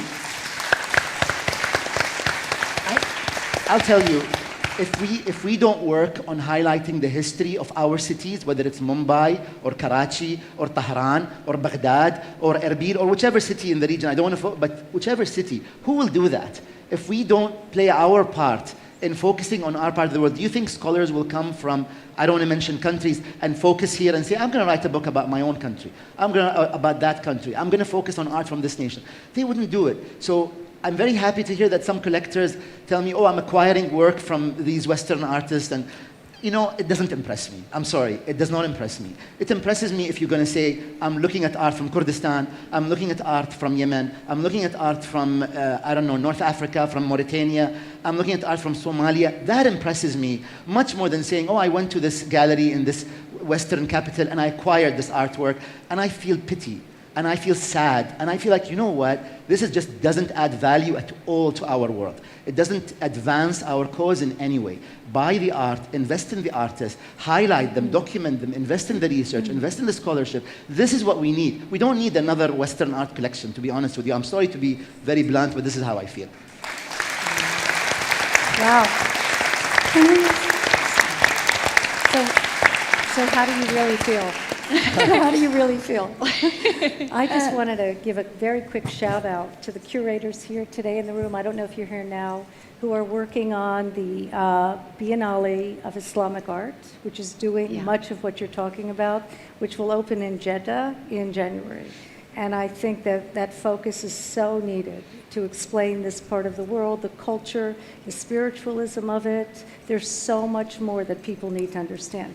But the one area, it's not that I disagree, I want to add to, is that in showing this part of the world, which I agree has been missed, and it's finally, I hope, and I feel is getting its due, but sometimes it's helpful to contextualize it with other periods of time happening at the same time, and to show how important it is that maybe this region wasn't looked at, but you look at it compared to what was happening in the Western world or in parts of Asia or anywhere in the world, you know, it just puts a whole new light on it. So that would be the only comment.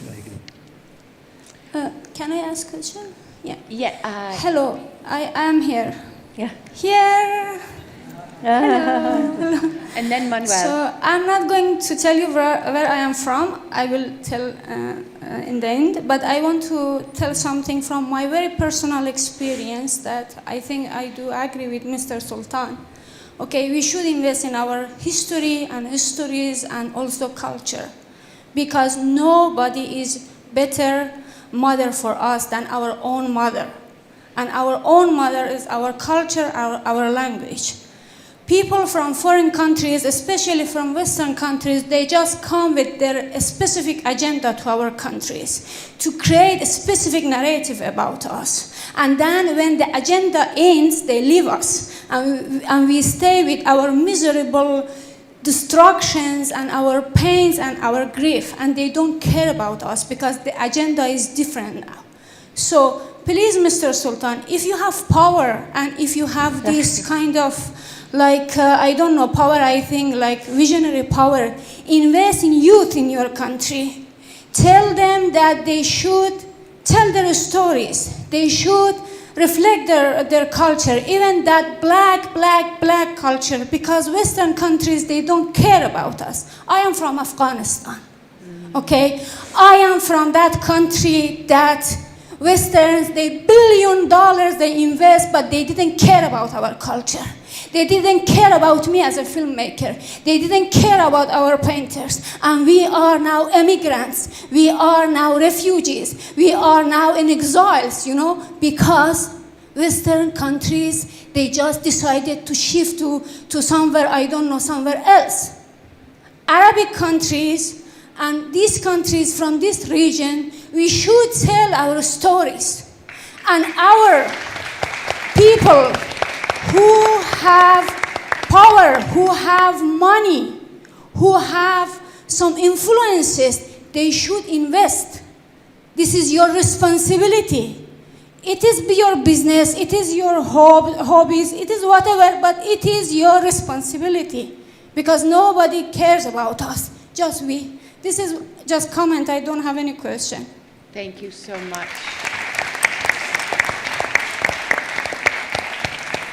Thank you. Manuel, I saw Manuel's hand. And please introduce yourself, not that you need an introduction in this context. Hello. Thank you, Sultan, for pointing at me in the background. I'm Manuel Rabaté. I'm the director of Louvre Abu Dhabi. And I have a question that I would like just to echo and maybe amplify, maybe a little re-articulation of what Sultan said. I truly support and I admire the work and the importance and let's say the urgency of giving a stronger voice to the region and the extended region. You were absolutely clear in defending it. And I guess this is a lot what Guggenheim Abu Dhabi will be doing and already doing through the collection, through the vast collection, and through the questioning of the contemporary. Being the director of Louvre Abu Dhabi, I have to amplify what you just said, in fact, the question of contextualization and universalism. I do believe we can tell the story of the world, and I think the strength of Abu Dhabi and the UAE is to be able to tell the story of the world, of all the parts of the world, and to make them in perspective. Mm-hmm.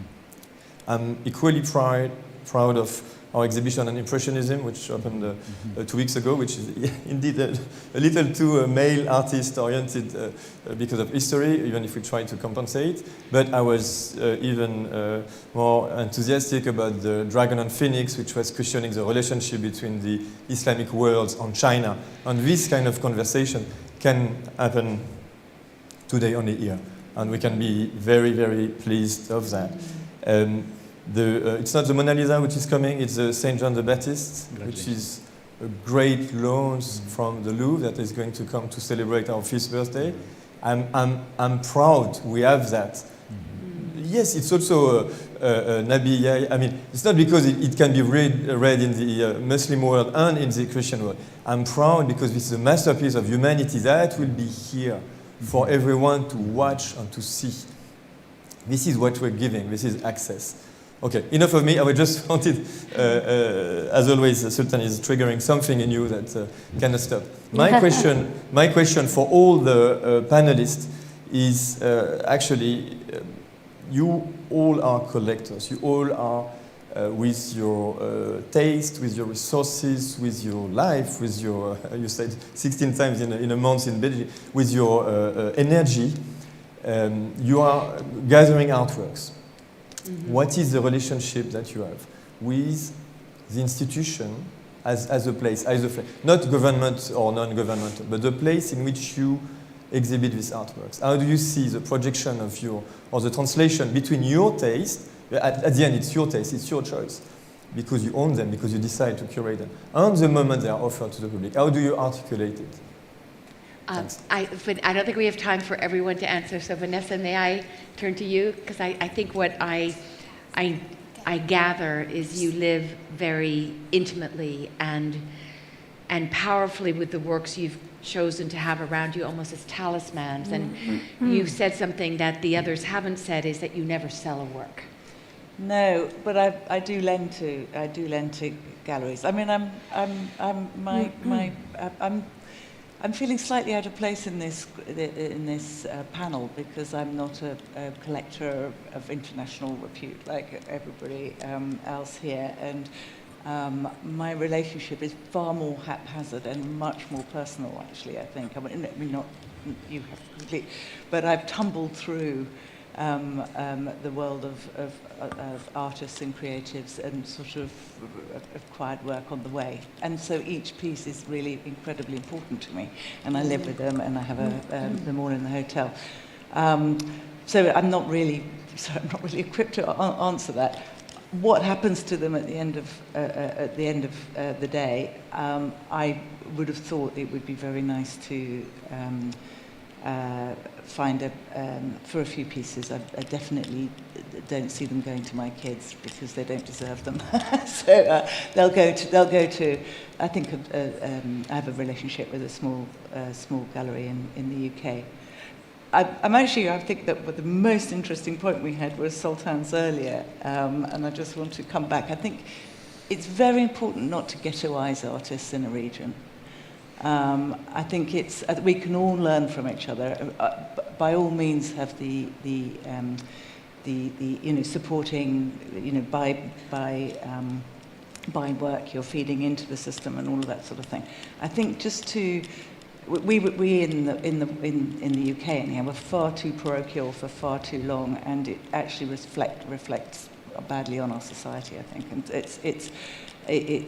we've all got an awful lot to learn from each other, and the arts are a great way of doing that. So I think just to be too site-specific, it might be a misstep. I'm not going to answer for you, but I will say that the history of Abu Dhabi and the history of the region can answer for us all, because we know this region was from millennia ago a crossroads.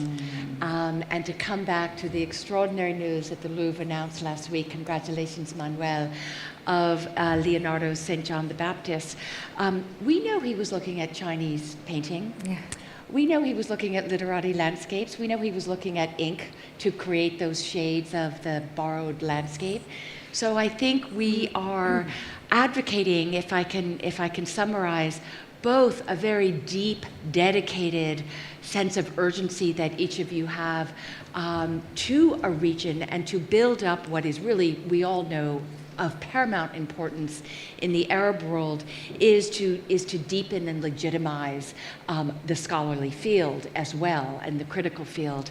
But we all know that this is going to exist, no matter if we like it or not, in a global context, because this is a global place and always has been. So I think we are out of time. I want to thank all of you and congratulate you on your individual and collective achievements, and for the institutions that each one of you have devoted your lives to. And we've been talking about art collections, and we've been talking about artworks, even those that exist on the blockchain. But I think we want a final round of celebration and gratitude for the artists who make it all. Yes.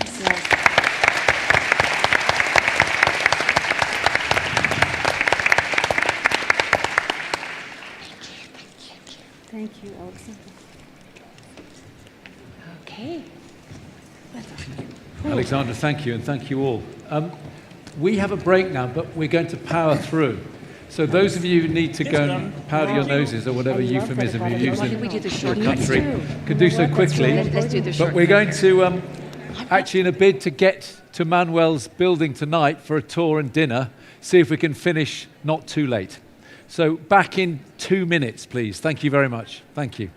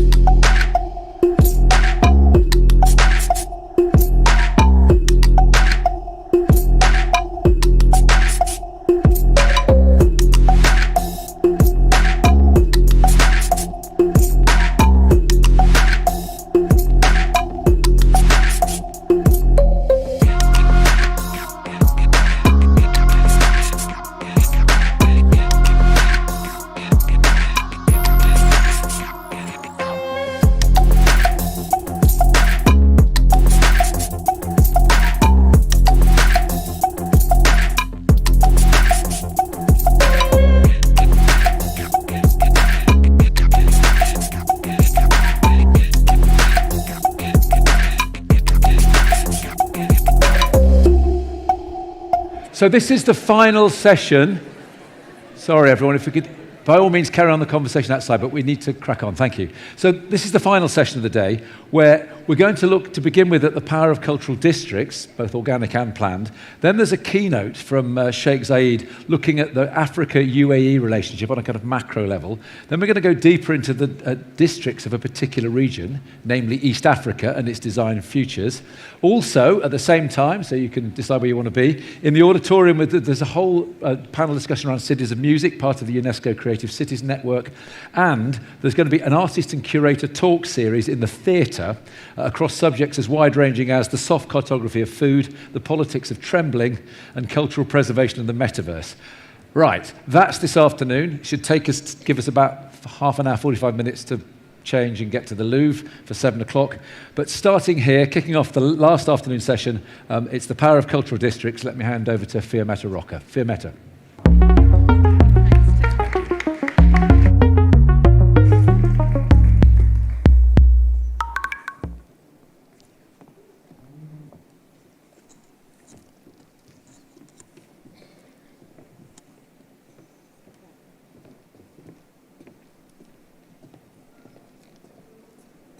Hello, everyone, and thank you. Thank you for coming to our event this afternoon. I have to say, you are the ones with the real stamina.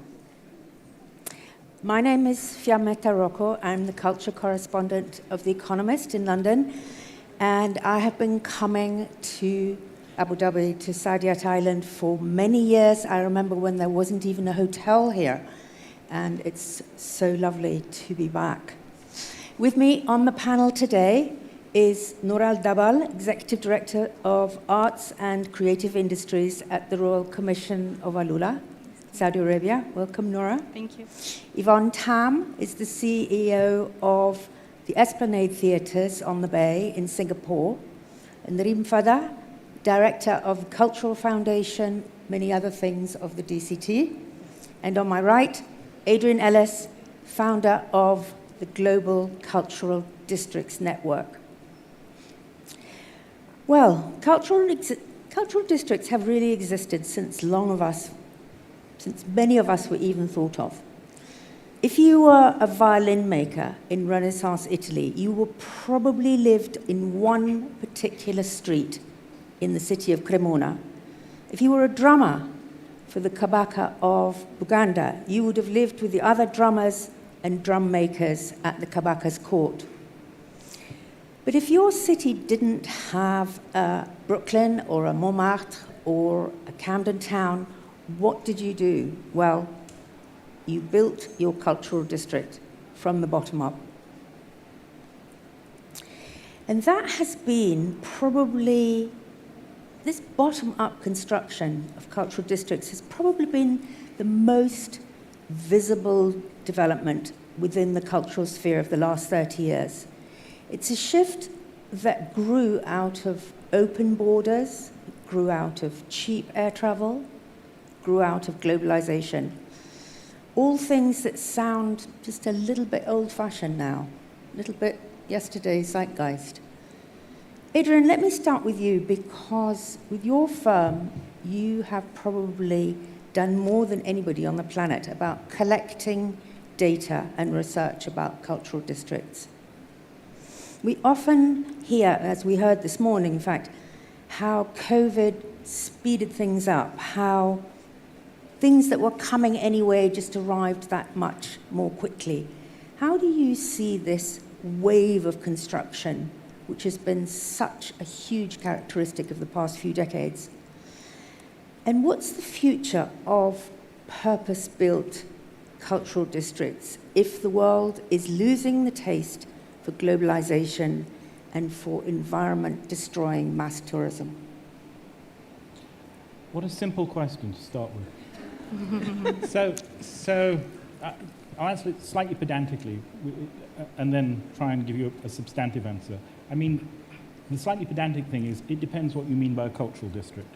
And for me, I think a cultural district is any area identified by a concentration of culture. That can be cultural organizations, it can be cultural buildings, it can be cultural programming, but if it's identified in people's minds as a physical place whether it's got hard corners or not, with culture, then it is, to all intents and purposes, a cultural district. And as you suggest, there are lots of different sorts of cultural districts. There are top-down, there are bottom-up, there are middle-out, there are theatre ones, etc. There are theatre districts, there's visual arts districts.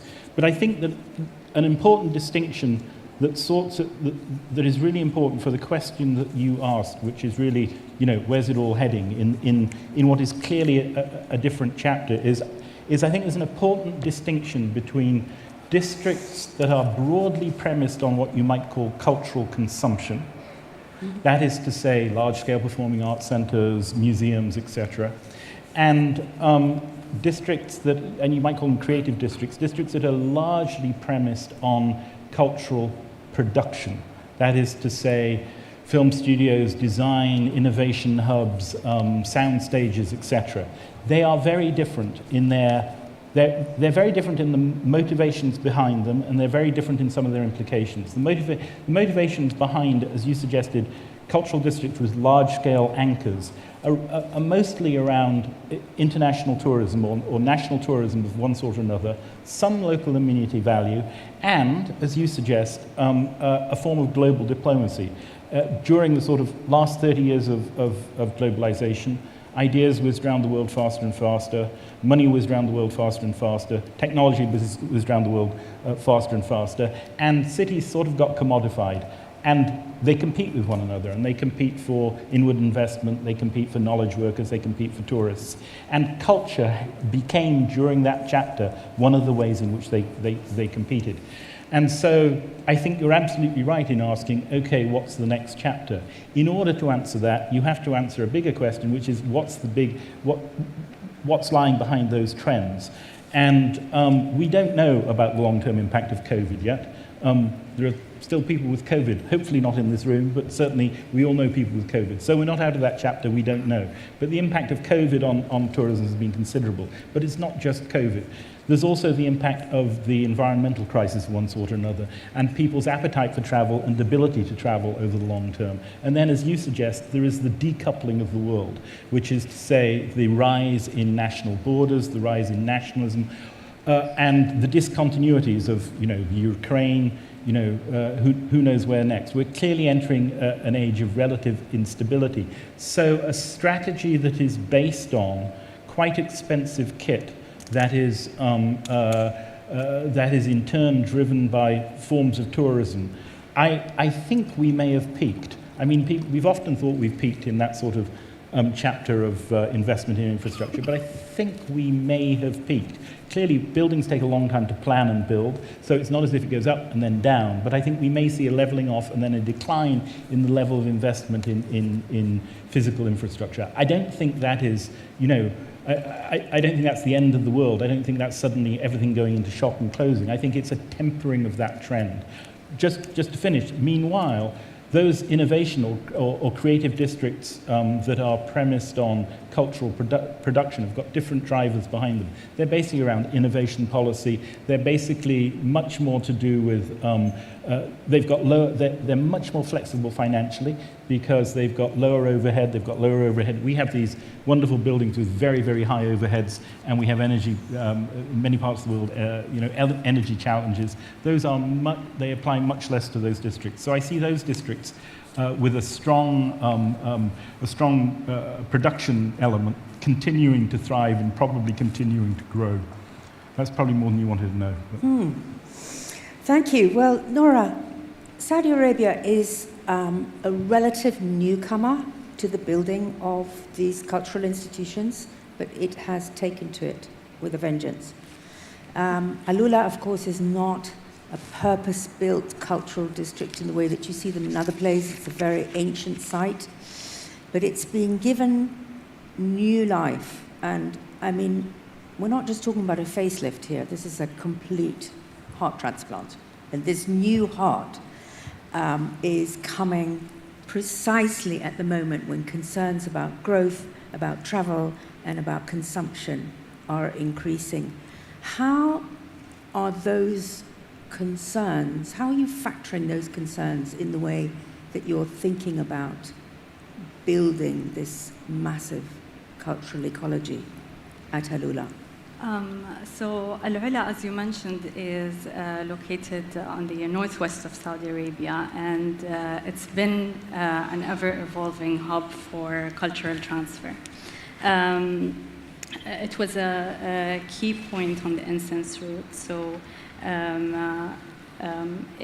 it has been a passage for many years, and actually carrying 200,000 years of human history.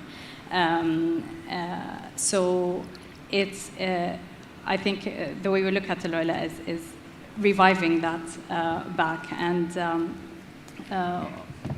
with the vision, one of the key things is basically, we see Al-Ula as an open living museum.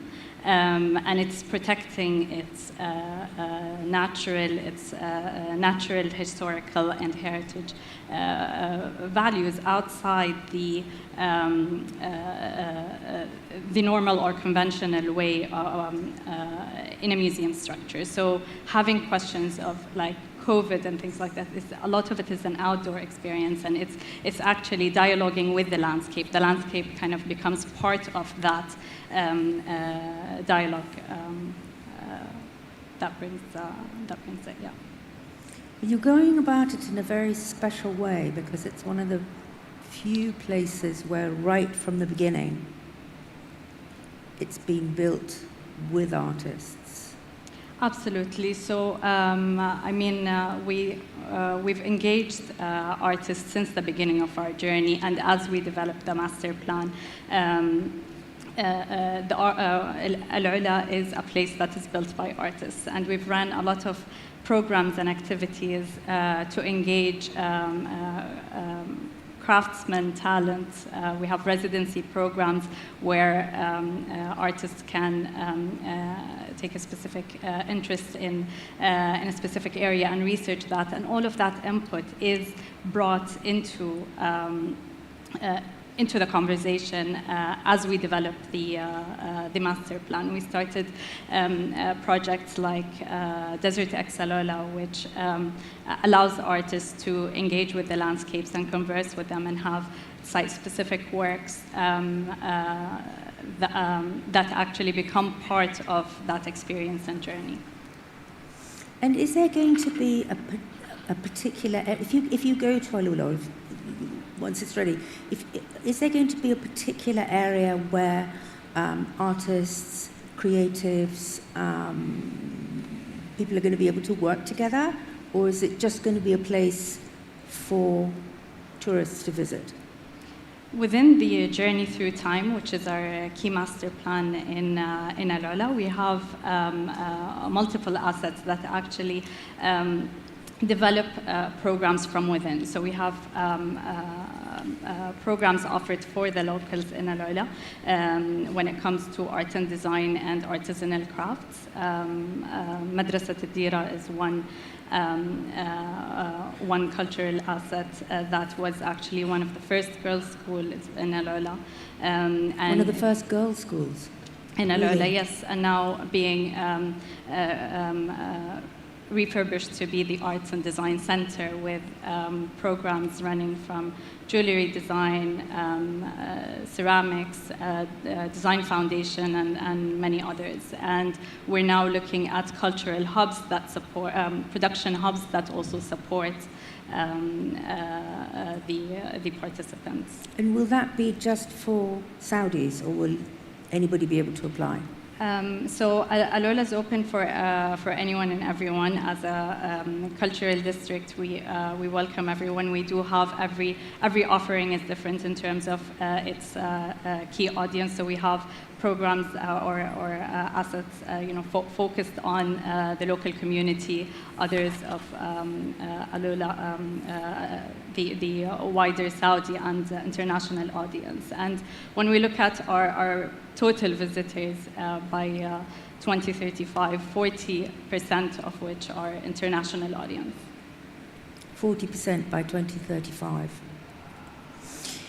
Reem, let's turn to Abu Dhabi now. We're all here, sure. And of course, this is one of the very best examples in the world of a cultural district that was built from the bottom up. I mean, literally, Saadiyat Island was raised from the sea. Construction is still in full flow. You arrive here, as you come in, you can see the shape of the Sheikh Zayed National Museum. But more and more, you're having to engage not just with putting up the buildings, but with the things that will give real life to these buildings. How has the thinking here shifted from the building to what goes inside? Thank you for having me on this panel. I want to underscore one thing. Being part of this fabric in Abu Dhabi for this journey has been for me at least 13 years. I've realized that this is a place that has a long investment and belief system in that culture is a way forward for its people. This starts with its leadership. The cultural district, as we see it today, Saadiyat Cultural District, is not a new vision. This is a continuation of something that started 50 years ago. Our founding father, Sheikh Zayed, gave the seeds to us from 1969 in building Al Ain Museum. He invested in archaeology. He asked for the building of a museum in '69, before ideas of preservation, before even the founding of this country. So the cementing of ideas related to culture has long been here. Institutionalization in all its efforts to preserve the continuation of history, legacy, modernity, things that are of value for our entire region is the building blocks of Abu Dhabi. And I would know this. I'm a Palestinian. I've been in institutional building projects in Palestine, and I've seen them disappear. And we need a place like Abu Dhabi that has had that recourse and full vision from its leadership, from its people, to say, now's the time to build places that will harness our knowledge making, our artists, our creatives for the longest time ever. This is something that I think is immensely important. I want to piggyback on what Sultan Al-Qasimi said in the previous session. We're invested in our stories here. We're collecting in depth from the region. We are still very intently not wanting to ghettoize the stories. We are looking at the universal, because it's about time to also break that cycle of essentialism, right? The self-referential kind of treatment that we've garnered from the West. This is a place of pride but openness. Abu Dhabi has long wanted a place where, culture is a place of bringing people together, bridging that, and building those museums and institutional projects that harness that. Civicness in Abu Dhabi's museums is also essential. It's not haphazard that they chose me, the director of the Culture Foundation, to be here and talk about this. I'm a curator also on the other hat of the Guggenheim Abu Dhabi project I've been for quite a long time, and involved here in the Culture Summit, where you are all here with us. But the Culture Foundation, again, talk about visionary. And why am I referring to something like the Culture Foundation? Because I think the Culture District is only an extension of that entire city. This is, if you think only in isolation of specific areas, you're wrong. And that's not the way we treat districts. They have arteries. If they're the beating heart, they have arteries everywhere. They have the cell blocks elsewhere in the entire country. Culture Foundation, Sheikh Zayed, actually, in one of his first decrees, was to build a civic cultural institution to be next to the house of the nation, which is Qasr al-Husn, the house of government. Side by side, he didn't just engage with it as a cultural institution, meaning it does its own thing. This was the place, he was there. You would see Sheikh Zayed attend the openings, the book fairs, the exhibitions that were happening. He had his meetings there. This became a place for convention. How stronger a meaning of civicness can you get from when you have the ruling the ruling entities being a part of your art/cultural and civic institutions. So I think these are all really the foundations that we're trying to build here in Abu Dhabi. And the museums are an articulation to a way forward for the future. Absolutely.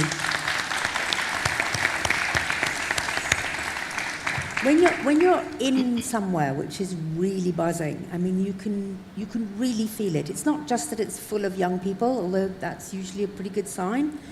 But there's a sort of what Adrian calls a cheekiness to this kind of life force, which is absolutely essential. Now, Yvonne, you run an organization that had started out as a top-down, government-backed project, but has grown over 30 years into something of a nerve center for the whole region. What was the key to that? Looking back, where Bream is right in the middle of the evolution of this process, you're further down, you're able to look back. Tell us what you think the key was. I think it's people and community. And when Esplanade was first moved in, you're right, 30 years ago, we celebrated our 20th anniversary just 2 weeks ago. So we're 20.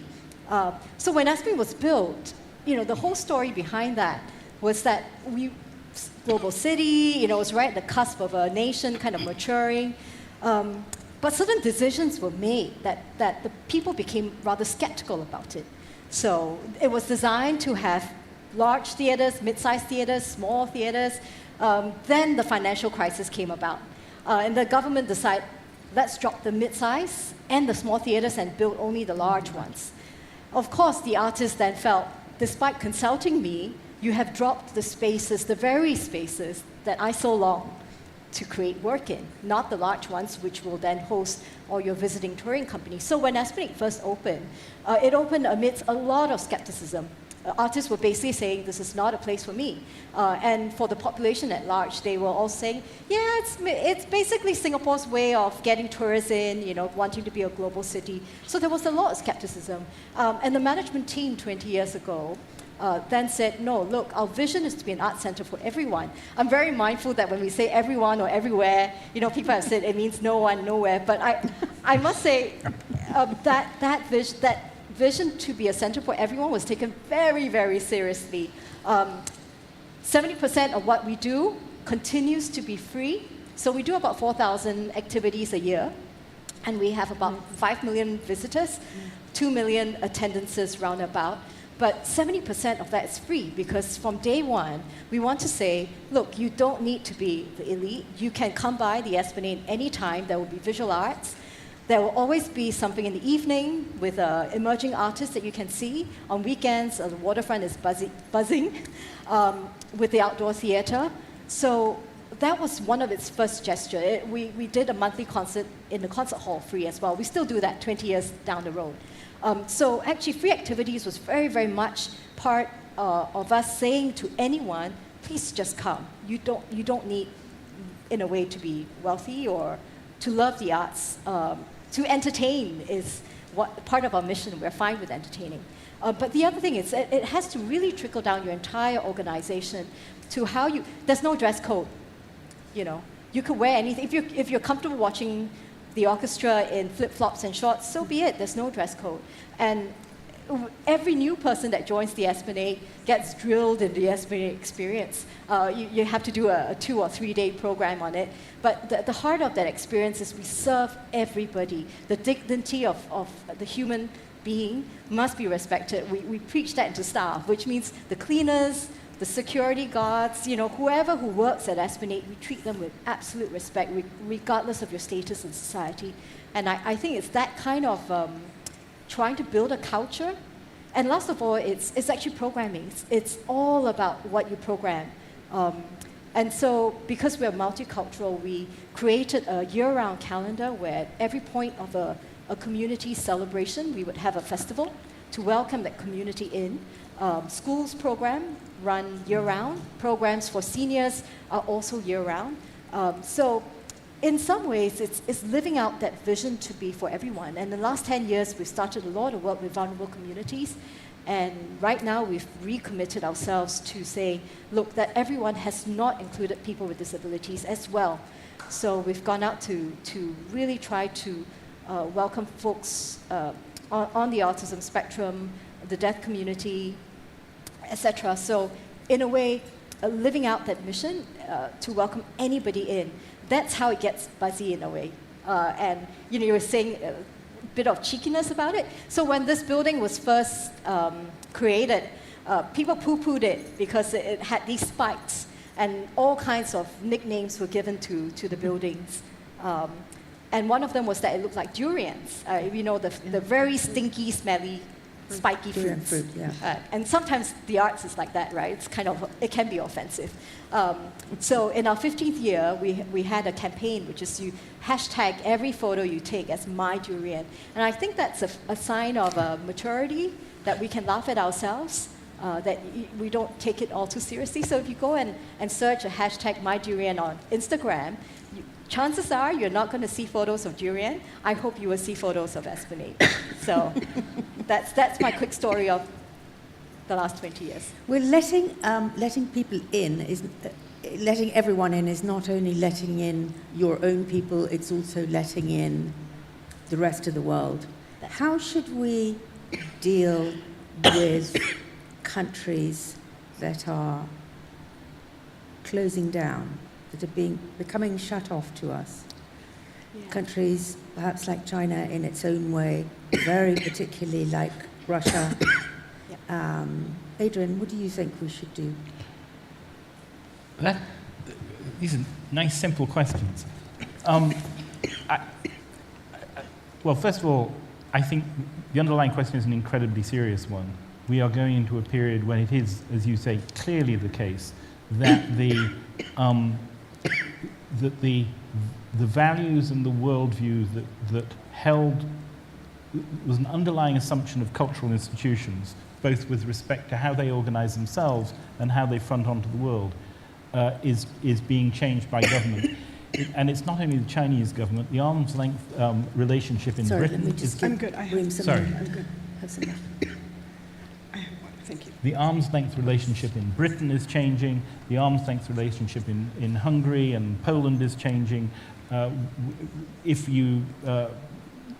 We are clearly going through a changed relationship between power and cultural institutions, and not a benign change either. What can one do about it?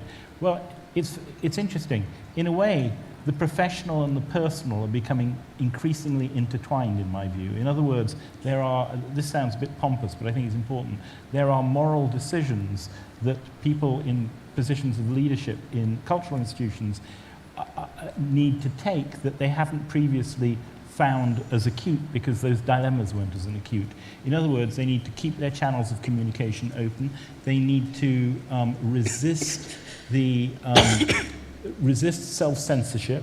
They need to think seriously about the strong links they have with their peer institutions, and they need to collaborate internationally with those institutions in very strong, multilateral cultural diplomacy, if you like, that takes place outside of the context of national governments. I think it's going to be a tough couple of decades. Yvonne, you're on the other side of the world, but this is just as real. Yes, I was just thinking of what Adrian was saying, that cultural districts are kind of plateauing. But I do think actually cultural districts are even more important at this time. Maybe. That the more closed up certain countries or regions may be, the more important it is that, art centers and museums showcase, bring about greater understanding about their culture. So I think we must do more, not less, and not be afraid of that. Yes, and I'm sure that's something that you would both agree with. May I just make a slide? Yeah. I totally agree with you.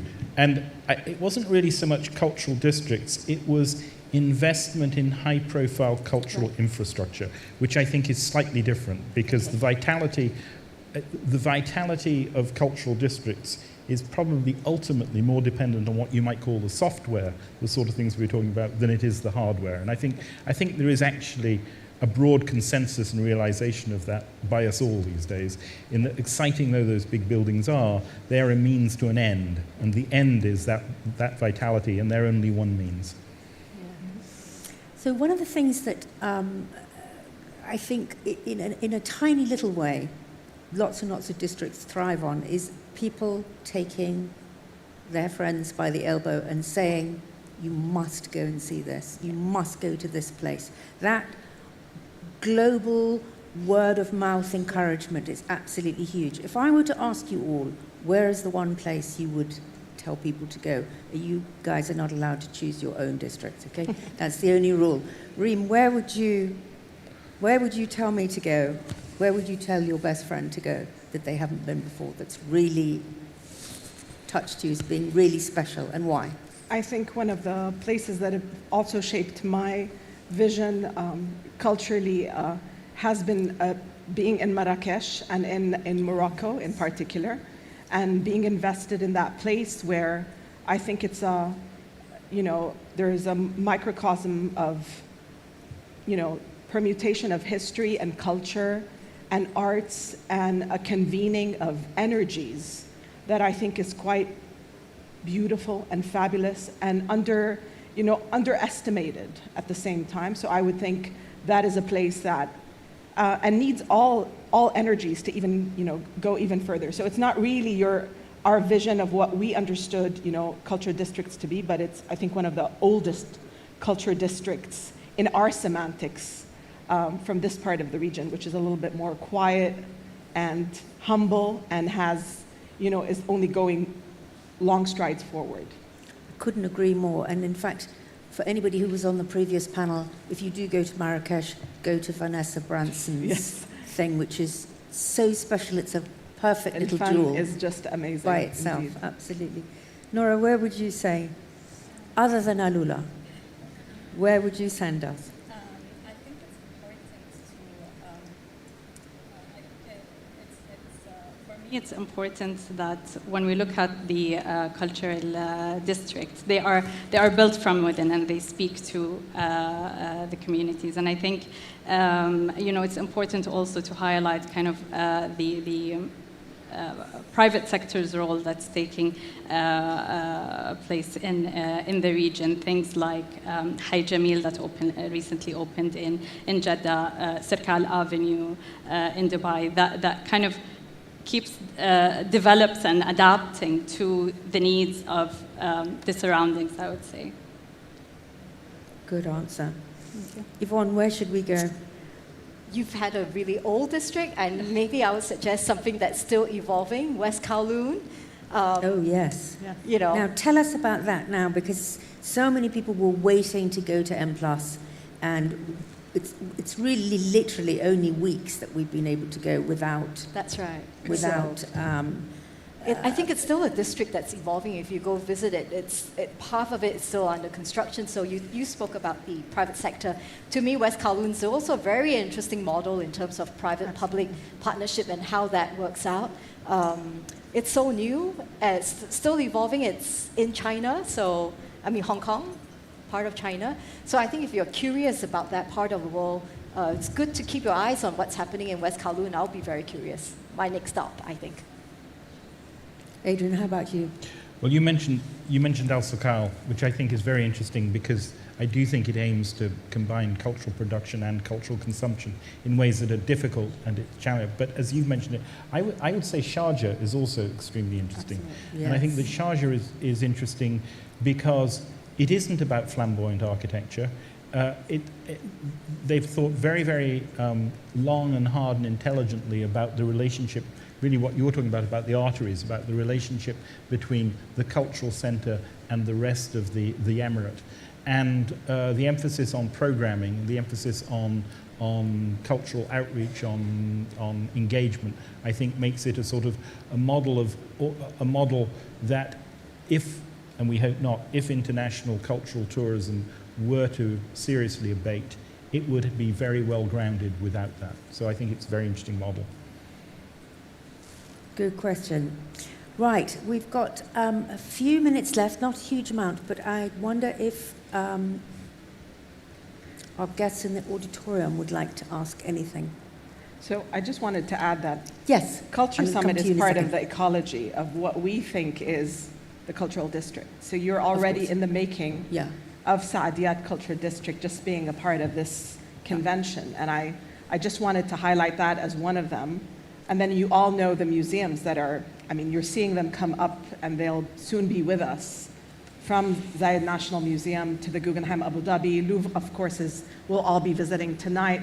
We have the Natural History Museum that's also slated to open very soon. And Manarat Saadiyat, this institution itself, has had a huge trajectory and already history in the making of this district itself. Berkeley Abu Dhabi as a Academy of Music opened just before COVID, but has really kind of started to unravel itself in the field. So there's a lot to expect from this in terms of institutionalization efforts, but Culture Summit is also a big factor. And what a great first day. Can we have a microphone for this lady here, and then we will take one to the lady on the other side? Thank you. Can you tell us who you are? Yes, my name is Selma Al-Darmaki. Thank you so much for an enlightening session. I learned a lot. And what you said, Reem, about the Cultural Foundation, the meeting point between culture and governance resonated very deeply with me as an Emirati.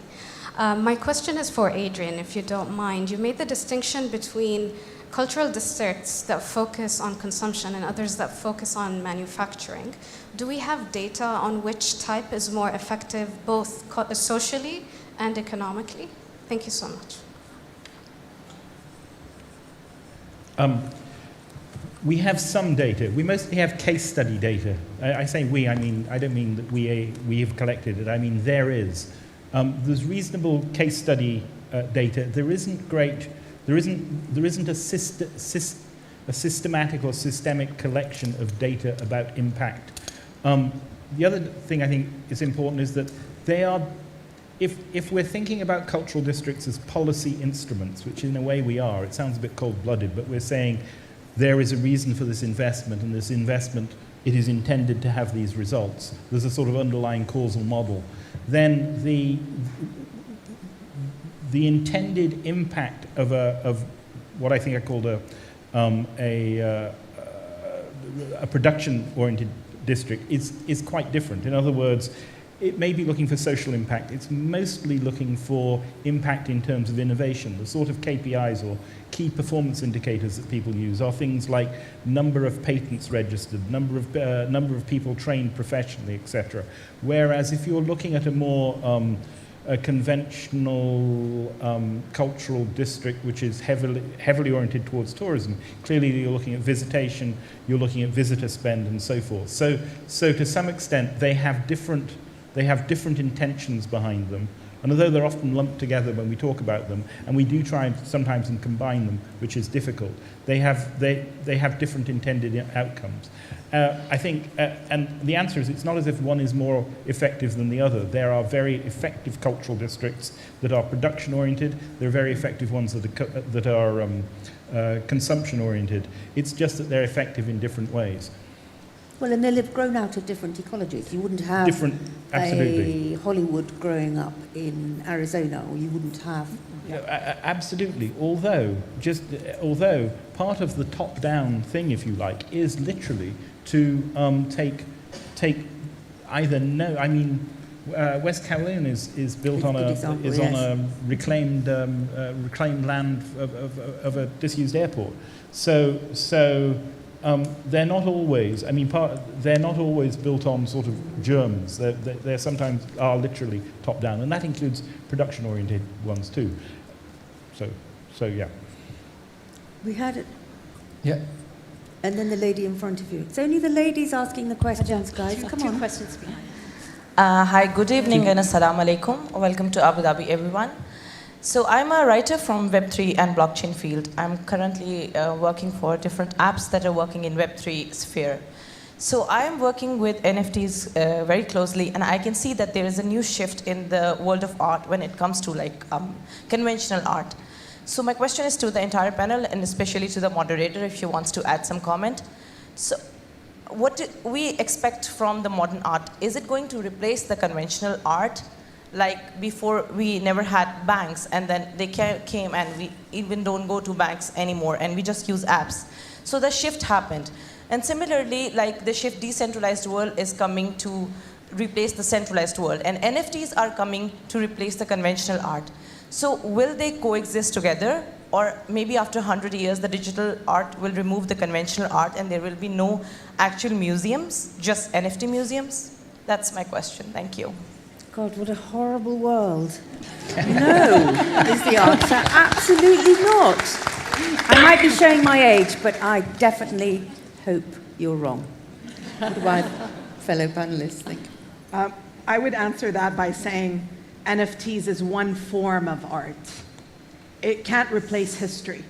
And there are so many other mediums and vernacular, so you have to think of NFTs as a new medium that our age is emphasizing. If you went 30, 40 years ago, it was the advent of TV. I mean, you have to remember that in the 60s, people didn't have TV in every household. Suddenly you had that, right? And media became a concurrent new form, and then artists adapted and used that. Did it replace the painting? No, it did not. And we will, hopefully, our institutions will not erase that history. We need to upkeep the language of our various forms, our various mediums, in order to take and usher our history forward. And the reason why we upkeep history is to make sure that progressive thought continues to learn from the histories that have passed us. And we don't end up in any chaos, fascistic thought, or closure. And that's something really essential. I promised this lady we would take her question. We've just got a couple of minutes. Thank you, Reem. That was great. Thank you. Hiba, Director of the Arab Image Foundation. I just want to follow up actually on exactly the sentence that Reem just mentioned. This idea of we have century-old cultural cities, and then we're talking today about cultural districts. Yeah. What have we collectively learned in the cultural field to salvage potentially sectors or ecologies or ecosystems that are today are at risk, and where we need that fine line between the century-old and the new that is being built with all these wonderful ideas, when there are archives in music, in image, in film, in knowledge in this region that is constantly being lost. And I think of Sudan, Yemen, Lebanon, Syria. I'm going to stop you right there if you want an answer. Oh, tell us. So I would say that at least from our part, and I know this about Saudi as well, and I can speak to the area that I've seen this kind of effort really being put towards, but the UAE and Abu Dhabi in particular, we are doing all we can. And I also urge that institutions in the region, there has to be an active participation. It doesn't go one way. So I would say this is why we do conventions like the Culture Summit, in order to make sure that we're reaching out to the institutions that are struggling elsewhere. We want to make sure your stories are persisting, your archives are well kept, they're also validated and have the continuation and audience.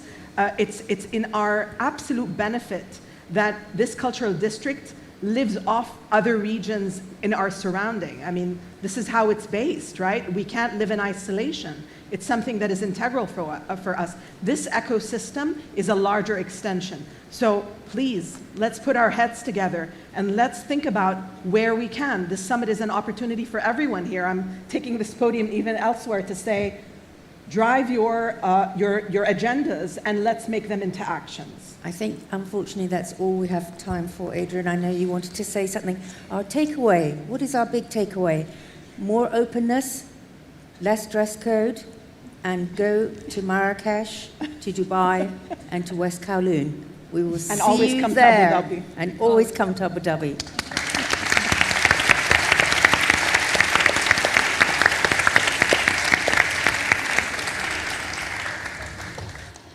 Thank you.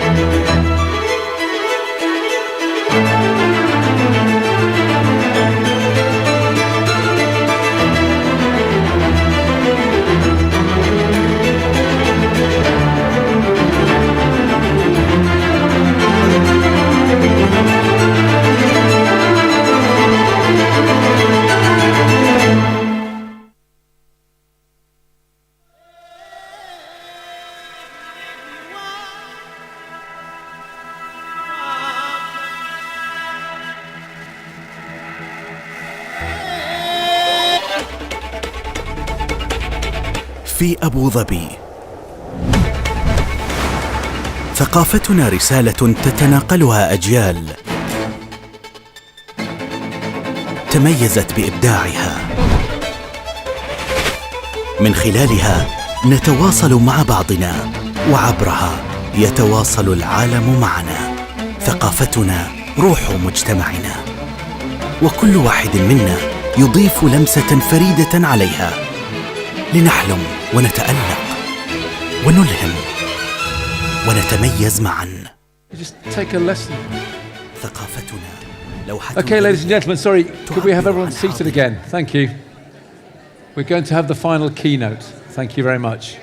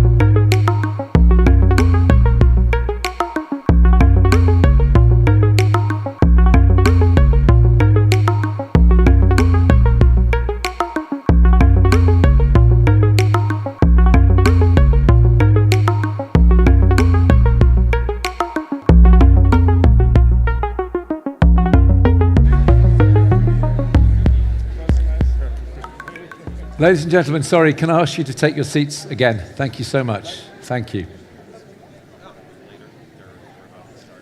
Could we finish conversations outside, or could we sit down inside? Thank you. Yeah. So, ladies and gentlemen, delegates, it gives me great pleasure to introduce our final keynote today. And when we have keynotes, we really do need to sit down and listen to the keynote, if you don't mind.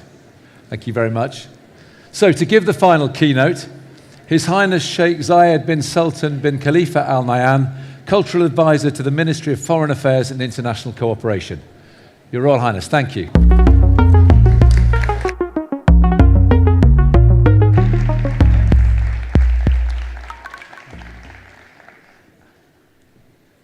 Your Highnesses, Your Excellencies. Actually, is my mic on? Yes, I can hear myself. Your Highnesses, Your Excellency, distinguished guests, I'm pleased to welcome you to the 2022 edition of the Cultural Summit. It's an important meeting point here in Abu Dhabi for like-minded individuals to come and discuss the future, which is an ever-evolving part of our lifestyle when it comes to culture. And of course, the focus of my talk is going to be about Africa. With the first Muslim migration to Abyssinia, which is modern-day Ethiopia, more than 1,400 years ago, a special relationship was forged between East Africa and the Arabian Peninsula. Strengthened by geographical proximity, trade, and human interaction, the relationship between the two regions flourished, fostering cross-cultural exchange and dialogue. Today, it's clear that African and Arab nations share many cultural similarities in areas such as architecture, art, food, music, clothing, even beliefs. Throughout modern history, Arab and African nations have stood together in solidarity and partnership. And today we continue to do so because of our shared ideals and values towards humanity. And our common interest in creating, and this I think is key to what I want to talk about today, it's creating an environment that is fit for our future generations. Today, relations between Africa and the UAE continue to evolve in a positive direction. The founding father, the late Sheikh Zayed, always maintained a special affection towards the African continent. He once said to Nelson Mandela during a meeting in 1988, "You're a blessing."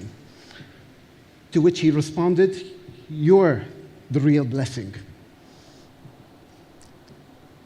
Building on this history of strong relations, the Ministry of Foreign Affairs and International Cooperation is participating in the restoration of the Nelson Mandela archives by contributing to the work of the Nelson Mandela Foundation, whereby the UAE Embassy in Pretoria will supervise the process in coordination with the foundation.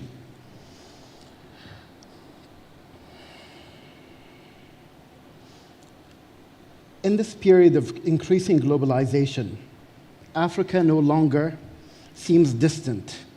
And when I mean that, although our relationship mainly as the Arab Peninsula was with East Africa, now even all of sub-Saharan Africa no longer seems distant, and its countries' determination and possibilities are endless.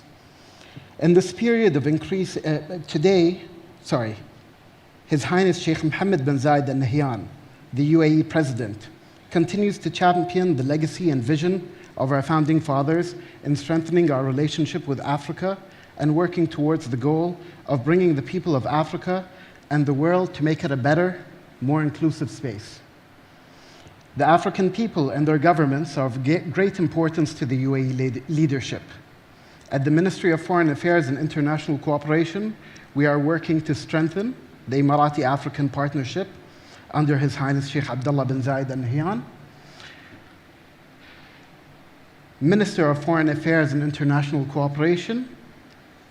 But our main aim is to build and reinforce links between the African continent and the rest of the world by offering our expertise in connecting African nations with our international allies for mutual benefit.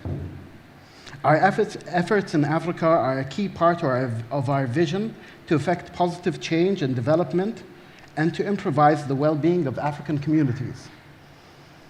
Africa is the fastest growing continent in the world and has the youngest population globally, with 70% of sub-Saharan Africa under the age of 30.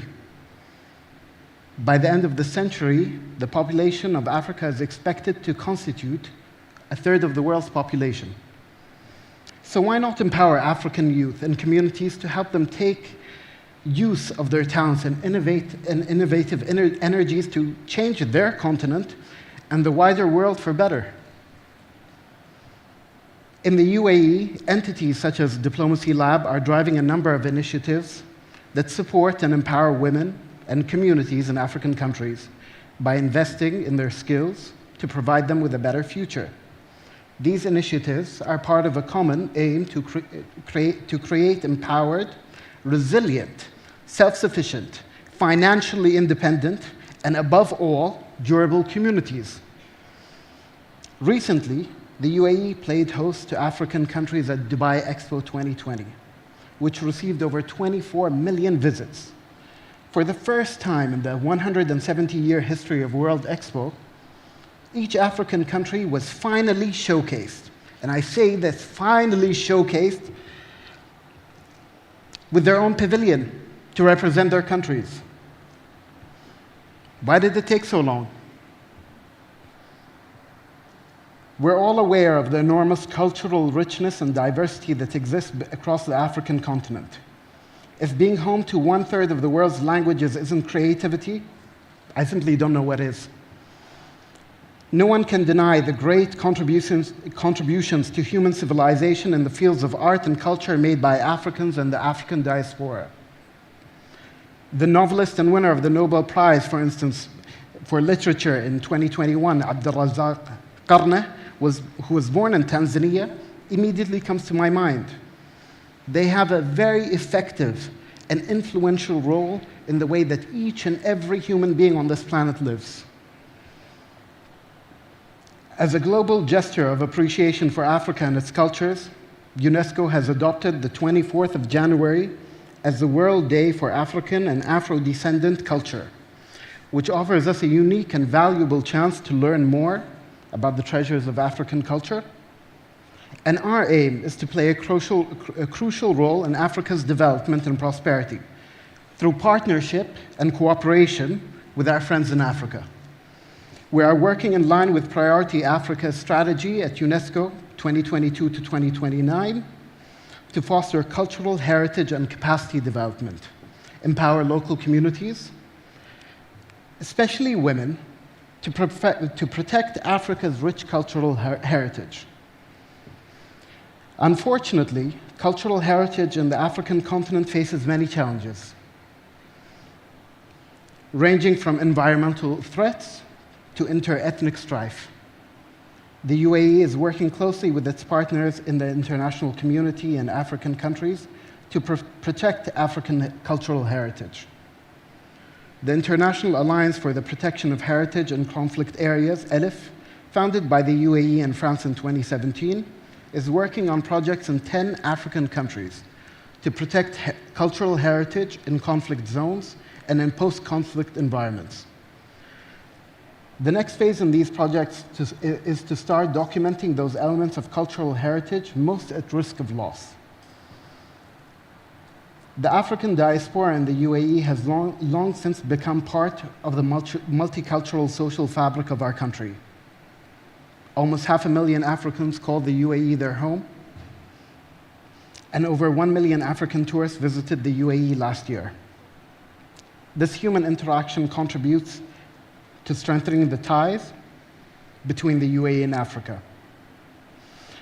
Later this week, we will be celebrating African culture at large at the All Africa Festival, to be held in the heart of Dubai. We have the pleasure today of enjoying the company of one of the founders of the All Africa Festival, Nina Boulataki, who is one of the reasons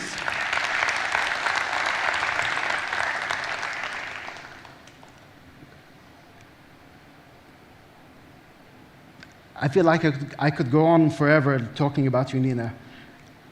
Nina is a proud African who celebrates and promotes Africa in every field and in any place you would put her.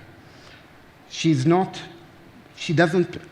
look at borders, she understands her commitment to Africa and the Africa diaspora, and I know that this initiative that she started a few years ago was something that she created herself and she promoted herself, and she's an excellent representative, in my opinion, my humble opinion, for what Africans are and what they are capable of. Well done, Nina.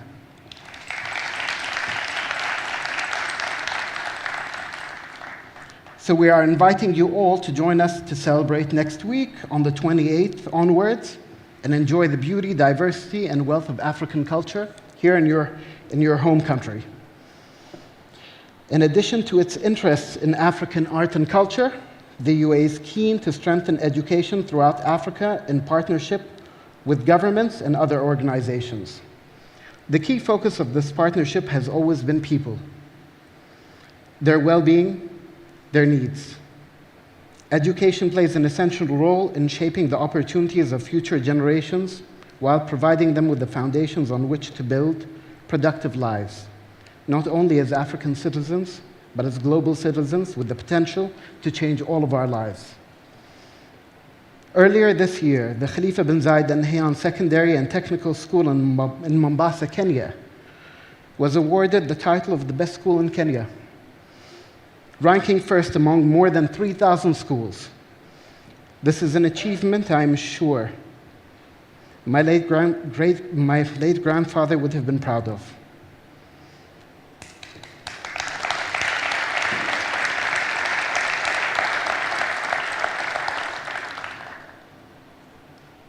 The UAE wants to help build a strong, capable, and conflict-free Africa, and to support its drive towards growth and development. To this end, we firmly believe that dialogue, tolerance, and international cooperation are the main pathways to world peace, stability, and sustainable development. To celebrate the UAE's relationship with African nations, I'm happy to announce the launch of UAE Africa Connect.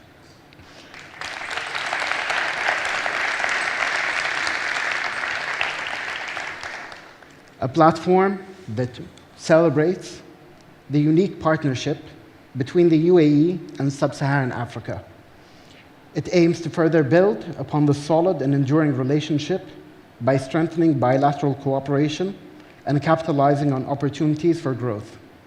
It's a digital platform, and we're sure that it will bring the right focus and encourage awareness of the rich heritage and culture of African nations.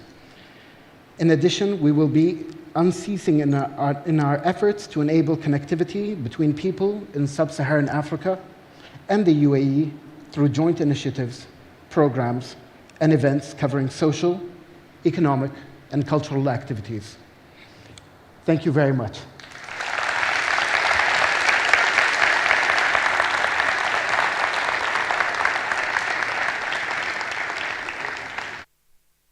Thank you very much, Your Highness. That's a great initiative and a great surprise, I think. And it segues us into the very last session of the afternoon, thinking about the UAE-Africa connection, where we're going to look at East Africa and the design futures there with some distinguished practitioners and people from Kigali and Nairobi. And the session will be chaired by Cher Potter, who is the curatorial director of an amazing new initiative in London with global implications, the Future Observatory. Cher, thank you very much.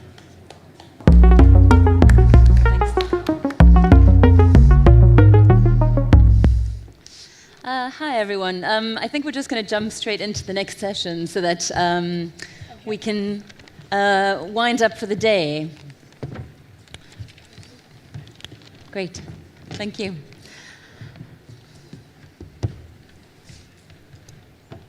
Good. Shall I begin? Yeah. Okay, so as Tim was mentioning, I'm a curatorial director of a new initiative based at the Design Museum called Future Observatory.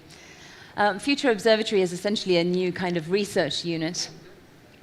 And our kind of sole task is to look at the future of design, more sustainable models of design, design's response to the climate crisis. Essentially, this leaves you asking a lot of questions more than kind of finding solutions, which is, of course, what are the design models that we need? What are the scales that we need to work at? What's the future of design, and what's the future of the Design Museum? Today, with us, we have two practitioners and thinkers who are considering these questions on a daily basis as part of their practice. So please allow me to welcome you to Christian Benamana from Mass Design Group, also the founder of the African Design Center, which he provocatively has called the Bauhaus of Africa, and Karage Karanja from Cave Bureau. Karage was actually supposed to be joined by his partner, Stella Mategi, who sadly isn't able to make it today, but will be joining us tonight. So come over and find us, and we'll introduce you to her.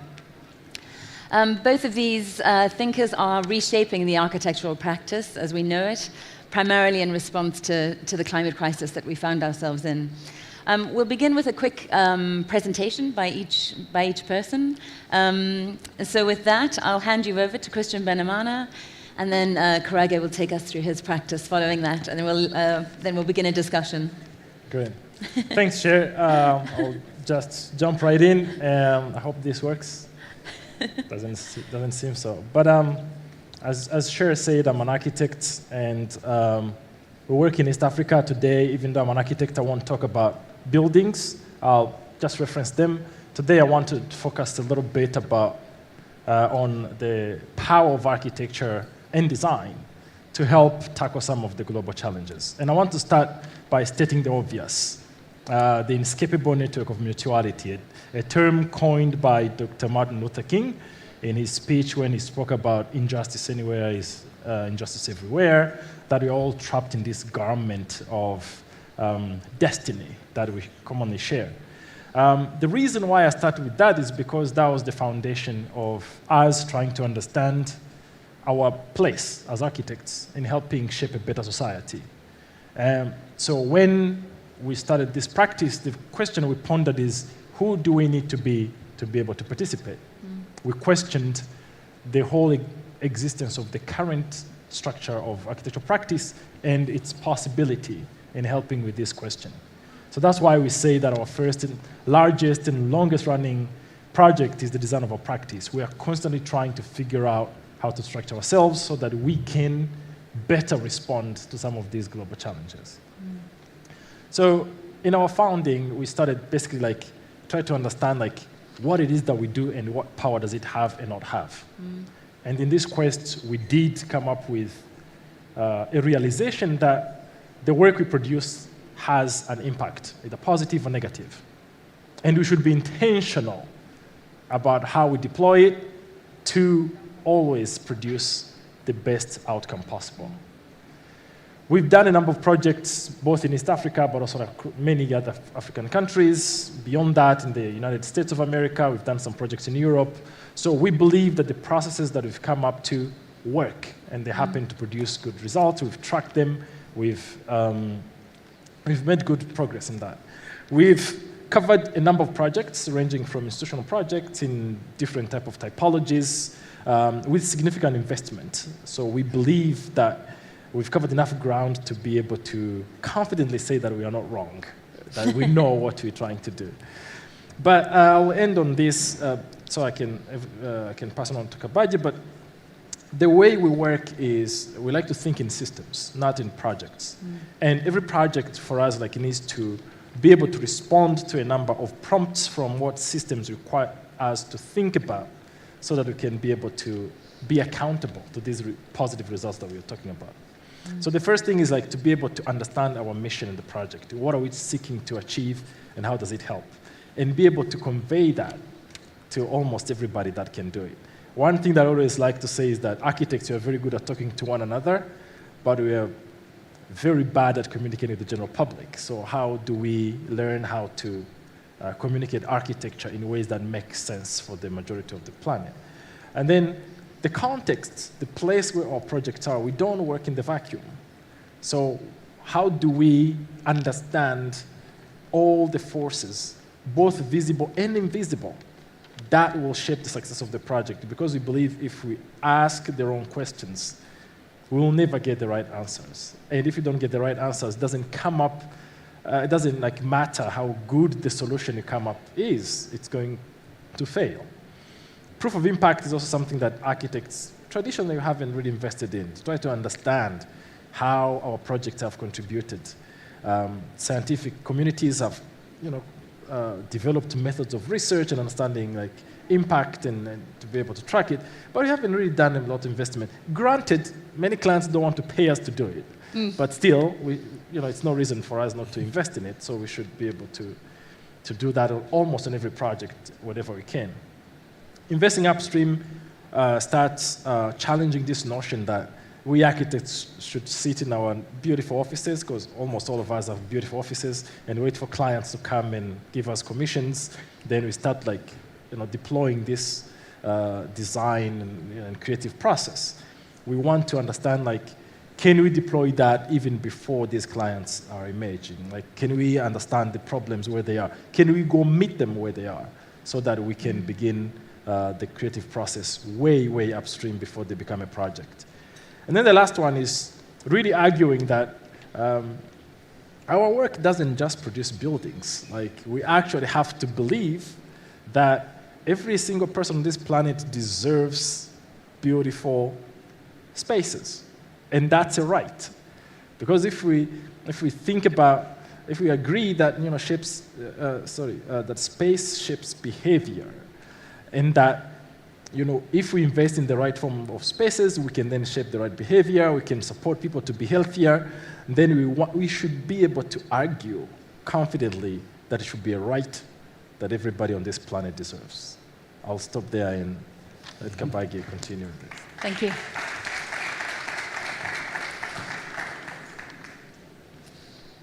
Let me try and figure out this.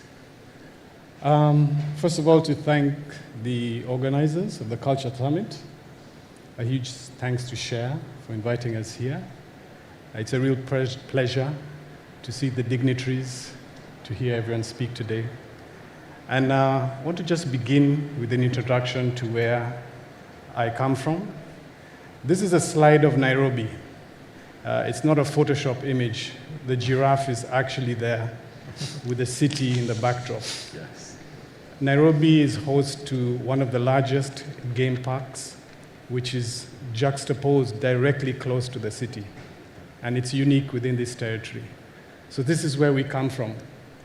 We are a practice called Cave Bureau, We are based in Nairobi, Kenya. We are researchers, architects, and we take caves seriously. We are a young team, no more than 10. It oscillates up and down. But we focus on thinking about caves as the original history of architecture. It was great to hear Sheikh Said think about and talk about the origins of civilization, the way we have come and over time emerged, crossing into the Arab Peninsula and beyond. This is our heritage and our collective heritage. So we return to caves. We return to thinking about what is our origin, where did it all begin? And deeply speaking, caves are just that. When you think about the billions of years Earth was formed, where caves were the beginning, effectively. And our cultures emerged from that. In the East African context, we look at caves that had a post-colonial reference. There were spaces used as freedom fighter chambers. This is just one on the outskirts of Nairobi, Kenya. And really critical to think about how we emerged from the deep colonial history and using these spaces effectively as direct historical references for us in an architectural sense. So what do? We go into caves. We use technology to scan these caves. We scan them and use models of 3D printed elements to create bronze cast structures and artifacts, which we then reflect as our deep time history. These caves, in many respects, present a global context. In this respect, this is a map of all the museums in the world. And as you can clearly see, the global north is very clearly defined, with the global south missing quite a few museums if you look at it in that perspective. But the reality is it's a history of deep extraction, where the global north raped, pillaged, and pulled all the resources out. And the museum institution was that building artifact that effectively used its mechanisms to be just that, an institution of extraction. So we reflect on our research. We talk to communities in caves. We think about what's important. This one cave, the Shimoni cave along the East African coast, which in reality, if you look at the real history, the deep time history of the entire Indian Ocean region, slavery was at its heart. And slavery is a history which the Arab Peninsula acknowledges in many respects. These caves specifically were used as holding chambers. And those chambers effectively and unfortunately were used to bring out the resources of people. What's interesting is that there's a time to reflect on that history. There's a time to think about the healing. And again, it was good to hear and hear the speech from Sheikh Said. What we do as well, we look at communities and listen to them, specifically the Maasai. That first image you saw was of the context of Nairobi, the context of a site which was created and brought about by the occupation, by the British in East Africa, a context which unfortunately has emerged over time. And these exercises we do, we look at that history to imagine what the future of healing might be. And this just map of Kenya with the red line, which is not so clear, but it's the snaking railway line that was pieced through. But what you eventually had was the entire systems of nature fighting that anthropogenic pressure. So the lions, the man-eaters of Tsavo emerged there. The mosquitoes would actually also resist because many people would die as the railway was built. And indeed the people themselves who would fight it. So moving quite swiftly with the slides, we conduct experiments. We look at the natural environment, the creatures on Earth, which constitute the greatest percentage. Humans are only 0.01% of the biomass on the planet. And so we've forgotten that. We look at caves, this one, a cave in Suswa, we call the Baboon Parliament. Its geometry very similar to the Rome's Pantheon, which we look at and reflect on the fact that, yes, indeed, we did emerge from caves. And over time, we seem to have forgotten that fact. As I spoke before, this map of the slavery routes, the reality is the transatlantic slave routes are very much in our consciousness, but East Africa did have that history, a really dark history. And these were the people, this was us. We were taken out, extracted, and pulled into these environments, and these caves were in fact that territory. So we emerge presenting this history, again looking at the cave formations, and begin to imagine. So we had the great opportunity to exhibit in Venice and present an installation we called Obsidian Rain, which we then presented on different platforms. And now to conclude, a project close to our heart in Nairobi, again, a city where the Maasai people are suffering, where they're not allowed to bring their cows into the city. And so what we did with the geometries of the caves is begin to imagine a sort of way to reverse the climate crisis, all the pressures to do with drought, which we're facing in East Africa, one of the biggest challenges. So we looked at creating this geometry of a structure, an infrastructure effectively in the landscape that will collect rainwater for not only the cows that the Maasai, who are the original natives on the land, would actually benefit from, but also the creatures of which many are dying within this time and this age, where we have one of the most catastrophic droughts going on right now. So architecture, we feel, has the opportunity to respond to this reality. And for us, at least, is to go back to use the geometries of our past to think about ways to imagine a new position. Thank you. Thank you.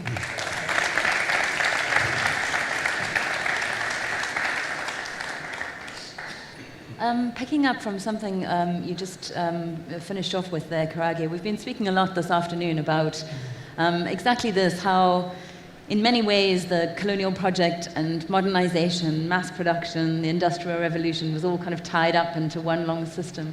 And that one of the ways that we've found ourselves in the mess that we're in at the moment in terms of a kind of climate crisis is because of the way design has moved towards a kind of extractive mass production model. And something we were talking about this afternoon is kind of ways to look beyond that. You know, how do we imagine beyond that? And is it, as Karage is talking about, you know, trying to find an alternative origin source and then kind of trying to kind of map out alternative futures? Or, you know, how do you see the role of design within this like particular time that we're in? Maybe we'll go back to you, Christian. Like, you know, because design is both the problem and also potentially the solution, and that's the strange kind of position that it finds itself in. Yes, I think, I mean, that's where I think we come from, saying, like, recognizing that architecture and design have such power that we need to learn how to deploy accurately, what we respond to. Question what we're responding to and why we should respond to it that way. I think that's why I'm friends with Kabaja, because I'm fascinated with the way they think about architectural processes. Every time I say I'm an architect, the first question I get is, what type of buildings do you do? That's a common question you get from everybody. And I'll have to say that we architects are complicit in being in that position because we have failed, I think, to some extent, in advocating for being part of these processes that, you know, like conversations of today that talks about culture and what values we are practicing through that culture, and what values are common to us, what cultures that we think are destructive because they're based on a, you know, kind of like a value system that is so extractive that is destroying like different parts of like, that disregards this like common garment of destiny that we are all part of. Like, how do we be part of those conversations? I think we architects need to recognize the power of architecture and design and then interrogate our position or our place in helping shape these ideals. I like to say that architecture and design processes are so powerful, so informative, so helpful to our society that we should not reduce them to choosing the paint color of the buildings. We should be part of these bigger conversations about what is our value system as a community? How do we practice those values through culture? And how do we translate that into a better society for the future? And because of how we're taught to absorb a lot of information and think about creating new possibilities, it's actually one of the fields that presents a big opportunity to imagine a different future. But it's not going to happen if we are only happy with responding to the trends that have been produced by these cultural waves that come to us. Eventually, when we do that, we get to participate in amplifying the waves. And because, again, architecture and design are such powerful fields, we amplify them way, way much more than the way in the beginning. And then we stay away and say, oh, it's not our fault. We were commissioned to do the project. Yeah, I mean, I completely agree. And I sort of use the quote of Amitav Ghosh, where he says, the climate crisis is also a crisis of culture, and thus of the imagination. All fields of the human project are in crisis, and more so architecture, because its impact and capacity to cause so much destruction on the earth, as much as it is a tool of shelter and a sort of a need, fundamental basis of the human rights, the Millennium Development Goals, fundamentally at its heart with how it is operationalized on a planetary scale is to its complete detriment. So in a way, part of the reason why we go back to caves is to almost emphasize we are at that point of crisis. The practice is, by its very nature, complicit against the biosphere and the earth systems. So what does that mean, you know? There needs to be an indigenous renaissance, if you'll call it, a return to what it was we were thinking about when we looked at our early tribal lives with this sort of cyclic reality where our carbon footprint was beyond zero. It was less than zero. And so if that is the reality we're talking about, each and every part of our culture needs to move in that direction. Otherwise, what's the point of talking about culture when we will become archaeological records of time and no longer be of any significance? Because after all, we are just 0.01% of the biomass. Is that our direction? And I think that's something we really highlight. So architects, constantly, we are referred to as these masters of creating these huge artifacts of cultural expression. But is this the culture we need to continue with? And what does that do to one of the biggest creative fields on earth? So it's a deep problem we face, you know. We spoke this afternoon. It was a really fascinating conversation about this idea of cyclic ways of living and how that relates to, very contemporary discussions around circular economies and this idea of, something kind of being brought into the world and then continuously having its components reconstituted in other objects or in other ways within our lives. And Christian made a really interesting point that maybe you could pick up on, which is that he said he doesn't believe we've ever not been a circular economy or operated circularly. It's just that the time scales have been so out. So it takes tens of thousands of years for the circularity to play out. And then actually what becomes interesting is thinking about shortening those time scales. Perhaps you want to talk more about that? Yes, I like to think that we sometimes, like when we are trapped into a challenge or a problem, we tend to overstate it so that we can condition ourselves psychologically to grapple with the scale. But as he said, as humans, as a species, we're negligible on the planet. So I don't believe that we've ever created a culture of consumption that is beyond circularity of the planet itself. But we've created a system of consumption that is beyond the circularity of our species' survival time. So, and the design, and architecture and design, have very much contributed to that because we've supported this, the creation of the physical spaces that facilitate that type of production culture that then expands it beyond a time where like our species can survive.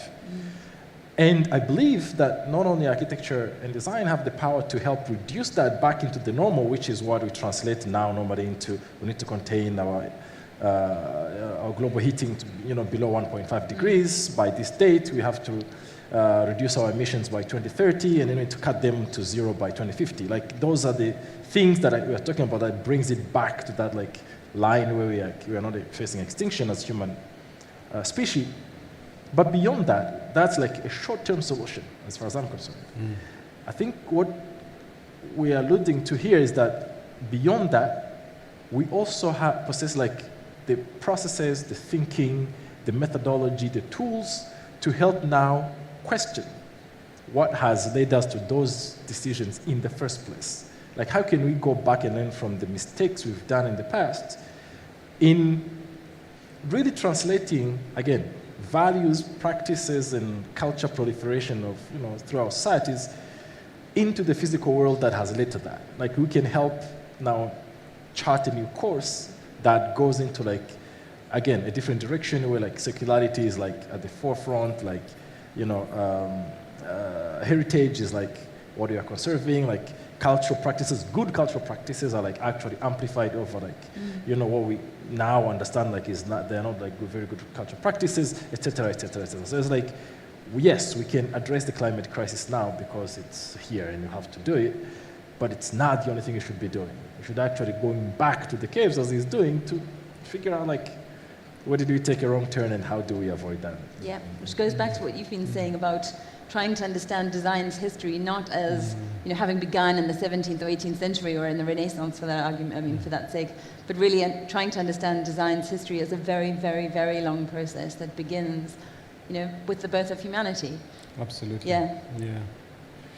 And I think, in a way, there lies the dilemma. To find that point we transgressed and became humans, or at least a certain segment of humanity that saw it fit to exploit the rest of the other humans and the entire planet. And so with that very consciousness, that reckoning becomes pertinent and important to think about at this very time of civilization, of crisis. Yeah. And it was really great to hear the talk this morning by President Banda of Malawi. And she articulated the urgency right now, the impact of the pandemic that highlighted these issues that have been there for decades, Issues of, complete irresponsible extraction that is ongoing, a sort of capitalist system that neglects the sort of ethics and reality of where we are right now. And if we don't really reflect on these facts, the reality is we will still leave many behind. And what was great is she was propagating the focus to really rethink the systemic and the system effectively. To return equity, the agenda about equity on earth, regarding redress, regarding reparation. These are all matters of justice that have been forgotten in the name of sort of cultural discourse that is sort of hushed. Yes, that was just in history, and it maybe should just stay there. But it's come to the surface where our sort of, ability to destroy the environment brought us the pandemic. And these issues of equity, again, they're aligned. Issues of decarbonization, of global warming, they're affecting those who are most oppressed as opposed to those who oppressed. What do we have to say about that? And I think if as practitioners and thinkers, we are forgetting the real issues at the heart of culture, we do ourselves a disservice. Yeah, I think you're right. In which case, when we begin to think about the kind of brief, the design brief for any particular project, there is so much more to consider. I think, in a way, from what you're saying, we almost don't have the right constraints for our brief. Christian, you were speaking earlier about the fact that the problem with architecture is that it's so project-based, that it's that it moves from project to project to project, and that there's so little time to kind of set aside to think systemically about the role of architecture in general. And we have conversations like this, which is fantastic, and and really appreciated and necessary. But within our daily lives, in practice, we very seldom try to rethink the constraints of the brief. Yes, and that's where Africa or East Africa, because that's where I work specifically, for us, we perceive an opportunity. I think from the previous keynote, Sheikh Zahid was very clear about the African growth, that I think everybody in this room is very clear about, that is happening on the continent for the next 30 years. The projections look like we're going to continue to grow. But in that growth, the absence of infrastructure to accommodate that influx of people presents this opportunity we're talking about. We have a chance to deploy architecture and design processes in ways that can begin to find solutions to some of these problems.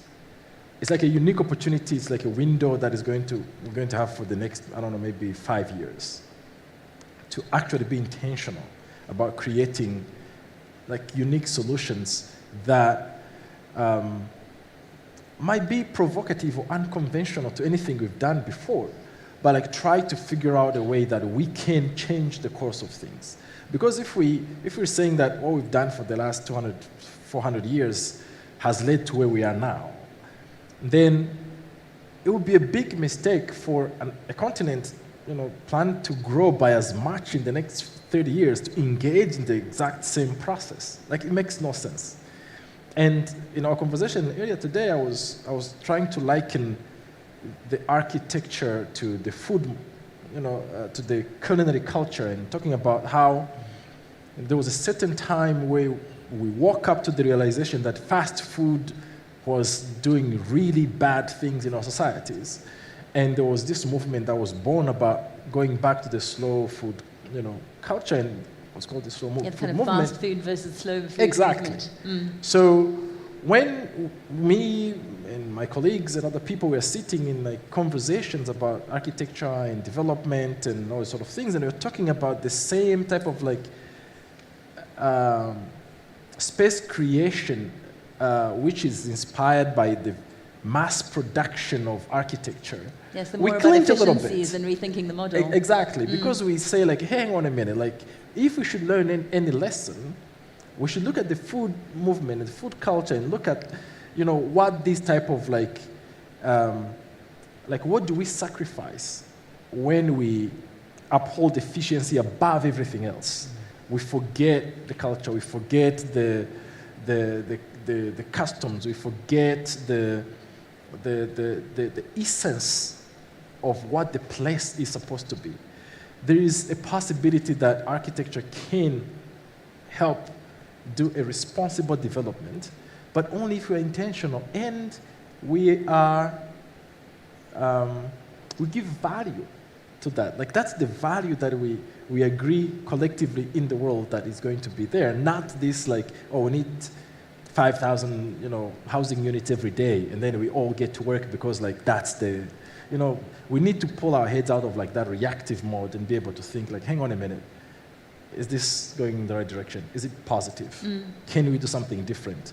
And allow us to go back and rethink everything, which is very difficult to do when again you're immersed in this environment where you have to be in reactive all the time to pressures to deliver things. Which brings us to the point that you make quite frequently, Karage, which is, do architects need to build it all? Is that always the first solution to turn to? Or is there sometimes a discussion to be had around whether a building is required, or whether something else can be repurposed? Or Well, absolutely. And I think that's where, Amitav Ghosh's quote comes to form.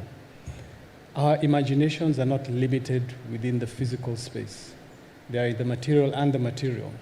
And our abilities to realize the impacts that we are causing on the earth maybe will not be fixed by a physical thing, literally.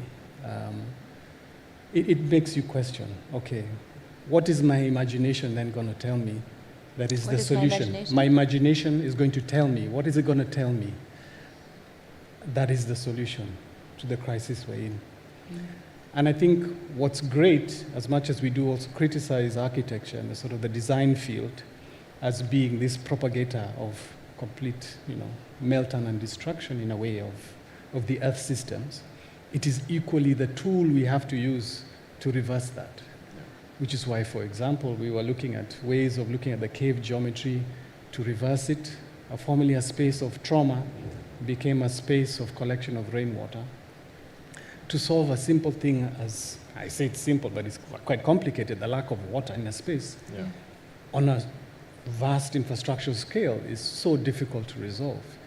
But architects and designers have that capacity to imagine what are the ways we're going to resolve that. And it'll have to be a creative process, which would liberate us. So it's looking at the tool as both a sort of knife edge, double-edged, where yes, it's causing this destruction, but yet it can be reversed and rethought. Sometimes it will involve the building, and sometimes it will say it's not about a building. It's about thinking about where we are in this time, in this age, the so-called age of the human, the Anthropocene, which has been naturally challenged. To fix the root of the issues we're dealing with. Yeah. Good, thank you. This is the last session of the day, we realize that. But if anyone would like to ask any questions, please do go ahead. I don't think we've got too much time, probably time for 1 or 2 questions, but yeah, please jump in. Yeah. Hello everyone, my name is Abdullah Lady. I'm a student in NYU AD. I just had one question to both of you. What's one advice that you would give to future aspiring architects? What do you want us, the future generation, to carry? Nice. Thank you. Do you want to go first? That's a very loaded question. Yes. But the reality is we're actually looking to your generation. In many respects, we are no longer the youth. Don't listen to us. We've distilled what's happening on Earth and sort of presented the problem in a sort of defined. We've built the brief in a way, so it is in many respects for the younger generation to take up the challenge that we're speaking about. And I think the little advice I would give is that it's a sort of meticulous process to deal with such complex problems. The very moment you think you've fixed climate change, you have exacerbated it. And the proof is in the pudding when we look at certain technologies which take so much embodied energy to create that they almost reverse the brief to fix these problems of decarbonization. So it's very nuanced and complex that requires a young, fresh mind, because we don't have the solutions right now. But we have the sort of, bedrock to say, okay, from here, there needs to be a complete shift in what civilization means and if we are actually civilized with all that we've done so far. Yeah. I'm going to turn my chair and put my back there so I can look at him while I answer. I think I have probably the same recommendation as him. I think I would say trust the process. I believe that the reason why probably architecture was difficult for us of our generation is that we were taught architecture as a field of study that is informed by what has happened before, as opposed to a creative process that possesses the power to imagine completely new solutions. And I think that is partly driven by market demands of what architects we were confined to be able to do and respond to, which I think we need to push against a little bit. And we don't have to be, we don't have to wait until we are very successful architects to be able to do that. I think we need to encourage every young, capable, creative person to start understanding in your own thinking. Now, we possess technological tools that allows people to start generating solutions and broadcast them in ways that we were not able to do before. So that allows you to like really, really push what you can create with your mind. And then the last one, I don't know if it's advice or caution to you, is just that no, it's going to be hard. Like it's not going to be easy, so you figure out a way of being resilient. Because as humans, we are built to resist change, unfortunately. But when we engage in this process of architecture and design and creation, we're asking our communities to change the way they see problems, the way they respond to problems, the way they deal with solutions. We're asking them to change because they're used to like certain ways of doing things. So that really requires you to, you know, work hard. Work hard, basically. Yes. Well, that brings us, I think, to the end of our session. I have a question. Oh, yeah? I'm in front of you at your sort of 11:59. Hi. Hey. So just hearing Kabari and Christian both talk, but I'm from Nairobi, Kenya. As a songwriting student, one of the things, we were doing this acoustics class one day, and the acoustics professors, they're like, and all music should just be called Music 1, Music 2, Music 3, because it's sort of all related, right? Yeah. And then I'm hearing you guys talk about one of the problems of architecture being that it's also project-based, right? And then it's like education, like if you're from our part of the world, it's like there's 5 big careers. Your parents want you to be either a doctor, an engineer, an architect, we know them, don't you know, or you're gonna be a failure in life. But the thing is, it's like I'm hearing you guys say, like maybe even we're getting education wrong, you know, that we should be thinking about architecture in the things that we teach our kids. We should be every single aspect, every single body of knowledge that we have as the human race should all be somehow should be taught as intertwined, you know, and that we're not saying to you, oh, you're so clever, you go and be a lawyer, you go be an architect. It's like we've somehow got to be, as we imagine this brave new world, it's sort of we've got to reimagine also how we're disseminating this information to our children and ourselves and what we think architecture is, you know. I know you're waiting for a question, but if you imagine a question mark on the end of that, then yeah, there's a question right there. You're a very good architect, sir.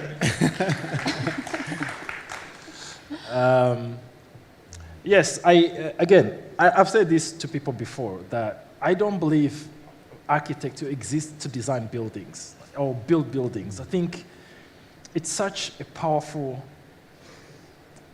art form and creative process. It has to do more than that. And the reason why I say that is because human beings have built buildings way, way before architects existed.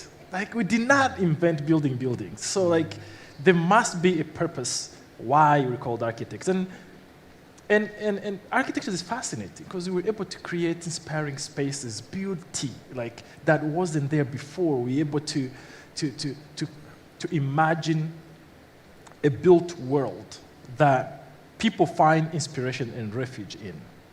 And because of that, I believe that, when you go to school and you are reduced to this formal education that says, as an architect, you do this, you produce city sets, and then you do that, and then the building is built, you go argue with the contractor for 12 months, and then you go home. I think that reduces the process to a functionality of it and extracts everything else that I believe we need to be insisting on to make sure that process actually helps our society to become better.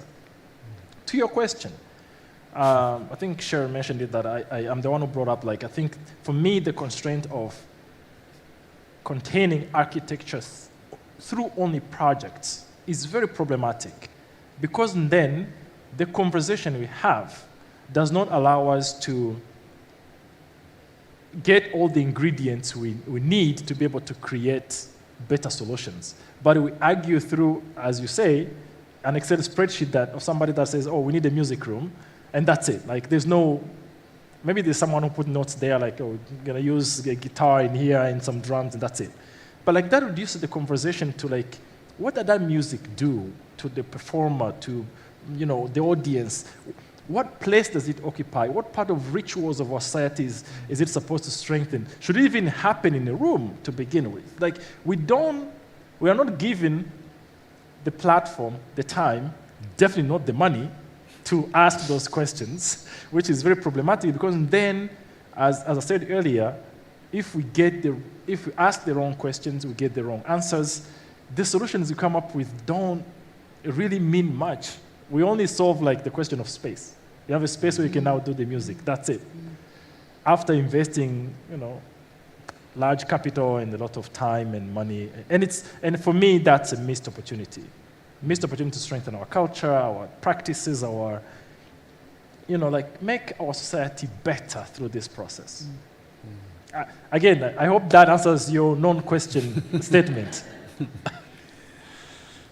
I'm not going to say much, honestly, but I think the heart of your quasi-question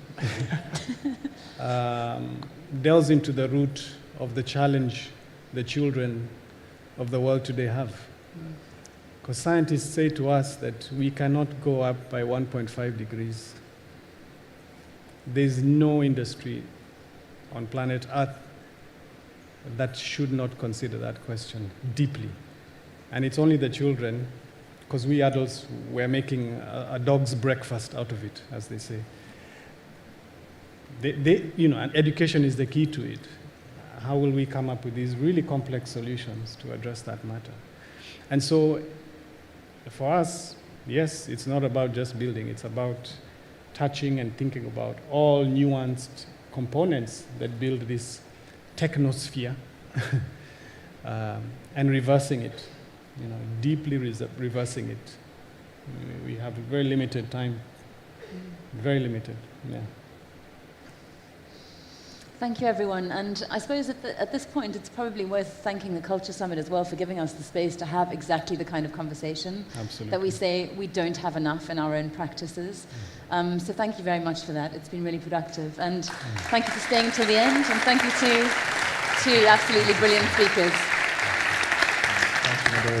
Can I thank you all? Actually, the idea that your advice was, don't listen to us. We've really enjoyed listening to you. It was absolutely great. And also, the idea that from the floor, that education's the key. Absolutely. That's next year's summit. We've still got 2 days left of this one. If it's as inspiring and intense as today's been, we're in for a hell of a ride. We meet at the Louvre at 7 o'clock, dinner around 8:30. Thank you, everyone. Thanks, Cher. Thanks, Christian. Thanks, Kigali.